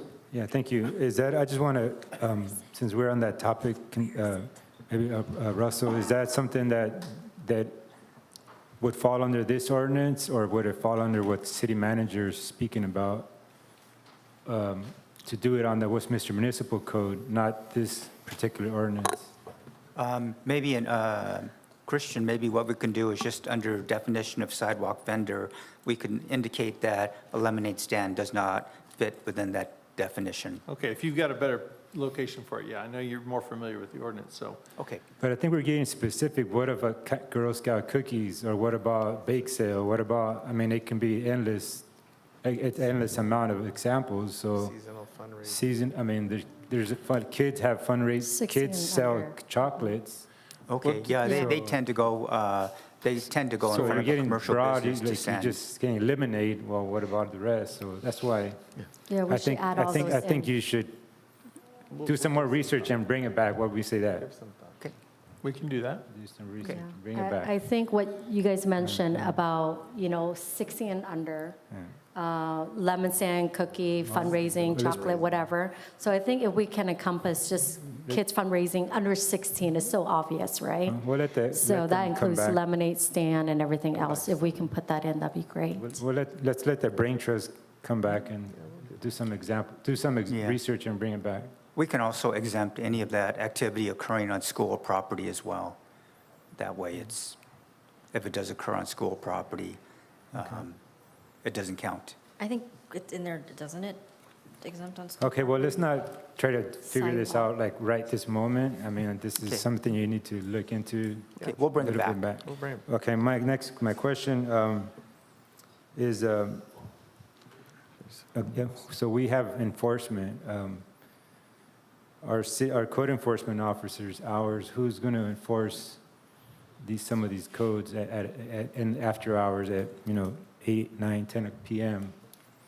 So we determined that the appropriate division would be code enforcement, and we have not sat down with the chief to devise a strategy on how this would take place. I have seen like targeted monthly efforts. There's been times where we do like nighttime parking enforcement, for example, on hotspots. So we do overnight heavy-duty trucks that park overnight or long durations and cause problems or nuisance issues. So we don't really have a regular plan for them, but we're looking to move forward from this adoption and moving forward to have an implementation plan for enforcement.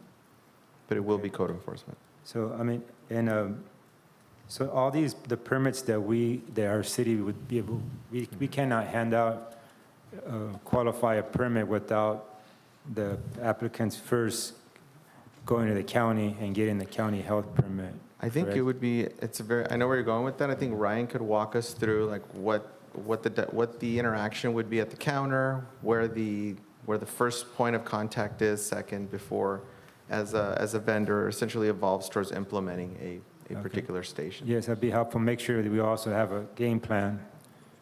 One of the new laws that just took effect in 2023 is that a health permit is not always required, especially if the sidewalk vendor is only selling packaged food. Yeah, I did read fruits. that. Yeah, because it's not prepared food, it's prepackaged food. But if somebody is selling like tacos Yeah. and using, uncooked meat, then they would need a full-blown health permit. So then if they come to the counter with that information, then you would direct them to the proper. That would be a prerequisite to getting the business license and the vendor's permit. Okay. All right. What else? Let me see what else I got. Thank you very much. I'm still not. Oh, yeah. I mean, I read over this, the ordinance, and I know that we're limited. We have to comply with the state, right? We may not like some of the state laws, but we, as the city, we must comply with the state laws. I know currently, we don't have nothing on the books, so right now, I know there's folks in their city that are currently operating without any permits or any documentation in our city. So I think the goal here is, as you said, the health and safety of our community and those folks who are passing by our city. I think from what I understand, looking over this ordinance and reading up on other cities' ordinance, I think you guys did a good job of trying to make sure you cover all the different points that we have the right to apply restrictions. I'm sure maybe down the line, if something comes up, we'll have to bring it back. If a certain situation pops up, we may have to come back for an amendment. Like one of the amendments that Councilmember West brought up, that is a good point to address that. I just think that you guys did a good job, and thank you, Russell, thank you, Ryan. I know you worked really hard on this, and Adolfo, and City Attorney Housen. So yeah, we need something on the books. I think I know this is kind of a contentious topic, but I think having these requirements, I think, just in generally, it's going to drive some of the folks away that are currently operating without permits. So that's going to lessen some of the folks we see out there now, but we can't restrict them. So we must adopt this. So thank you. Next, Councilmember Ho.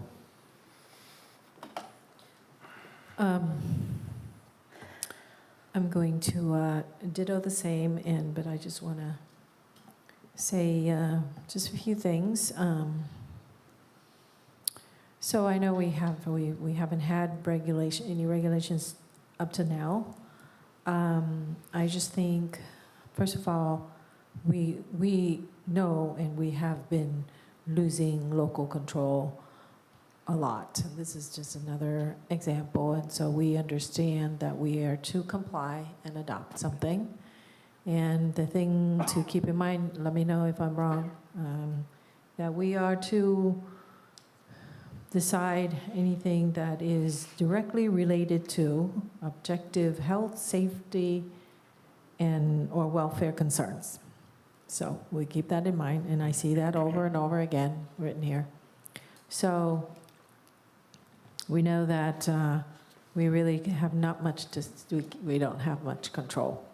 So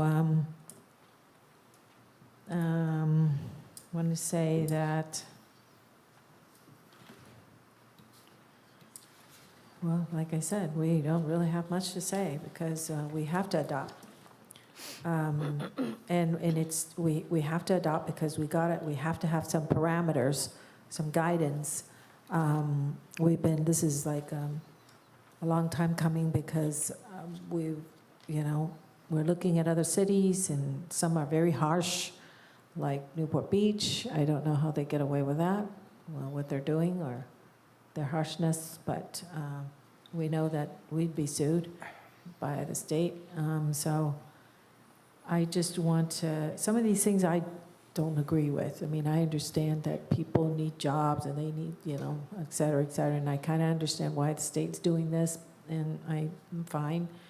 I understand, but I just want to also let the business community know, the peoples who have addressed or their concerns to me regarding how unfair it is, unfair competition. But, I think that's something that we really can't do anything about. So, and then again, once again, it's the state that's controlling us. Like I said, we're losing some local control. So the best we can do is adopt and look after the safety and well-being of our public. And so all I can say is,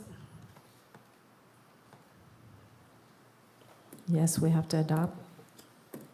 And just like you have anything else? Mr. Manzo said. Have anything else? I know that you repeatedly remind you people we have to adopt. We have lost local control. Is there anything else, or we can move on? Because I know that we have only 20 minutes left. And just like Councilmember Manzo said, when the regulations change, when state law change, then we can bring back and amend. That's all. Thank you. Thank you. Vice Mayor Nguyen. Thank you, Mr. Mayor. I watched the representation that you guys just present, and I think with the draft that I saw, so if we go with that, there's nothing much that we can change to the situation right now. So with that, and in addition with some recommendation from Council Fan West and Council Member Manzo, I think we should go back and do some more research and perfect the ordinance and then bring it back to the council for consideration. So that's what I want. Thank you. I understand what you are trying to do there, but Councilmember West, are you insisting to have the change to this? I do.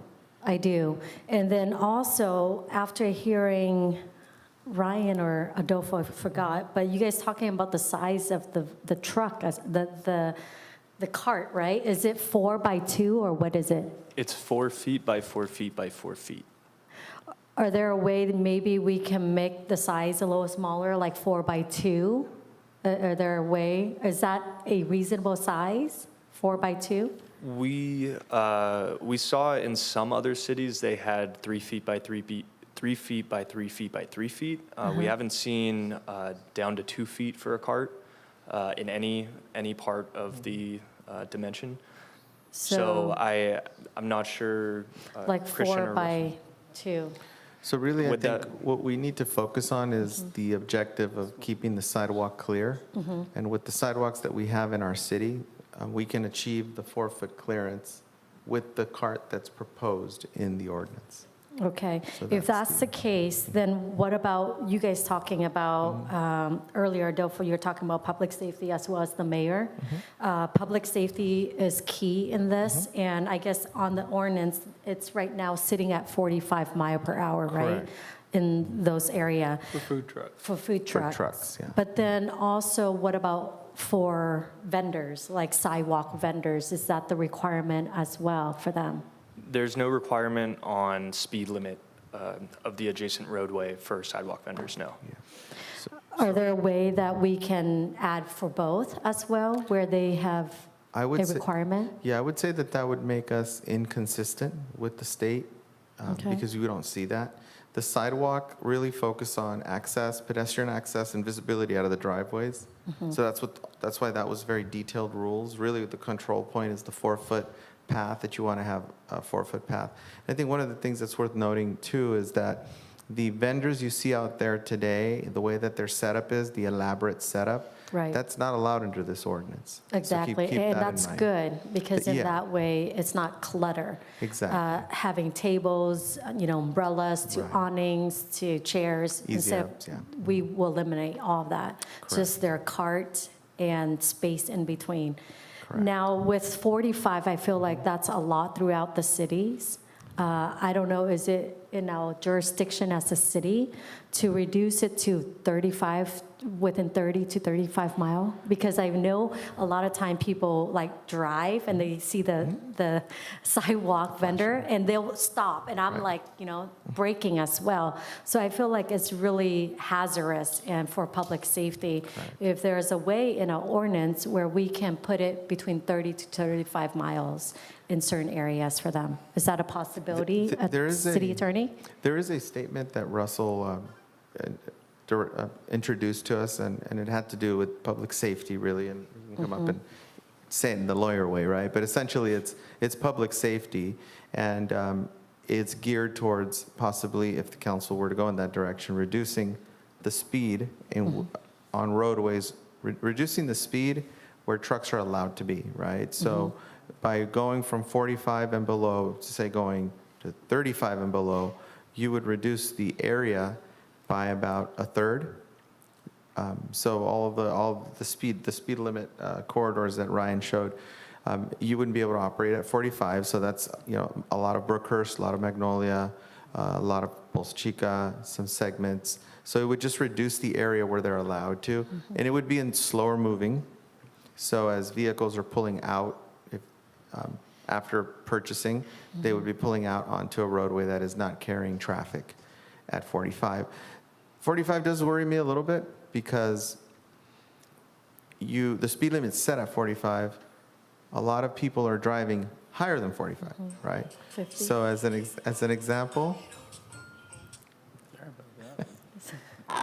example, Beach Boulevard, our police officers, they flag people at 60 miles per hour quite often. So just because the speed limit is set at 45, the state of California speed trap laws force us as government, police, engineers to place it at a reasonable speed, which essentially puts it at lower than what 85% of the people are running at. So I would be in favor of reducing it if that is the concern of the council for that reason. The speed limit of 45, vehicles are probably going 52. I think on the what's upper end. important here is that we need to, as has been said a number of times, we need to do this based on health, safety, or welfare. So we have to directly tie it to that. To safety. And not based on other kinds of restrictions. So I think what's important here is if you're saying less than 45 is doable, what would your recommendation be on an appropriate one in light of the accidents that we've experienced that you already referenced? When we were creating the ordinance, we landed on 35 miles per hour at one point. We felt that was a good balance. It just depends what side of the issue you're looking at it. From 35, most of the vehicles are going 42. Our police officers will cite them at 42 or above usually. Police officers aren't going to cite them at 36, 37, right? So 35 would be a good landing area, and I think that's where our original draft was, if I recall, right? And Yes, I would that's just correct. ask Russell, do you think 35 is a defensible, appropriate limit? I just want to make sure that we're not Yes, I have seen other cities that have done 35. Okay. Can you stay there? I have a question for you. But before I have a question for you, I heard that Adolfo mentioned that people driving 60 miles and our police give a ticket at a 45-mile zone. So is that police fault or is it the driver? No. I'm just kidding. Yeah, I hear what you're saying. Yeah. Okay, the next question for you is that I know that you heard the pro and con for this one, and if I'm not mistaken, that you recommend that approve as is, and then we can always come back with additional changes. Is that your recommendation, if I understand it right? Well, actually, based upon the suggestions tonight, we have time to make those changes and bring it back at the next meeting for first reading, That would be phenomenal. if that's your pleasure. So you don't recommend to approve it tonight? Oh, no, I think tonight it was on just for you to ask questions and that we're going to bring it back for first reading. So actually, the staff report is written in a way that if you weren't going to make substantial changes, like, for example, adding the lemonade stand is not substantial, that you can go for first reading on this tonight with that minor revision. But if you are going to have substantial changes, like, for example, wanting us to come back and do research, then we're obviously going to need to come back because it is substantial. Now, what about the speed limit? Is that, I thought that was the research already. Yeah, so all the that's research was done to do this ordinance. So what we're here tonight to do is present this baseline for you, and based on what you've heard, like if you want to reduce the speed limit, that certainly can be amended into this and go for first reading, because you've now amended that particular portion of it. But if you're going to make a lot of these changes, then that's where we should come back with a new draft for first reading. But I guess my question is, with the lemon stand, cookie, fundraising, stuff like that, can it be amended tonight? And then also the speed limit, 35, can those two be amended tonight? I view that as more than minor, so I would bring it back for first reading in May. Okay. So if that's the case, then I'd like to start with this, and then we can always bring it back for amendment, right? Yeah, you If can. that's the case, then I move to approve it as is. And so, if we have the staff to look into it and then bring it back later. I second. Possible. So Well, I have a question before we go. Can I have another question? I think we need to defer, kind of make sure we're on the right path here.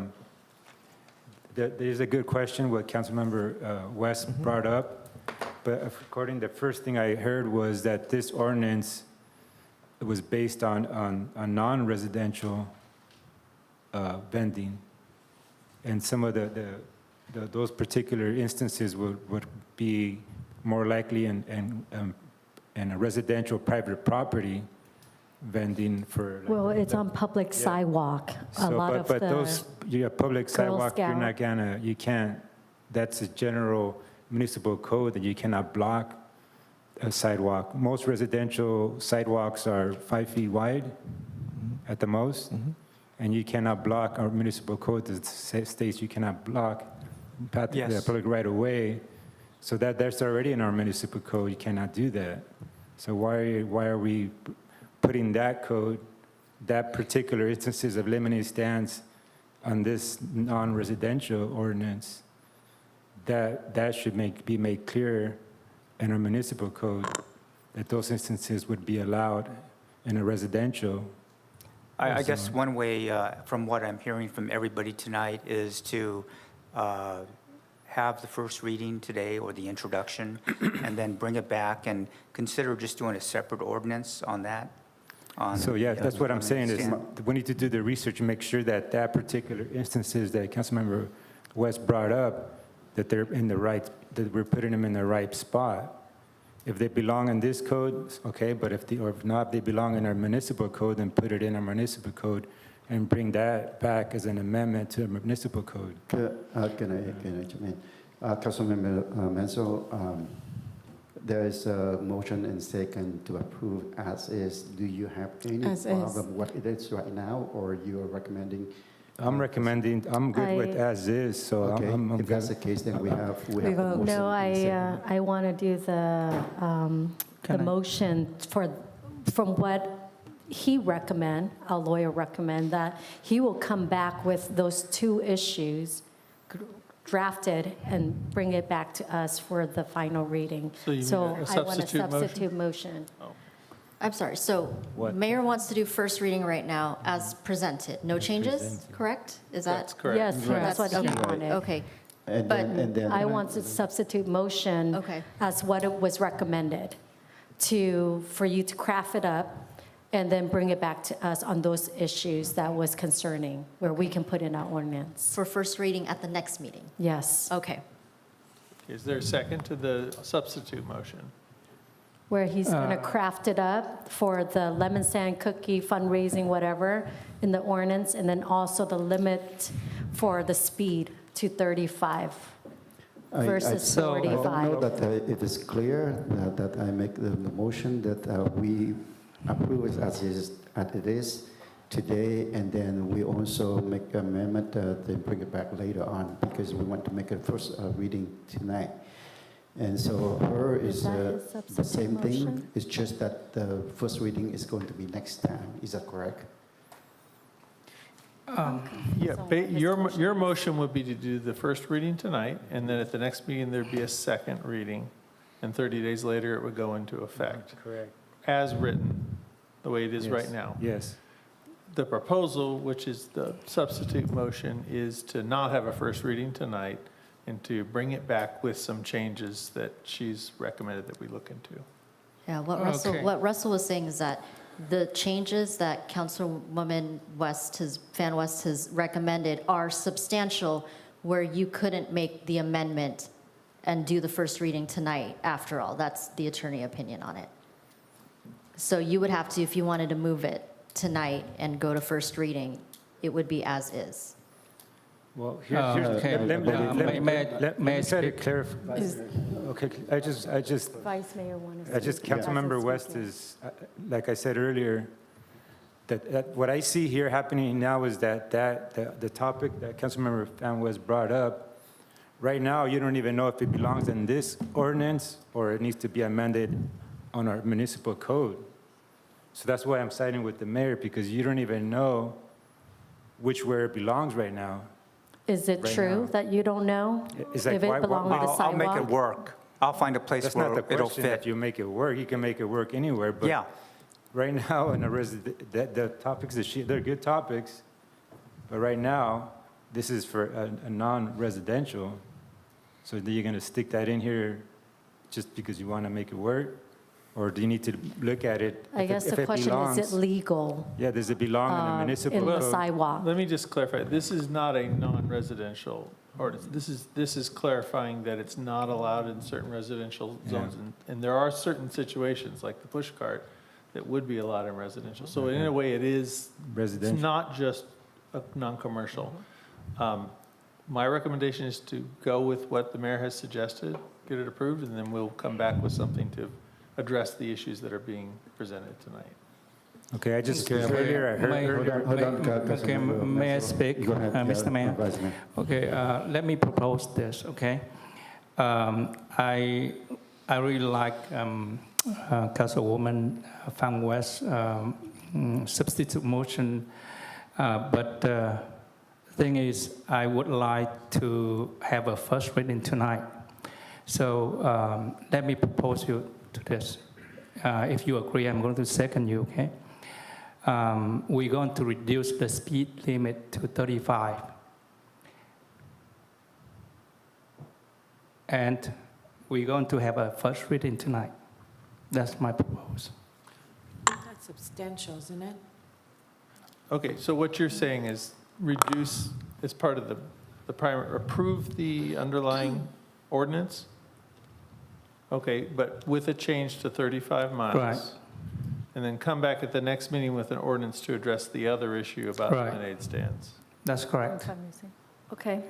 Would you agree to that change to your motion? Yes. Yes, I agree to that, and that will be fine. Is that Yes. the same motion or not? That's the substitute motion. Substitute. The substitute motion is to go ahead and agree to I a second. first reading, but to make a change from the 45 miles per hour limit down to 35. And come back. And in my opinion, based on the record, we could make that change tonight. It's very clear exactly that it would be page 19 of the proposed ordinance in section May I just say something? 10.45040 D6, 45 to 35. Councilmember Ho. Yeah, if we agree with that substitute motion to reduce the speed limit from 45 to 35, we are going to restrict a third of the geographic area for vending, correct? For food trucks. For food trucks. Food trucks, that's Yeah. the key with this one. Yeah, so I don't think that's, I disagree with that. I just want to know, I just want to let people know that if they're going to vote yes on that, the substitute motion, that's what it means. I have a follow-up question to that. Adolfo, since if you go to a lower speed limit, what does that do? Does that now bring these food trucks to a smaller Yes. area where closer to more residents? Not necessarily. As if you're on the, like, for example, if you're on Brookhurst and you're going 40, 45 there, and you're parked against the block wall, over the block wall is a bunch of residential as well, right? So it's not going to be in front of a home on a 30-mile-per-hour road. It'll still need to not be a residential. So, and I don't have the map memorized, but to say certain segments of Westminster Boulevard, as long as it's not in front of a home, the flow of traffic on Westminster, we drive it every day. It's a lot slower than your Brookhurst. What is that? 35. If you want to pull up the map. We can pull up the map on the presentation. Okay, we have the motion, substitute motion. Here we go. So what's 30? Can you clarify that, City Attorney? The motion, the substitute motion, is to go ahead and approve the ordinance as presented in the staff report with one change in section 10.45040D to change, number 6, to change 45 miles down to 35 miles per hour. And then also to give direction to staff to come back with an ordinance that would address the other concern that Councilwoman Fan West raised about lemonade stands and making sure that bake sales and things of that nature were not going to be affected by this ordinance. So I just wanted to make sure that it's the same as my motion, it's except that from 45 to 35. That's correct. Okay. Correct. So is there a second to it? Yeah, Nam Quang, second it. Okay. We have a motion and second for substitute motion. Thank you, Mayor, and that is to approve the substitute motion. Councilwoman Fan West made the motion, seconded by Vice Mayor Nguyen, and that is for the introduction and first reading of ordinance entitled An Ordinance of the Mayor and City Council of the City of Westminster, California, adding Chapter 8.06 to Title 8, Health and Safety of the Westminster Municipal Code, establishing a sidewalk vending regulatory scheme, repealing Chapter 10.44.120, peddlers and vendors, to Title 10, Vehicle and Traffic, and adding Chapter 10.45, sales of goods from vehicles, to Title 10, Vehicles and Traffic, and finding the ordinance not subject to the California Environmental Quality Act, and this is to be read by title only, waive further reading, and that is as amended with the statements made by the city attorney related to that section 10.45.040 D6. Councilwoman Fan West? Yes. Councilmember Manzo? Yes. Councilmember Ho? What is this one?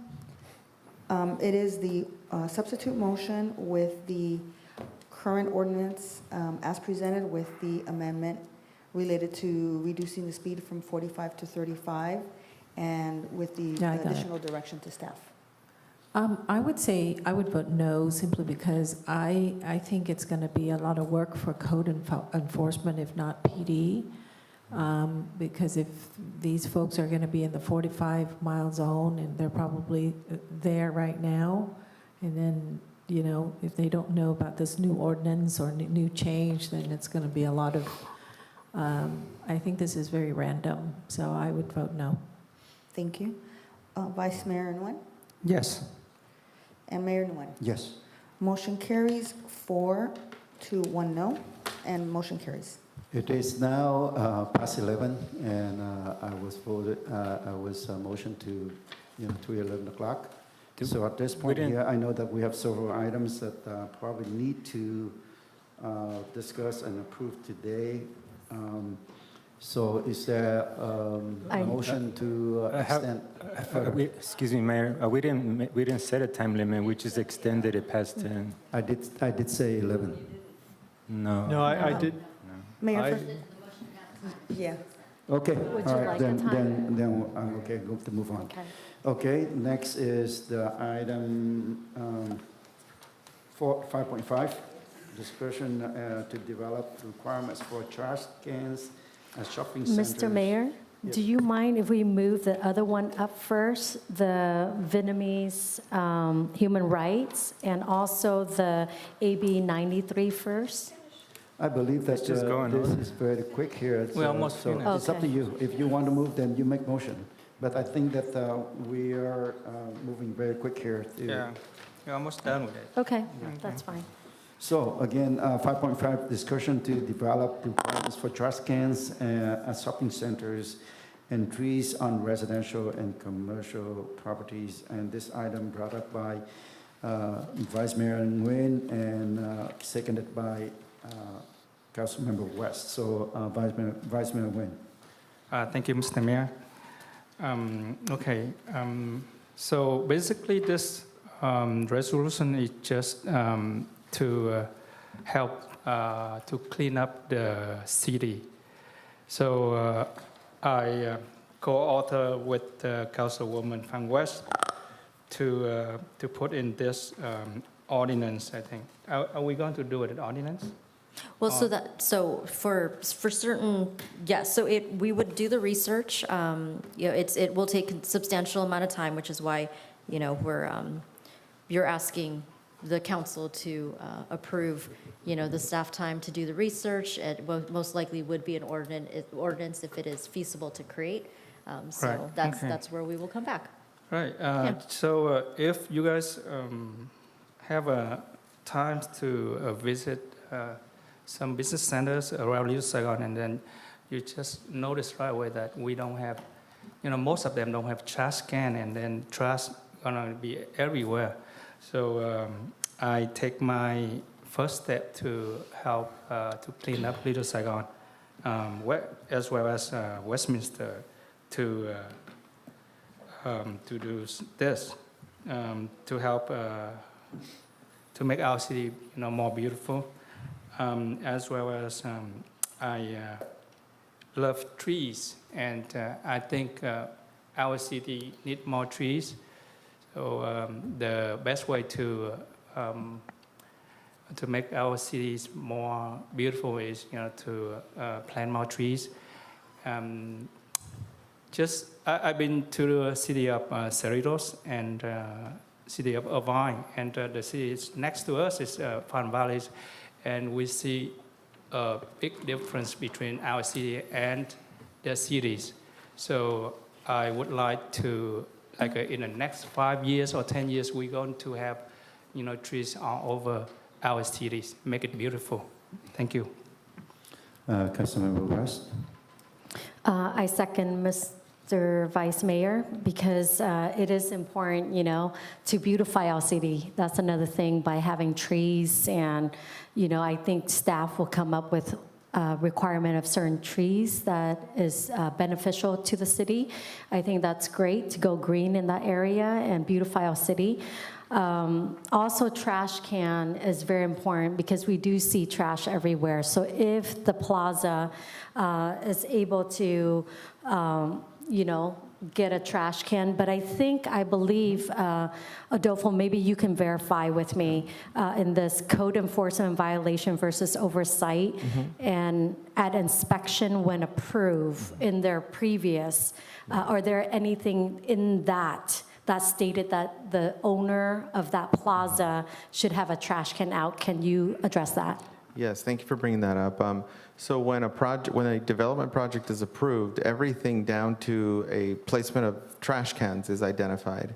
And before the project is signed off, different members of the team, whether it's the planning department, the building division, or in some cases an outside entity like OCFA, is our contract, but they do their own inspections, as well as Midway. So Midway is the trash collectors in the city, right? So they would have provided conditions to our planners to include in the approval, and then that would be implemented and then signed off on. So I think where you're going with your question is, some centers are missing trash bins. Is it because it was an oversight when they were approved, or is it because they were approved for, say, 15 trash cans, and on the day of the inspection, maybe somebody didn't inspect all 15, maybe it was just 10, right?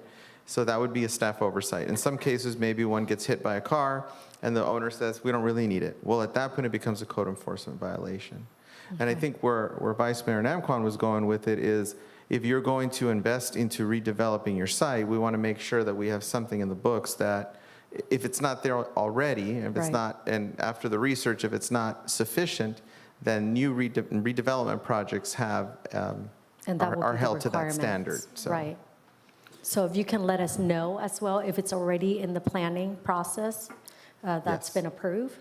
And then if it's not, then of course, we should implement that in new development and whatnot. I agree with That will be Vice part of the Mayor. research, and what I'm envisioning is our staff will probably have some interns look at centers where we've noticed a lot of trash and see if they are providing the receptacles that they were assigned to provide during the development process, or if in fact they are suffering from a code enforcement violation. So we'll do that research, and then we'll come back to you with a plan. Okay. So I just want to clarify that the item in front of us today is just so that we give the direction to staff to go and develop the requirements and then come back to us. Is that correct? That is correct. As the city manager stated, you would be authorizing us to go out and assign this task to certain staff members to conduct the research and come back with the job of cleaning up the city. The goal is to clean up the city, whether it's through code enforcement, or whether it's through a new program for new development projects. I move to approve. I second it. I have a few comments before we go forward. I think to me, like, from what I've heard from other residents in some of the shopping centers in Little Saigon area, and for that matter, everywhere in the community, but I did have a couple of residents who asked me about the shopping center where Stater Brothers is, I think, what is that, Newland and Westminster? That I think that what they lack over there is just maintenance, as far as, like, most shopping centers of that size, like at night, they have the vacuum truck. They're supposed to clean that up, and that's what they're not doing. From what I understand from some reports I got, then that trash ends up in the gutter, and then that from there it goes out into the ocean. And then I also got complaints about our street sweepers not going through there and addressing that issue when they're on the curb. So I think some of that, as your research you're doing it, I think you might want to get with those property owners to make sure that they are implementing that cleanup in the nighttime when they're supposed to. I see those vacuum trucks in other shopping centers in other cities cleaning that up. So I think this might be, I mean, it's definitely worth the research, but I think that's one of the things that maybe we need to make contact with those property owners, make sure they're doing that they're supposed to be doing already. So we'll definitely doing quite a bit of surveying of the city, so a good windshield survey, we call it, where you put eyes on the problem, and then you will attack it from the code enforcement perspective to understand if what you're saying can be accomplished through that. All right. Yeah, I was just going to say, we could look into imposing a new regulatory requirement possibly too. So we'll look at all angles. Okay, we have motion and second on the floor. Motion by Mayor Nguyen and seconded by Councilmember. Councilmember West. Felnes, yes.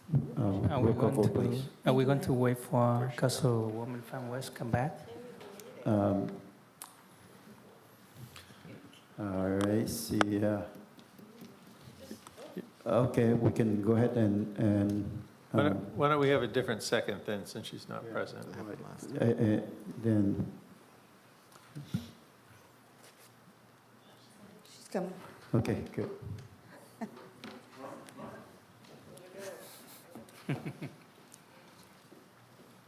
Okay, we have the motion on the floor. Roll call vote, please. Thank you. Councilwoman Fan West, Yes. Councilmember Monzo, Yes. Councilmember Ho. Yes. Thank you. Vice Mayor Nguyen Yes. and Mayor Nguyen. Yes. Motion carries 5-0. Okay, next item is 5.6. Continue from March 22nd, 2023, regular meeting, formation of Westminster Nonprofit Community Foundation. I can see that it's very detailed report put out by staff. I read everything there. I don't know, we have a question about those, but I can go ahead and give it back to Councilmember West for District 1. Thank you, Mr. Mayor. Thank you, Mr. Mayor. So as you know that this is so important for our city to have a nonprofit foundation, so in that way we don't tap into the general fund and continue to have activities in our city for the seniors, the youth, mentorship to our TED Parade and other events as well. And I think it is a wise thing for our city to keep afloat. As my recommendation, with the purpose of a Westminster Foundation, I believe that we are the gatekeeper to the city of Westminster, that we should have a vision that is broad and widen more of, not just little puny city, but as we are growing into 100,000 population, I think it is important to have a big vision as a gatekeeper of the city of Westminster. So this is the purpose of the city, the Westminster Community Foundation is to promote the city and to support its events, as well as enhance the quality of life of its resident and community through local philanthropy and community service. So I think it's good because it touched on every aspect, but also with my recommendation is that we should propose that the city council consider creating a board of 11 members. None of the council member will be on this board because there'll be conflict of interest of fundraising. Also, what I suggested is that each council member have 2 appointees, and then the mayor has 3 because the mayor position, and then each of the appointee will have a stagger rotation like how our city council is rotated, so in every 2 years. So in that way, still under the term of that council member. That's what I propose. So, Mr. Vice Mayor, do you have? I think I'm next. Okay. Okay. Yeah, I think this is definitely, looking how other cities have it, and I think is definitely a good idea to have something like this. Vanessa, I don't know if there's something that you want to add, that you need to add, or is this something that you're okay with, just this explanation? Well, this is really a council-driven initiative, so it's up to your discretion. Okay. Yeah, I think it's definitely a good idea. It's just my concern is, and I hope that I know Councilmember West's idea, but I hope you recognize what the dynamics of our city. I think we need this, like I said, it's a good idea, but we need this to be successful, not just in the short term, but in the long term. We don't want this to start off and then work for a year or 2 and then die off. We want this to work, and we want it to last for years, because we need the help for those events, like you mentioned, we need them, they're going to go on for a long time, I mean, at least I hope they do. And the concern that I have is what you see happens not only in our council chambers, but in our city, is that this is going to turn political. And by this turning political is going to kill it. I think, I'm still, okay. So that's the thing that concern me, and it's definitely a good idea, and I want it to be successful. So I think we need to make sure we do as much as possible to make it successful, and make sure that we don't do what we always do in this city, is turn everything political.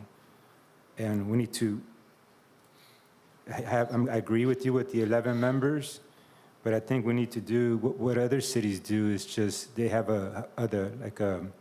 just a general recruitment of the board members, because I'm just afraid that if we start doing appointments, we're going to appoint folks, one, that are politically affiliated with council members, two, that those folks may not bring something to the table to make this as successful.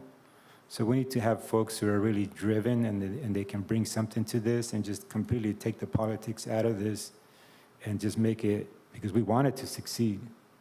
I'm with you, we need this to succeed, and I hope, and I'm not just making this up, you can see the reality in front of us is what happens, and I just, that's what I'm concerned that will happen.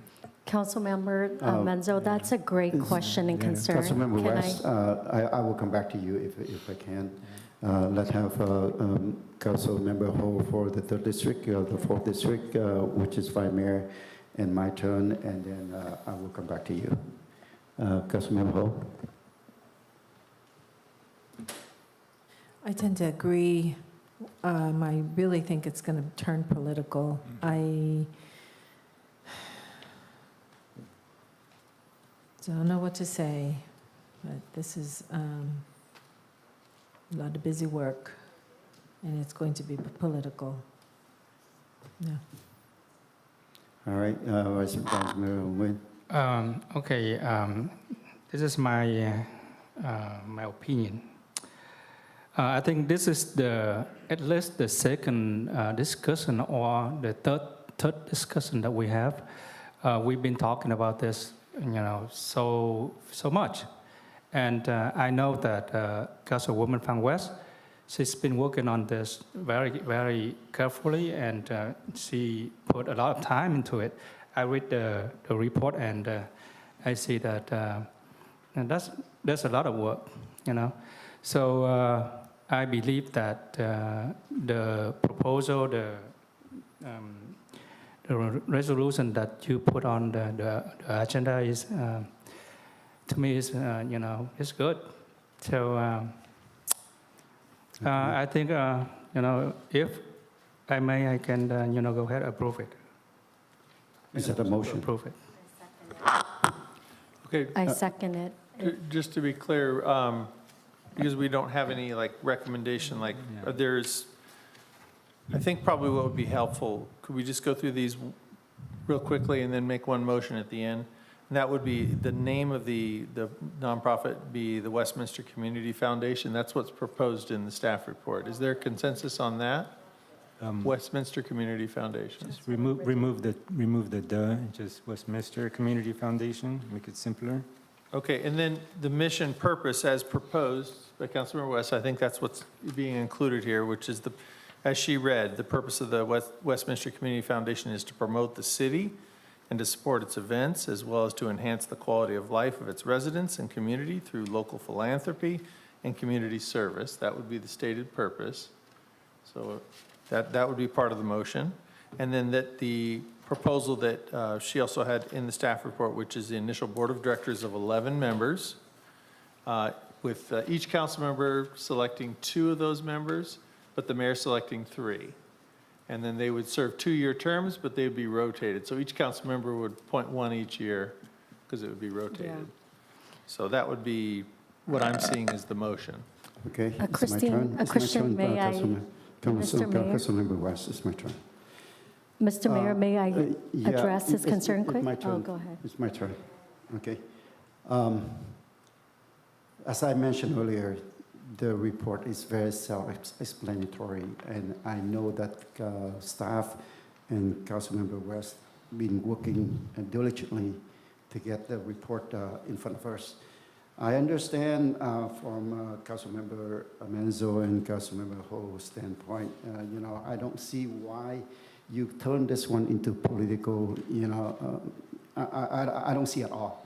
So, I think it's very good to have the nonprofit organization formation of Westminster Nonprofit Community Foundation, because we need to have time to work on it so that we can prepare for the next tip parade. As soon as we have it done, and we can, I'll go out and solicit for donation.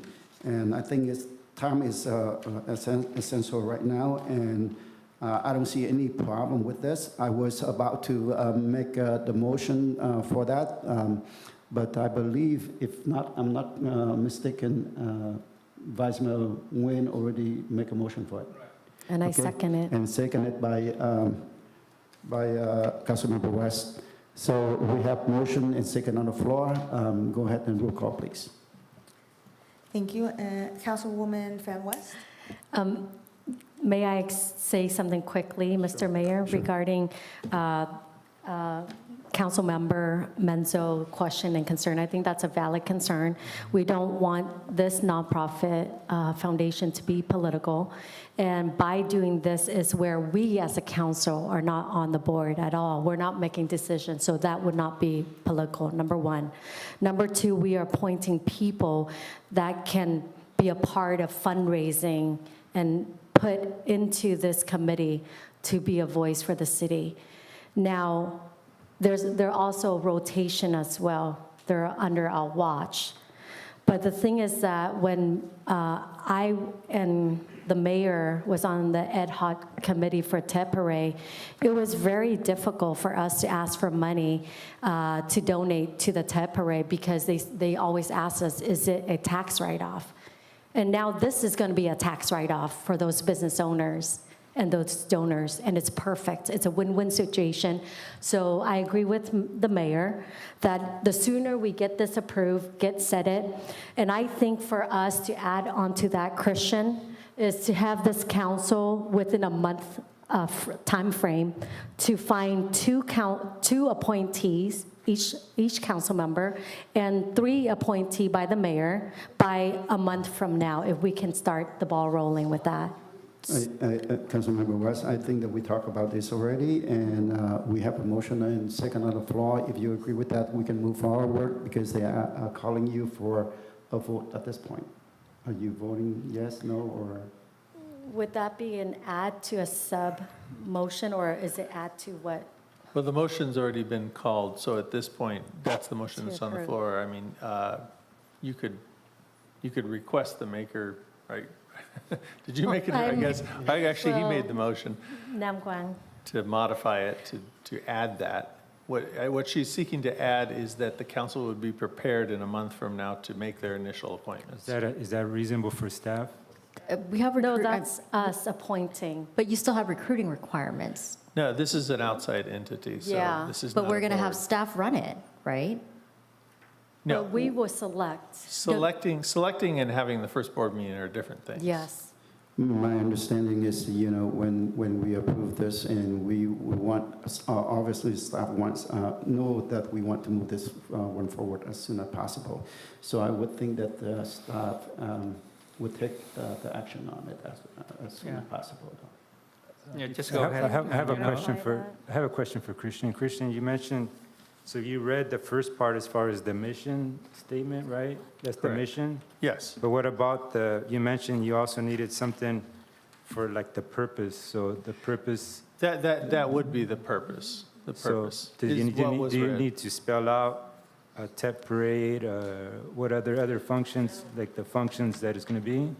No, you don't need to. You don't need to spell it out? Yeah, you could just say, for the benefit of youth in Westminster. I mean, it could be some very broad statement but once you've established it, that's the purpose of this organization. And its activities, the money that it spends should be spent towards that purpose. Okay. Good? So the motion maker, you want to go ahead and include that your staff move on this as soon as possible, right? Yes or no, please? Yes. Yes, okay. The second, what about the second? Okay, yes, Motion. it sounds like you modified your motion to include that we should move as Yes. quickly as possible Yes. on it. Right. And the second agrees to Yes. that? Are you agree to that? What is the modification? To come back in a month with your appointees. Right, okay. Yeah. I don't know if that's So we can enough move it time. forward fast. Okay, so we Yes. have a motion and a second. Yes. Are you, and then now Yes. a vote. Vote. Okay. So the maker of the motion, as well as the person that made the second, both agree with that amendment. Mhm. Thank you. Councilwoman Fan West, Yes. Councilmember Monzo, Before I vote, I just want to make it clear that I wasn't trying, as Mayor Nguyen mentioned, I was trying to make it non-political. I wasn't trying to make it political, and I want this to, and I clearly mentioned that I want this to succeed for many, many years. That was my concern, so I'm totally, and I mentioned that it was a good idea. Right, I mentioned that quite a few times.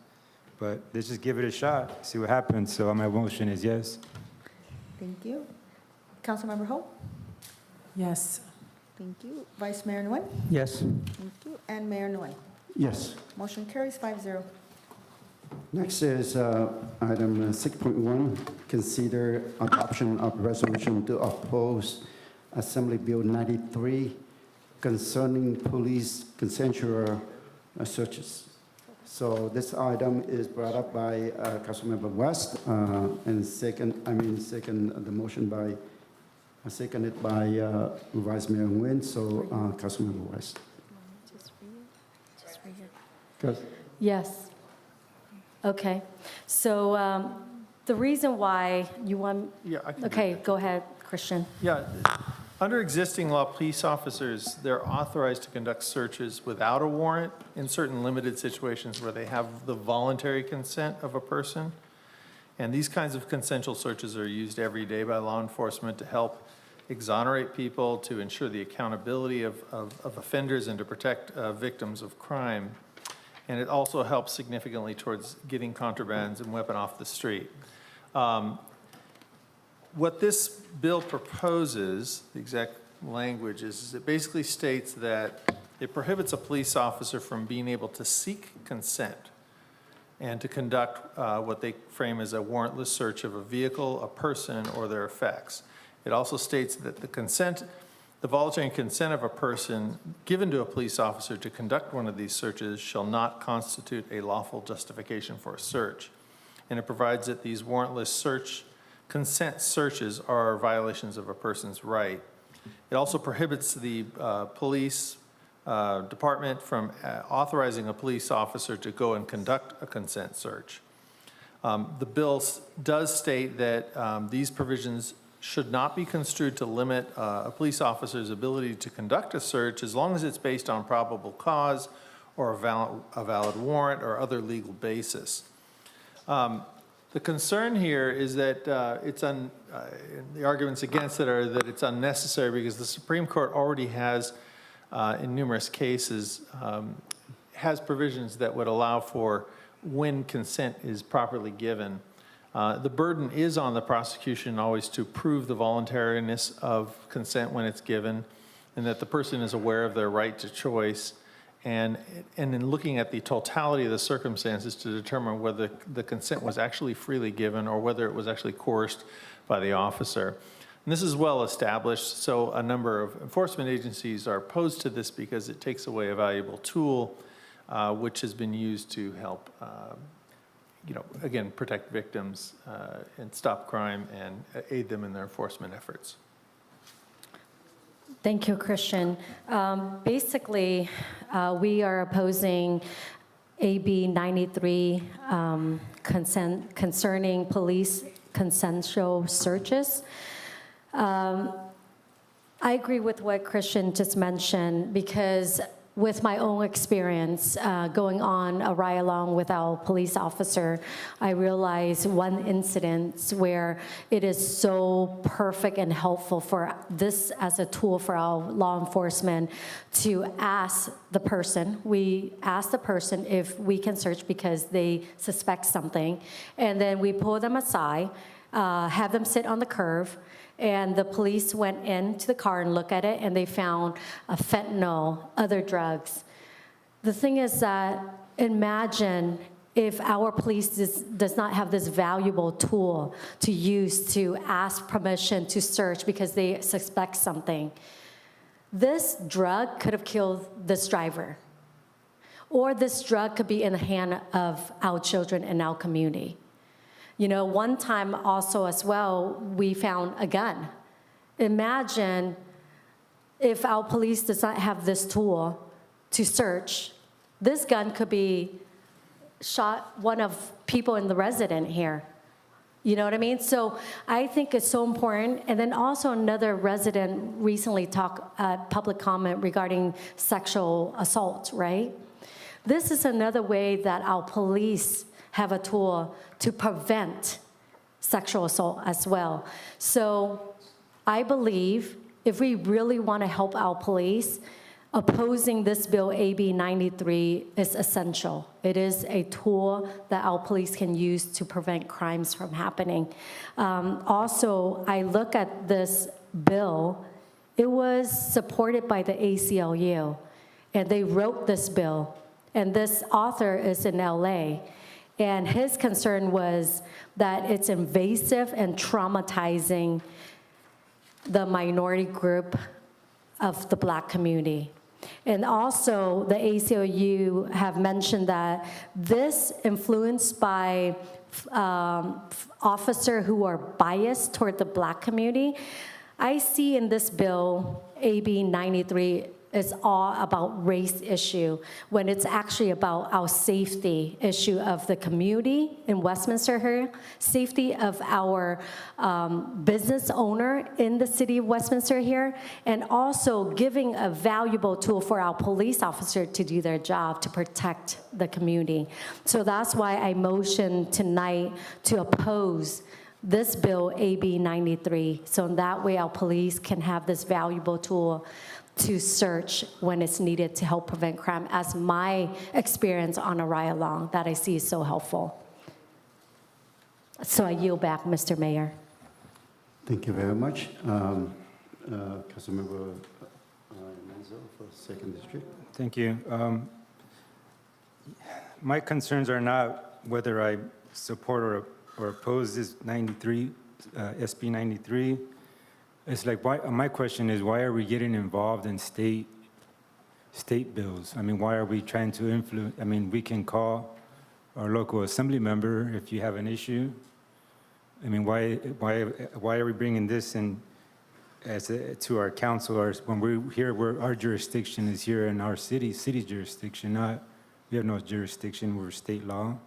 If we personally feel one way or another about a state or national issue, I mean, why are we bringing it to our city? You know, we have to comply with state law, but we're just, like, why is this before us? Like, how is what we do gonna change this law? Well, it's just an opinion. It's just an opinion about a certain state law, right? Can I? And then the other thing too, is if this is being a request to come from our city, why are we adding on the first line that it comes from one particular council member? Like, why isn't it just, if it coming from our city is the request, shouldn't it come from the city? I mean, why is it coming from one council member just using this platform, and may it could be construed as using this platform for personal political gain to make your name, because you want to use this for other purposes. Hey, look, this is what I did when I was on council, to seek another office. if this is what the city council wants to vote on as a city, one, it should say the mayor and the council. The mayor is the one who leads, is the face of the city, the one who leads the meetings here. So it should say, if anything, it should say the mayor and the city council recommend such and such, not any council member. So those are my concerns. It's not whether, I mean, it's to me the logical thing is, yeah, we don't want to prevent our police officers from even asking. That's my personal view, is we want to make sure our police officers have the right to ask for consent to search. That's pretty common sense. But why we're just wasting our time and bringing this here? We have already a packed agenda, and we don't even have time to listen to every meeting so far. We've always had to push off agenda items because we cannot complete it. Or why are we going to keep doing this? This is the second or third time we've had this before, something like this before us. That's just my concern. Thank you. Councilmember West, if you can go ahead and jot down the questions, I will come back to you, but I need to move on with the other. Councilmember Ho, and then Vice Mayor Nguyen, and then me. Again, I think if we continue this trend to grandstand ourselves, we're going to be wasting a lot of people's time. And I think, you know, there is, and I believe we have a letterhead with our names. So if you're welcome to write directly to your legislature and put your name on it and write directly to him or her. You're welcome to do that. But, you know, this is, and I concur with Councilmember Manzo, that it is a really big waste of our time and just you know, for a person to grandstand herself. So that's how I feel, and I just wanted to stop you to stop doing this so that we don't waste our time. It's 11:40, and this is something that you can go directly to your legislator. Call them, write a letter, put your name on it. If you do that directly and don't bother us with it, then I don't think we need to have our names on it. But if we're going to send it as a mayor and council, period. Thank you. Vice Mayor Nguyen. Yes, thank you, Mr. Mayor. Actually, I want to applaud Councilwoman Van West to, you know, brought up this resolution. I believe that once we set our foot out there to campaign for, you know, our council seat here on the dais, we promised the people that we're going to make change to the city. And with that, I think we should put more tools, you know, into the police, the PD's toolbox. We're not going to take it out. And for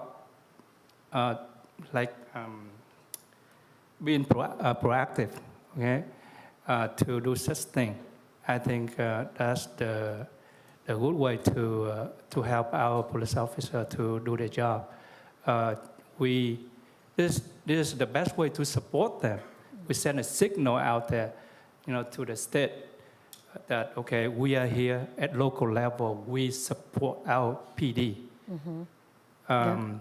So I remember, you know, last time when we passed a proclamation for the Iranian people. Mm-hmm. So just think that what are we going to do with the Iranian regime, you know, out there? We're not going to, you know, make a difference. But the thing is, we show the world, we show the Iranian people that they are not be forgotten.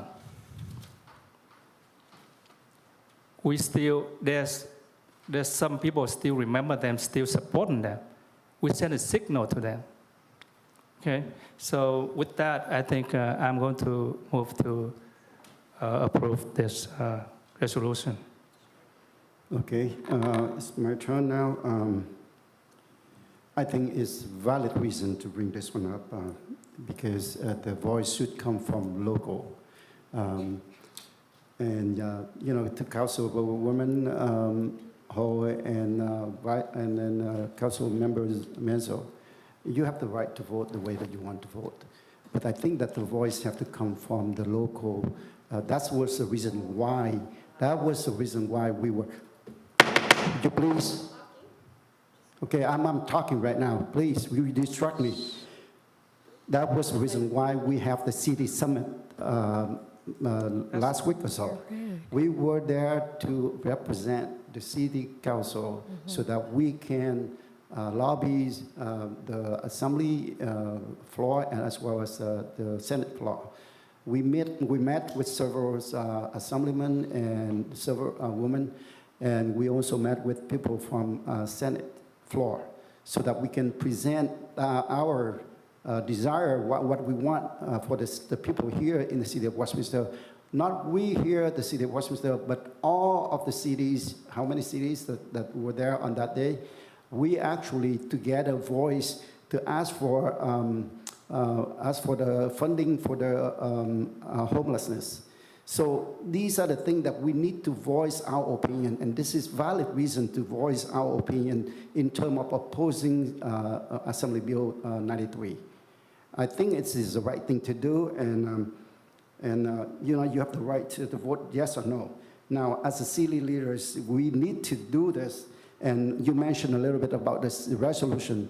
The resolution is as the same as all others resolution. And in the resolution, if you look at that, if you vote no, then it can be say no right here. I mean, whoever vote yes or abstain, it will be documented in their resolutions.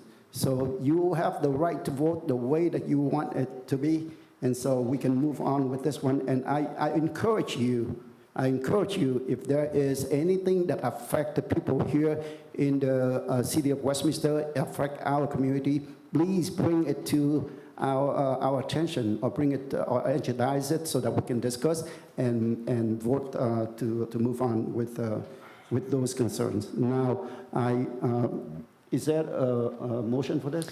Mr. Mayor? Second it. Yes, Mayor. There is a So motion I'd and a like to second. go back to Councilmember West. So to answer the question, concern of member Ho and Menzo, this is so important. For us, when we campaign, we say we will defend our city.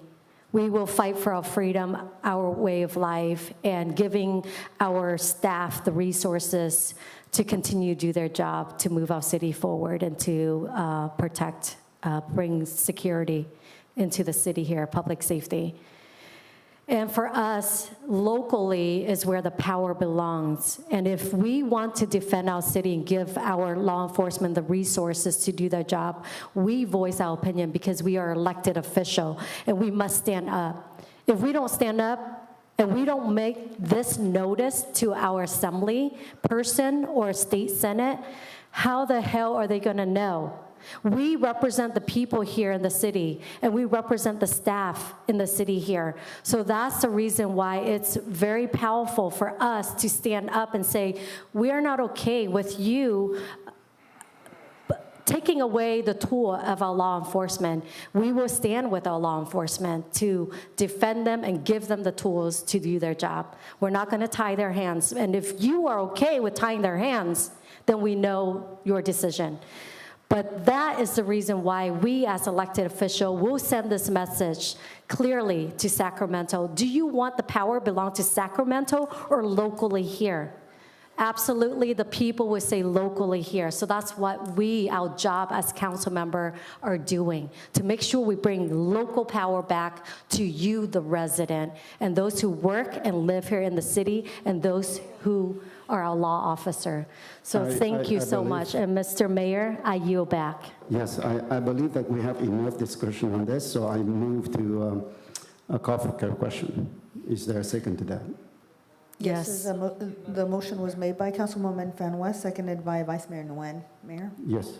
Council, and that is to adopt a resolution opposing Assembly Bill 93 concerning police consensual searches and provide direction regarding adoption of a resolution entitled "A Resolution of the Mayor and City Council of the City of Westminster, California, opposing Assembly Bill 93 concerning police consensual searches."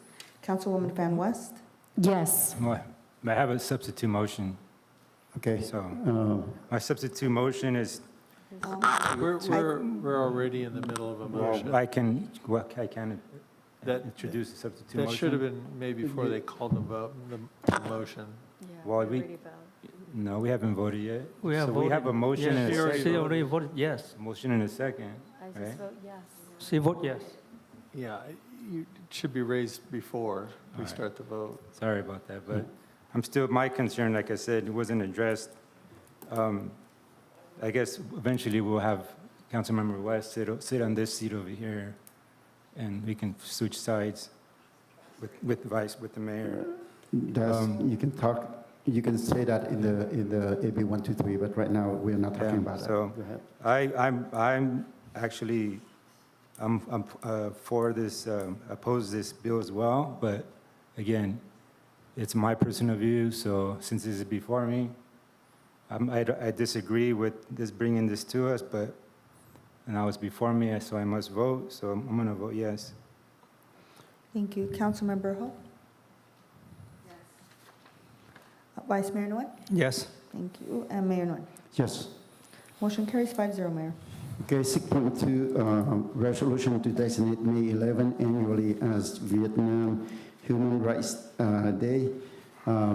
Together with Vice Mayor Nguyen, it's apparently that I was at the city leaders summit, and I was able to visit, like I mentioned earlier, a number of assemblymen, men and women there, as well as the senators. We actually come to Assemblyman Trita and visit his office.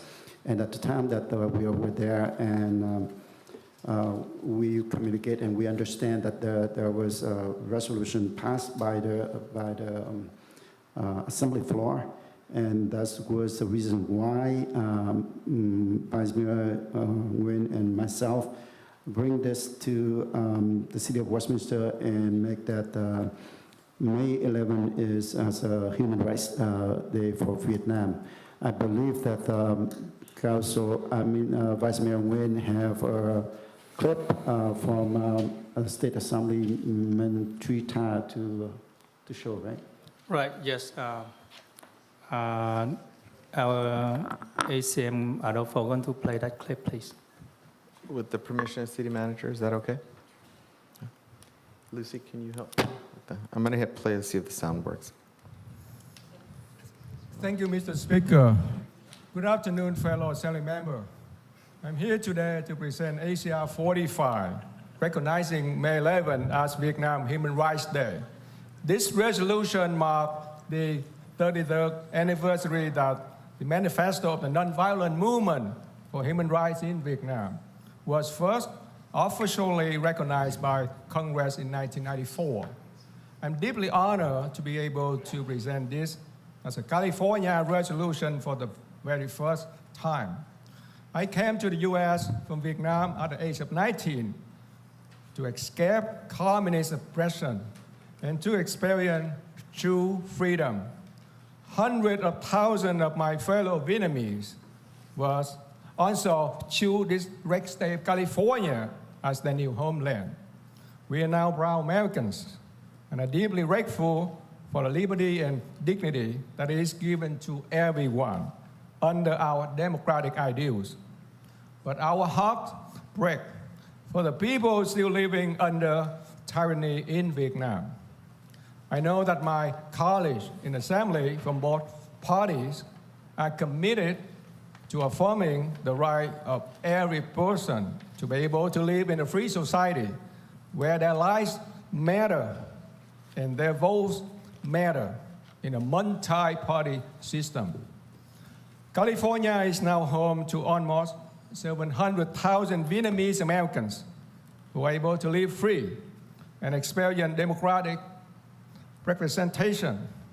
They have created strong communities statewide, including Orange County, San Jose, and Sacramento. ACR 45 recognizes those in Vietnam who do not share our liberty. The resolution designates May 11, 2023 as Vietnam Human Rights Day in support of efforts to achieve freedom and human rights for the people of Vietnam. I humbly ask all California to reflect on May 11 and think of those who are still unable to experience the true freedom that can be so easily taken for granted.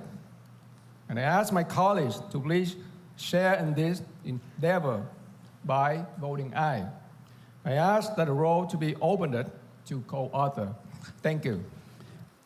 Thank you very much, and I move to approve this item. I second it. Okay, who will second this? I believe that Councilmember West. So a move by Mayor Nguyen and second by Councilmember West. Can I Roll call vote, also please. add something quick to that? Please, Okay, quick. thank you, Mr. Mayor. So I noticed in section 3, it talks about how the council has encouraged the community to commemorate this day by having ceremony, discussion, and education opportunities. I want to add to that where we can also send this letter, your letter, to our elected official, our governor, number 1, our congressperson, our also the Vietnamese committee in Congress, Vietnamese China committee, and also in Vietnam embassy, we can send this letter. So in that way, it's notifying, saying we want to stand in solitude with the people in Vietnam, that they continue to have democracy. They will continue to have human rights. So if we can send it to the Vietnam embassy as well. Okay, is that your substitute motion? Yeah, or to you your want to add- motion, you want to add. First of all, let me ask you, you want me to modify mine, or you want to do the substitute motion? Is it modify. substitute? Modify? You should Modify is modify- fine. you should Yeah, if we modify can it. add that to You it. should ask me Yes. to whether I want to modify it. Now, before I take that on, I'd like to ask, as a government, do we have any problem by doing that? I want to ask City Attorney. It sounds as though she just wants to send it to have it sent to different parties. We can do that. Okay, well, if that's the case, then I accept the modification. I modified the motion to include that sending to all that mentioned above. Is there a second to this? Yes, you got that second from me. Okay, Yes. all right. So we have a motion and a second on the floor. Roll call vote, please. Thank you, Mayor. And that is to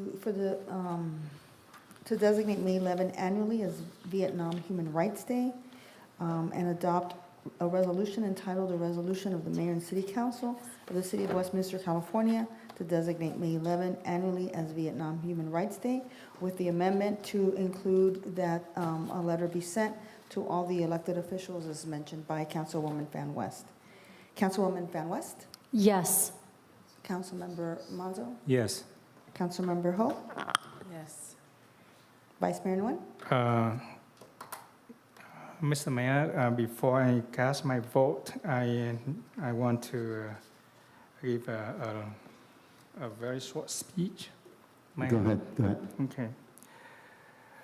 I want to speak in strong support of this Vietnam Human Rights Resolution.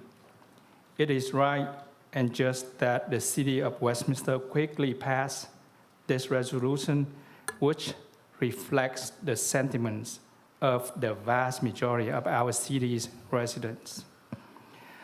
Westminster, California is widely considered as a political and spiritual capital of the Vietnamese community outside of Vietnam. At over 50%, according to the latest population reports.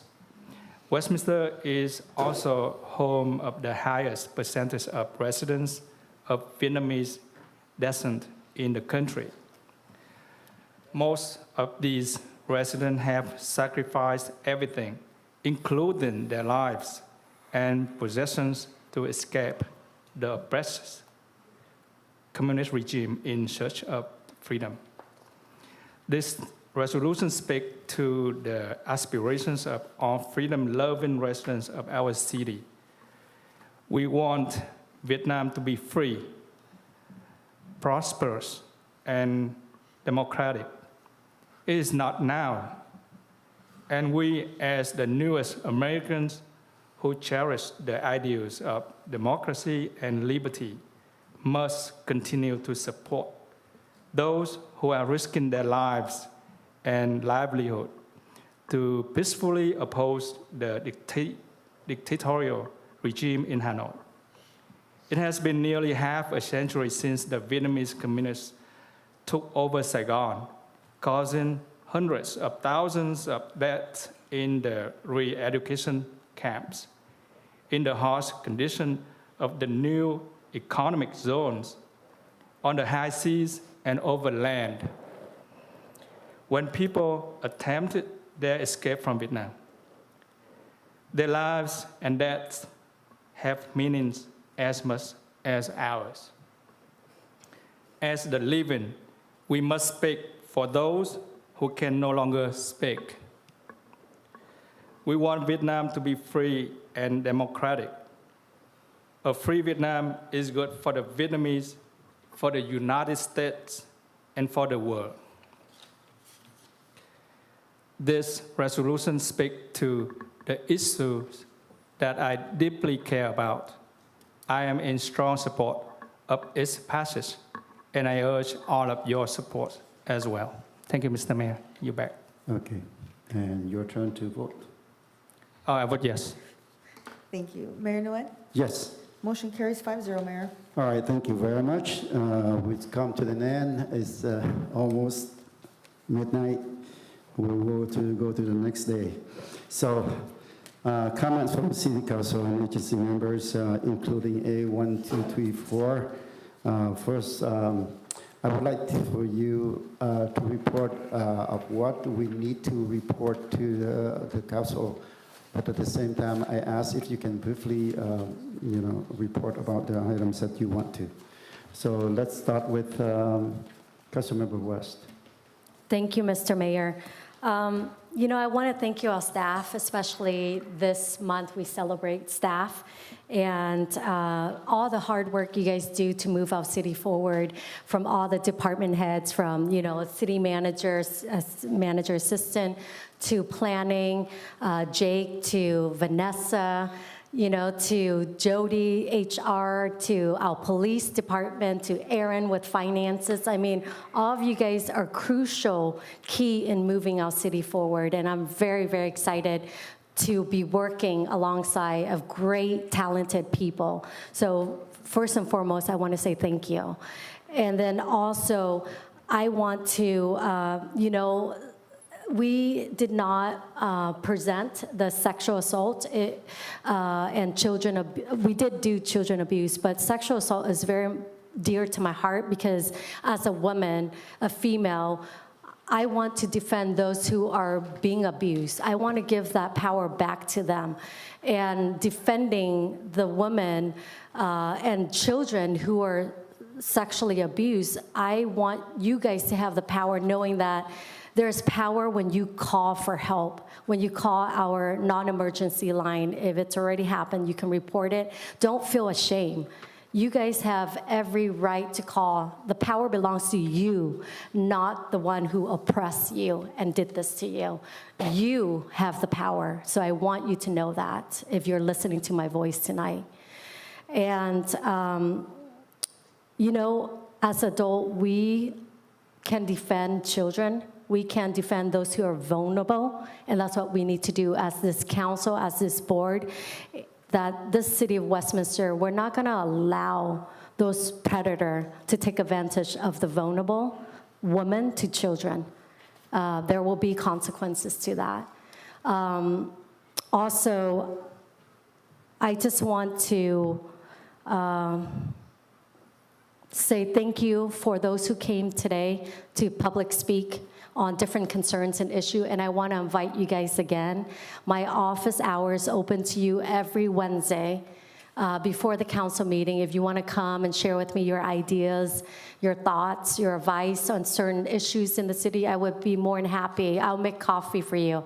I'll make tea with honey, however you guys want. You know, I welcome you guys to come and speak to me about your concerns in the city here, to businesses and anything. I'm here to listen. So thank you so much, staff, again. God bless you, those who live in Westminster, do business here, and may God bless Westminster, and may God bless America. Councilmember Menzel. Thank you, Mayor. I want to congratulate again our officers for the Baker to Vegas run. I know that's, thank you, congratulations. Hopefully it wasn't as hot as it was last year. I think last year it was, from what I heard, it was pretty hot. So congratulations again. I also want to thank Lucy again. Sorry to see you go, and just thank you again for all your hard work, your dedication to our city and helping everybody here. And also to Abigail and Tanya for your relentless work and dedication to our city as well. Yeah, again, I want to invite, hopefully, I don't think it was mentioned, but I want to mention it again. For tomorrow, our PD is having the unveiling of their green patch, you know, tomorrow at at 5 p.m., I believe. Yeah, so invite the residents if they wish to come out and for that event. I think it'll be a great event. No? Private event? Sorry, private event. Stay home. Private event. Don't come to the PD unless you have a problem. Again, thank you, staff, for all your hard work. Thank you, council. That's all I got.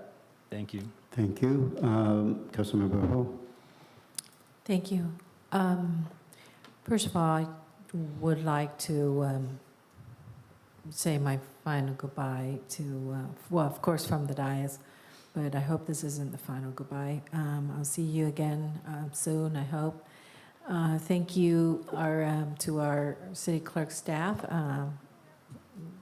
being that this is City Clerk Week, and I'd like to, I know and I acknowledge your dedication, the hours that you put in, and evident by the hour or the time that you drop off my notebook. I know I have security cameras that tell me exactly what time you arrive.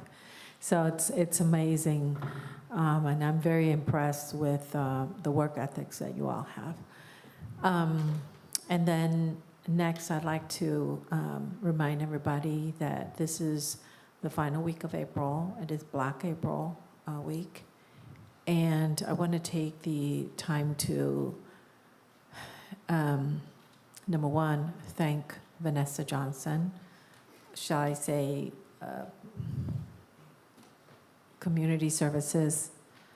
And I know it's not just Vanessa, but your staff, for reaching out to the vendors, the people who put up the sign, or the one who took the initiative to put up the sign. And it's all thanks to you. You called and you reach out to them, and that's and you were being very proactive at doing that. Thank you. And I also want to thank them as well, Sinex, and I've thanked them a few times already. So I'm glad that we got those flags up on the light poles. Next, I'd like to say that April 30th, this weekend, we've got a lot of activities. And whether you're Vietnamese or you're not Vietnamese, or you know someone who fought in the war, the Vietnam War, an American who fought in the Vietnam War, please light an incense in their remembrance.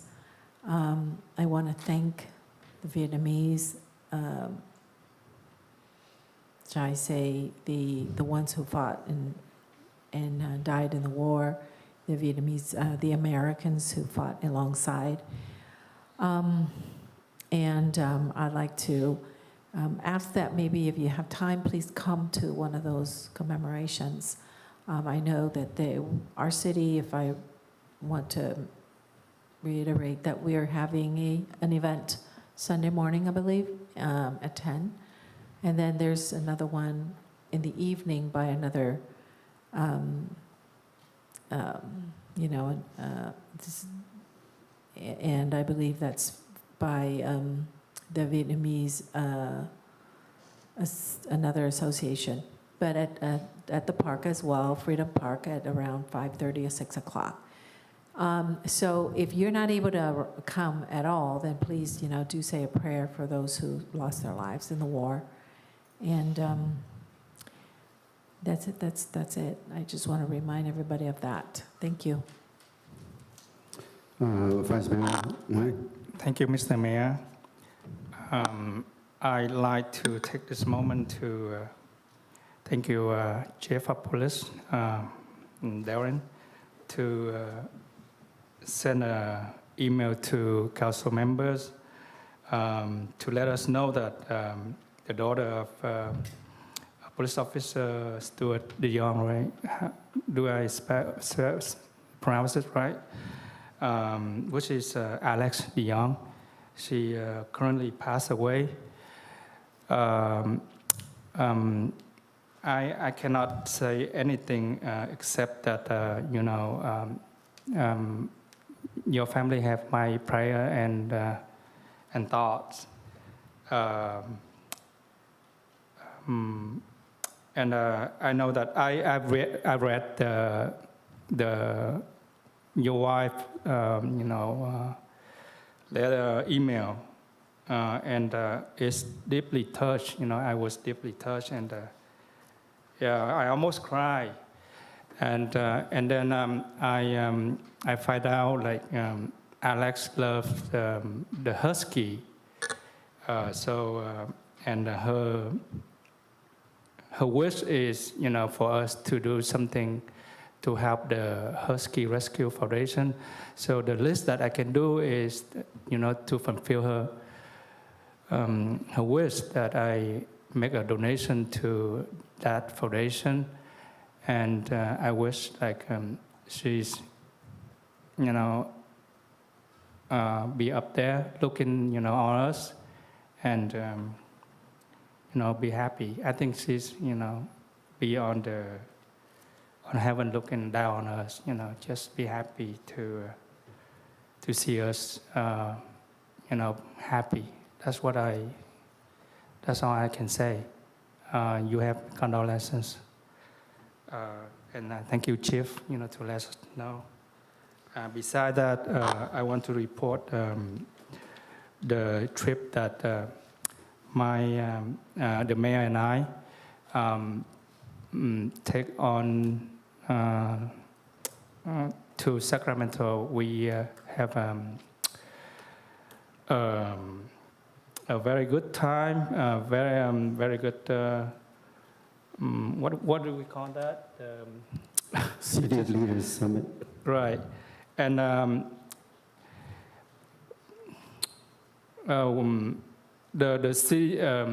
Leaders Summit is very, very good for us. Up there, all the city's leaders came together to advocate for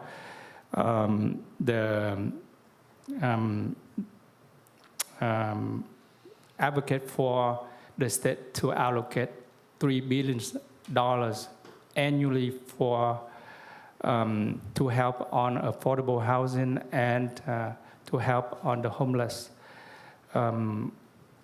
we want $2 billion for the affordable housing and $1 billion for the homeless.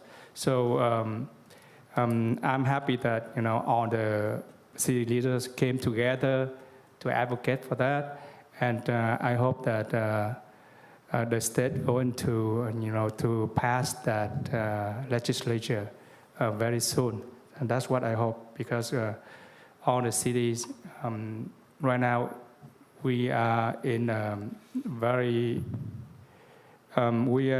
all the city has a problem with the homelessness, so we really need that fund to help the homeless. For that, I yield back to you, Mr. Mayor. Yes, unfortunately, I have several items that I would like to report back, so it probably take a little bit longer than I expected. First of all, the City Leaders Summit, as Vice Mayor already pointed out, I think that it was very beneficial for us as council to attend a summit like that, because not only that we were able to help or together with our others city leaders to speak up the common issues, which is homelessness. But at the same time, we have a chance to meet with the assemblymen, assemblywomen, and the senators, and voice our opinion for the city of Westminster, for the resident here. We voice the need of funding that we need for the homelessness and so on. We actually joined with different cities for a press conference, and I believe it's loudly, clear and loudly speak to the members of Congress, member of the House, that we do need their help and realize that the problems throughout the state.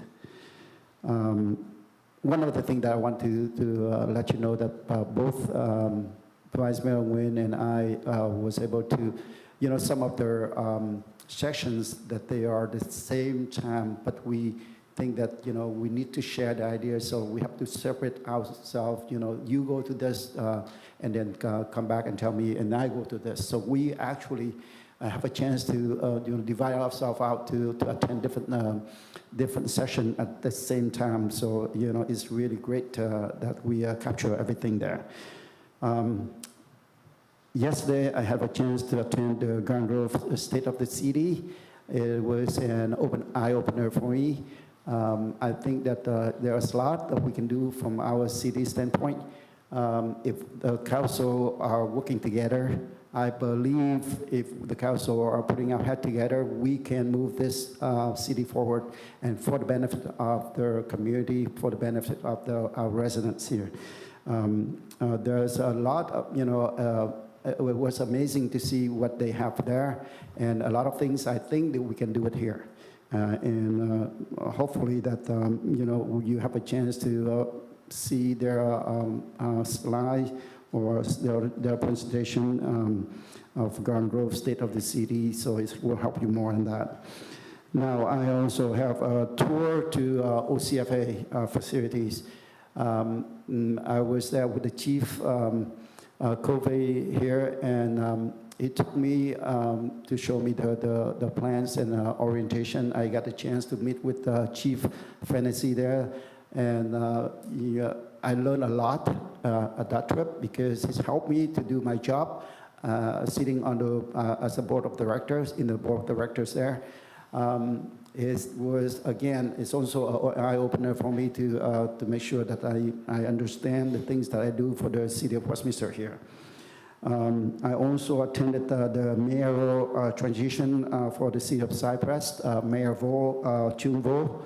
On behalf of the city councils and city staff, I presented the certificate of recognition to them, and they appreciate it very much from our city. I also have a chance to attend together with Vice Mayor Nguyen and Councilmember West, safe routes to school put up by the city of Westminster, as well as the school, the Westminster School District. And it was a great event. Thank you, Adolfo and Christine Corin and the city staff putting up that event. And I think that this is a good news for us to receive funds from the CalRent for safety to our children, safe route to school. Next is I want to invite you to attend this tomorrow the event. I think Council Member Menzo already mentioned about it, so I'm not going to repeat that. But this weekend on Sunday at 10 o'clock, there will be a commemoration for the April 30th, as a plaque April. I would like to invite you all to come out and join, we celebrate, we commemorate the day, and at the same time, we offer our prayers to those who sacrificed their life during the Vietnam War. Last but not least, I have to say this. Councilmember Ho, this is the last time I'm going to ask you. Please stop spread the rumor, bad rumors about your college. It's falsified. Falsified all false accusation, especially about me. The election is over, and I know that you thank our Director of Park and Recreation. But at the same time, you go on air and you put me down. And for the record, let me tell you, for the record, the flag hanging on Bosa and along Pocus and Magnolia, it is my effort. I am not discounting the effort of the Park and Recs. Park and Recs help to get the permit. If I'm wrong, go ahead and correct me right here. But I want to say it out loud that you accuse me that I do nothing and you claim credit for that. Let me tell you, I was coordinated with Sinex to have them go out there and put it up. Before that, I coordinated with the city staff to make sure that he asked for the permit to do so. And the cost for all that is $2,500, and I was able to go and ask for donation for $2,500. And this is not the year. It happened for the last 3 years. If you don't know about it, I did it myself. So once and for all, please don't spread bad rumor about me. I did not go on air and say bad thing about you or anything. But please, here at this, I want to make it clear to everyone that please let us work together. If I can't ask you, then let me say that I beg you. I beg you, stop doing that so that we can work together. At this point here, I would like to adjourn Mr. Mayor, in memory of... Mr. Mayor, I totally forgot. I just need 1 minute to report Vector. And I also need 1 minute to report my League of City. Okay. I completely go ahead. forgot. You want me to start? Okay. So Vector, basically they're doing there was mosquitoes, a lot of mosquitoes in Mission Viejo right now. They're capturing those mosquitoes, especially male mosquitoes. They're able to make sure they don't reproduce. But females, what bites you every summer if you feel that bite under your ankle. But what they're doing is capturing the mosquitoes. Male, they are kind of making sure that they are, sterilized, right? Sterilized. They're using this radiation to sterilize them. And then the female, they don't release back to the community. They actually destroy them. So that's a good thing. So that's what they're doing right now with Vector. They're not, they say they're not doing any different mutation of genes right now. So I just want to report that back. But I also want to say National Day of Prayer is May 4th. And it's so important to recognize that. And if you guys in the public who want to come to City Hall under the flag to pray, I'll be more than happy for you guys to join me at 6 p.m. on the 4th, May 4th. And let's pray for our city, our nation, and God's protection. Councilmember Ho. Yes, I apologize. I forgot to report regarding City Leaders Summit. It just felt like so long ago when I went to Sacramento. So I don't want to repeat what Mayor G. Charlie as well as Nam Quang Vice Mayor has already stated. But I just want to add to that we, of course, we talked about boosting affordable housing, how California cities are making real progress on that. And also we talked about public safety bills. We talked about how 2023 Cal City's advocacy priority is to increase the supply and affordability of housing while retaining local decision-making. And so that's just in a nutshell. Thank you. Thank you very much. And before I adjourn the meeting, I want to thank Director Vanessa Johnson, Community Park and Recs. I know that you've been working really hard for the April 30th event, which is coming up this Sunday. So on behalf of the Council and Organizing Committee, I would like to thank you and also your staff for putting a lot of effort into this. And at this point here, to adjourn the meeting, I would like to adjourn the meeting in memory of the passing of Alex Dizern, daughter of the Westminster Police Officer Stuart Dizern. Officer Dizern is here tonight, serving our community as our sergeant at arms.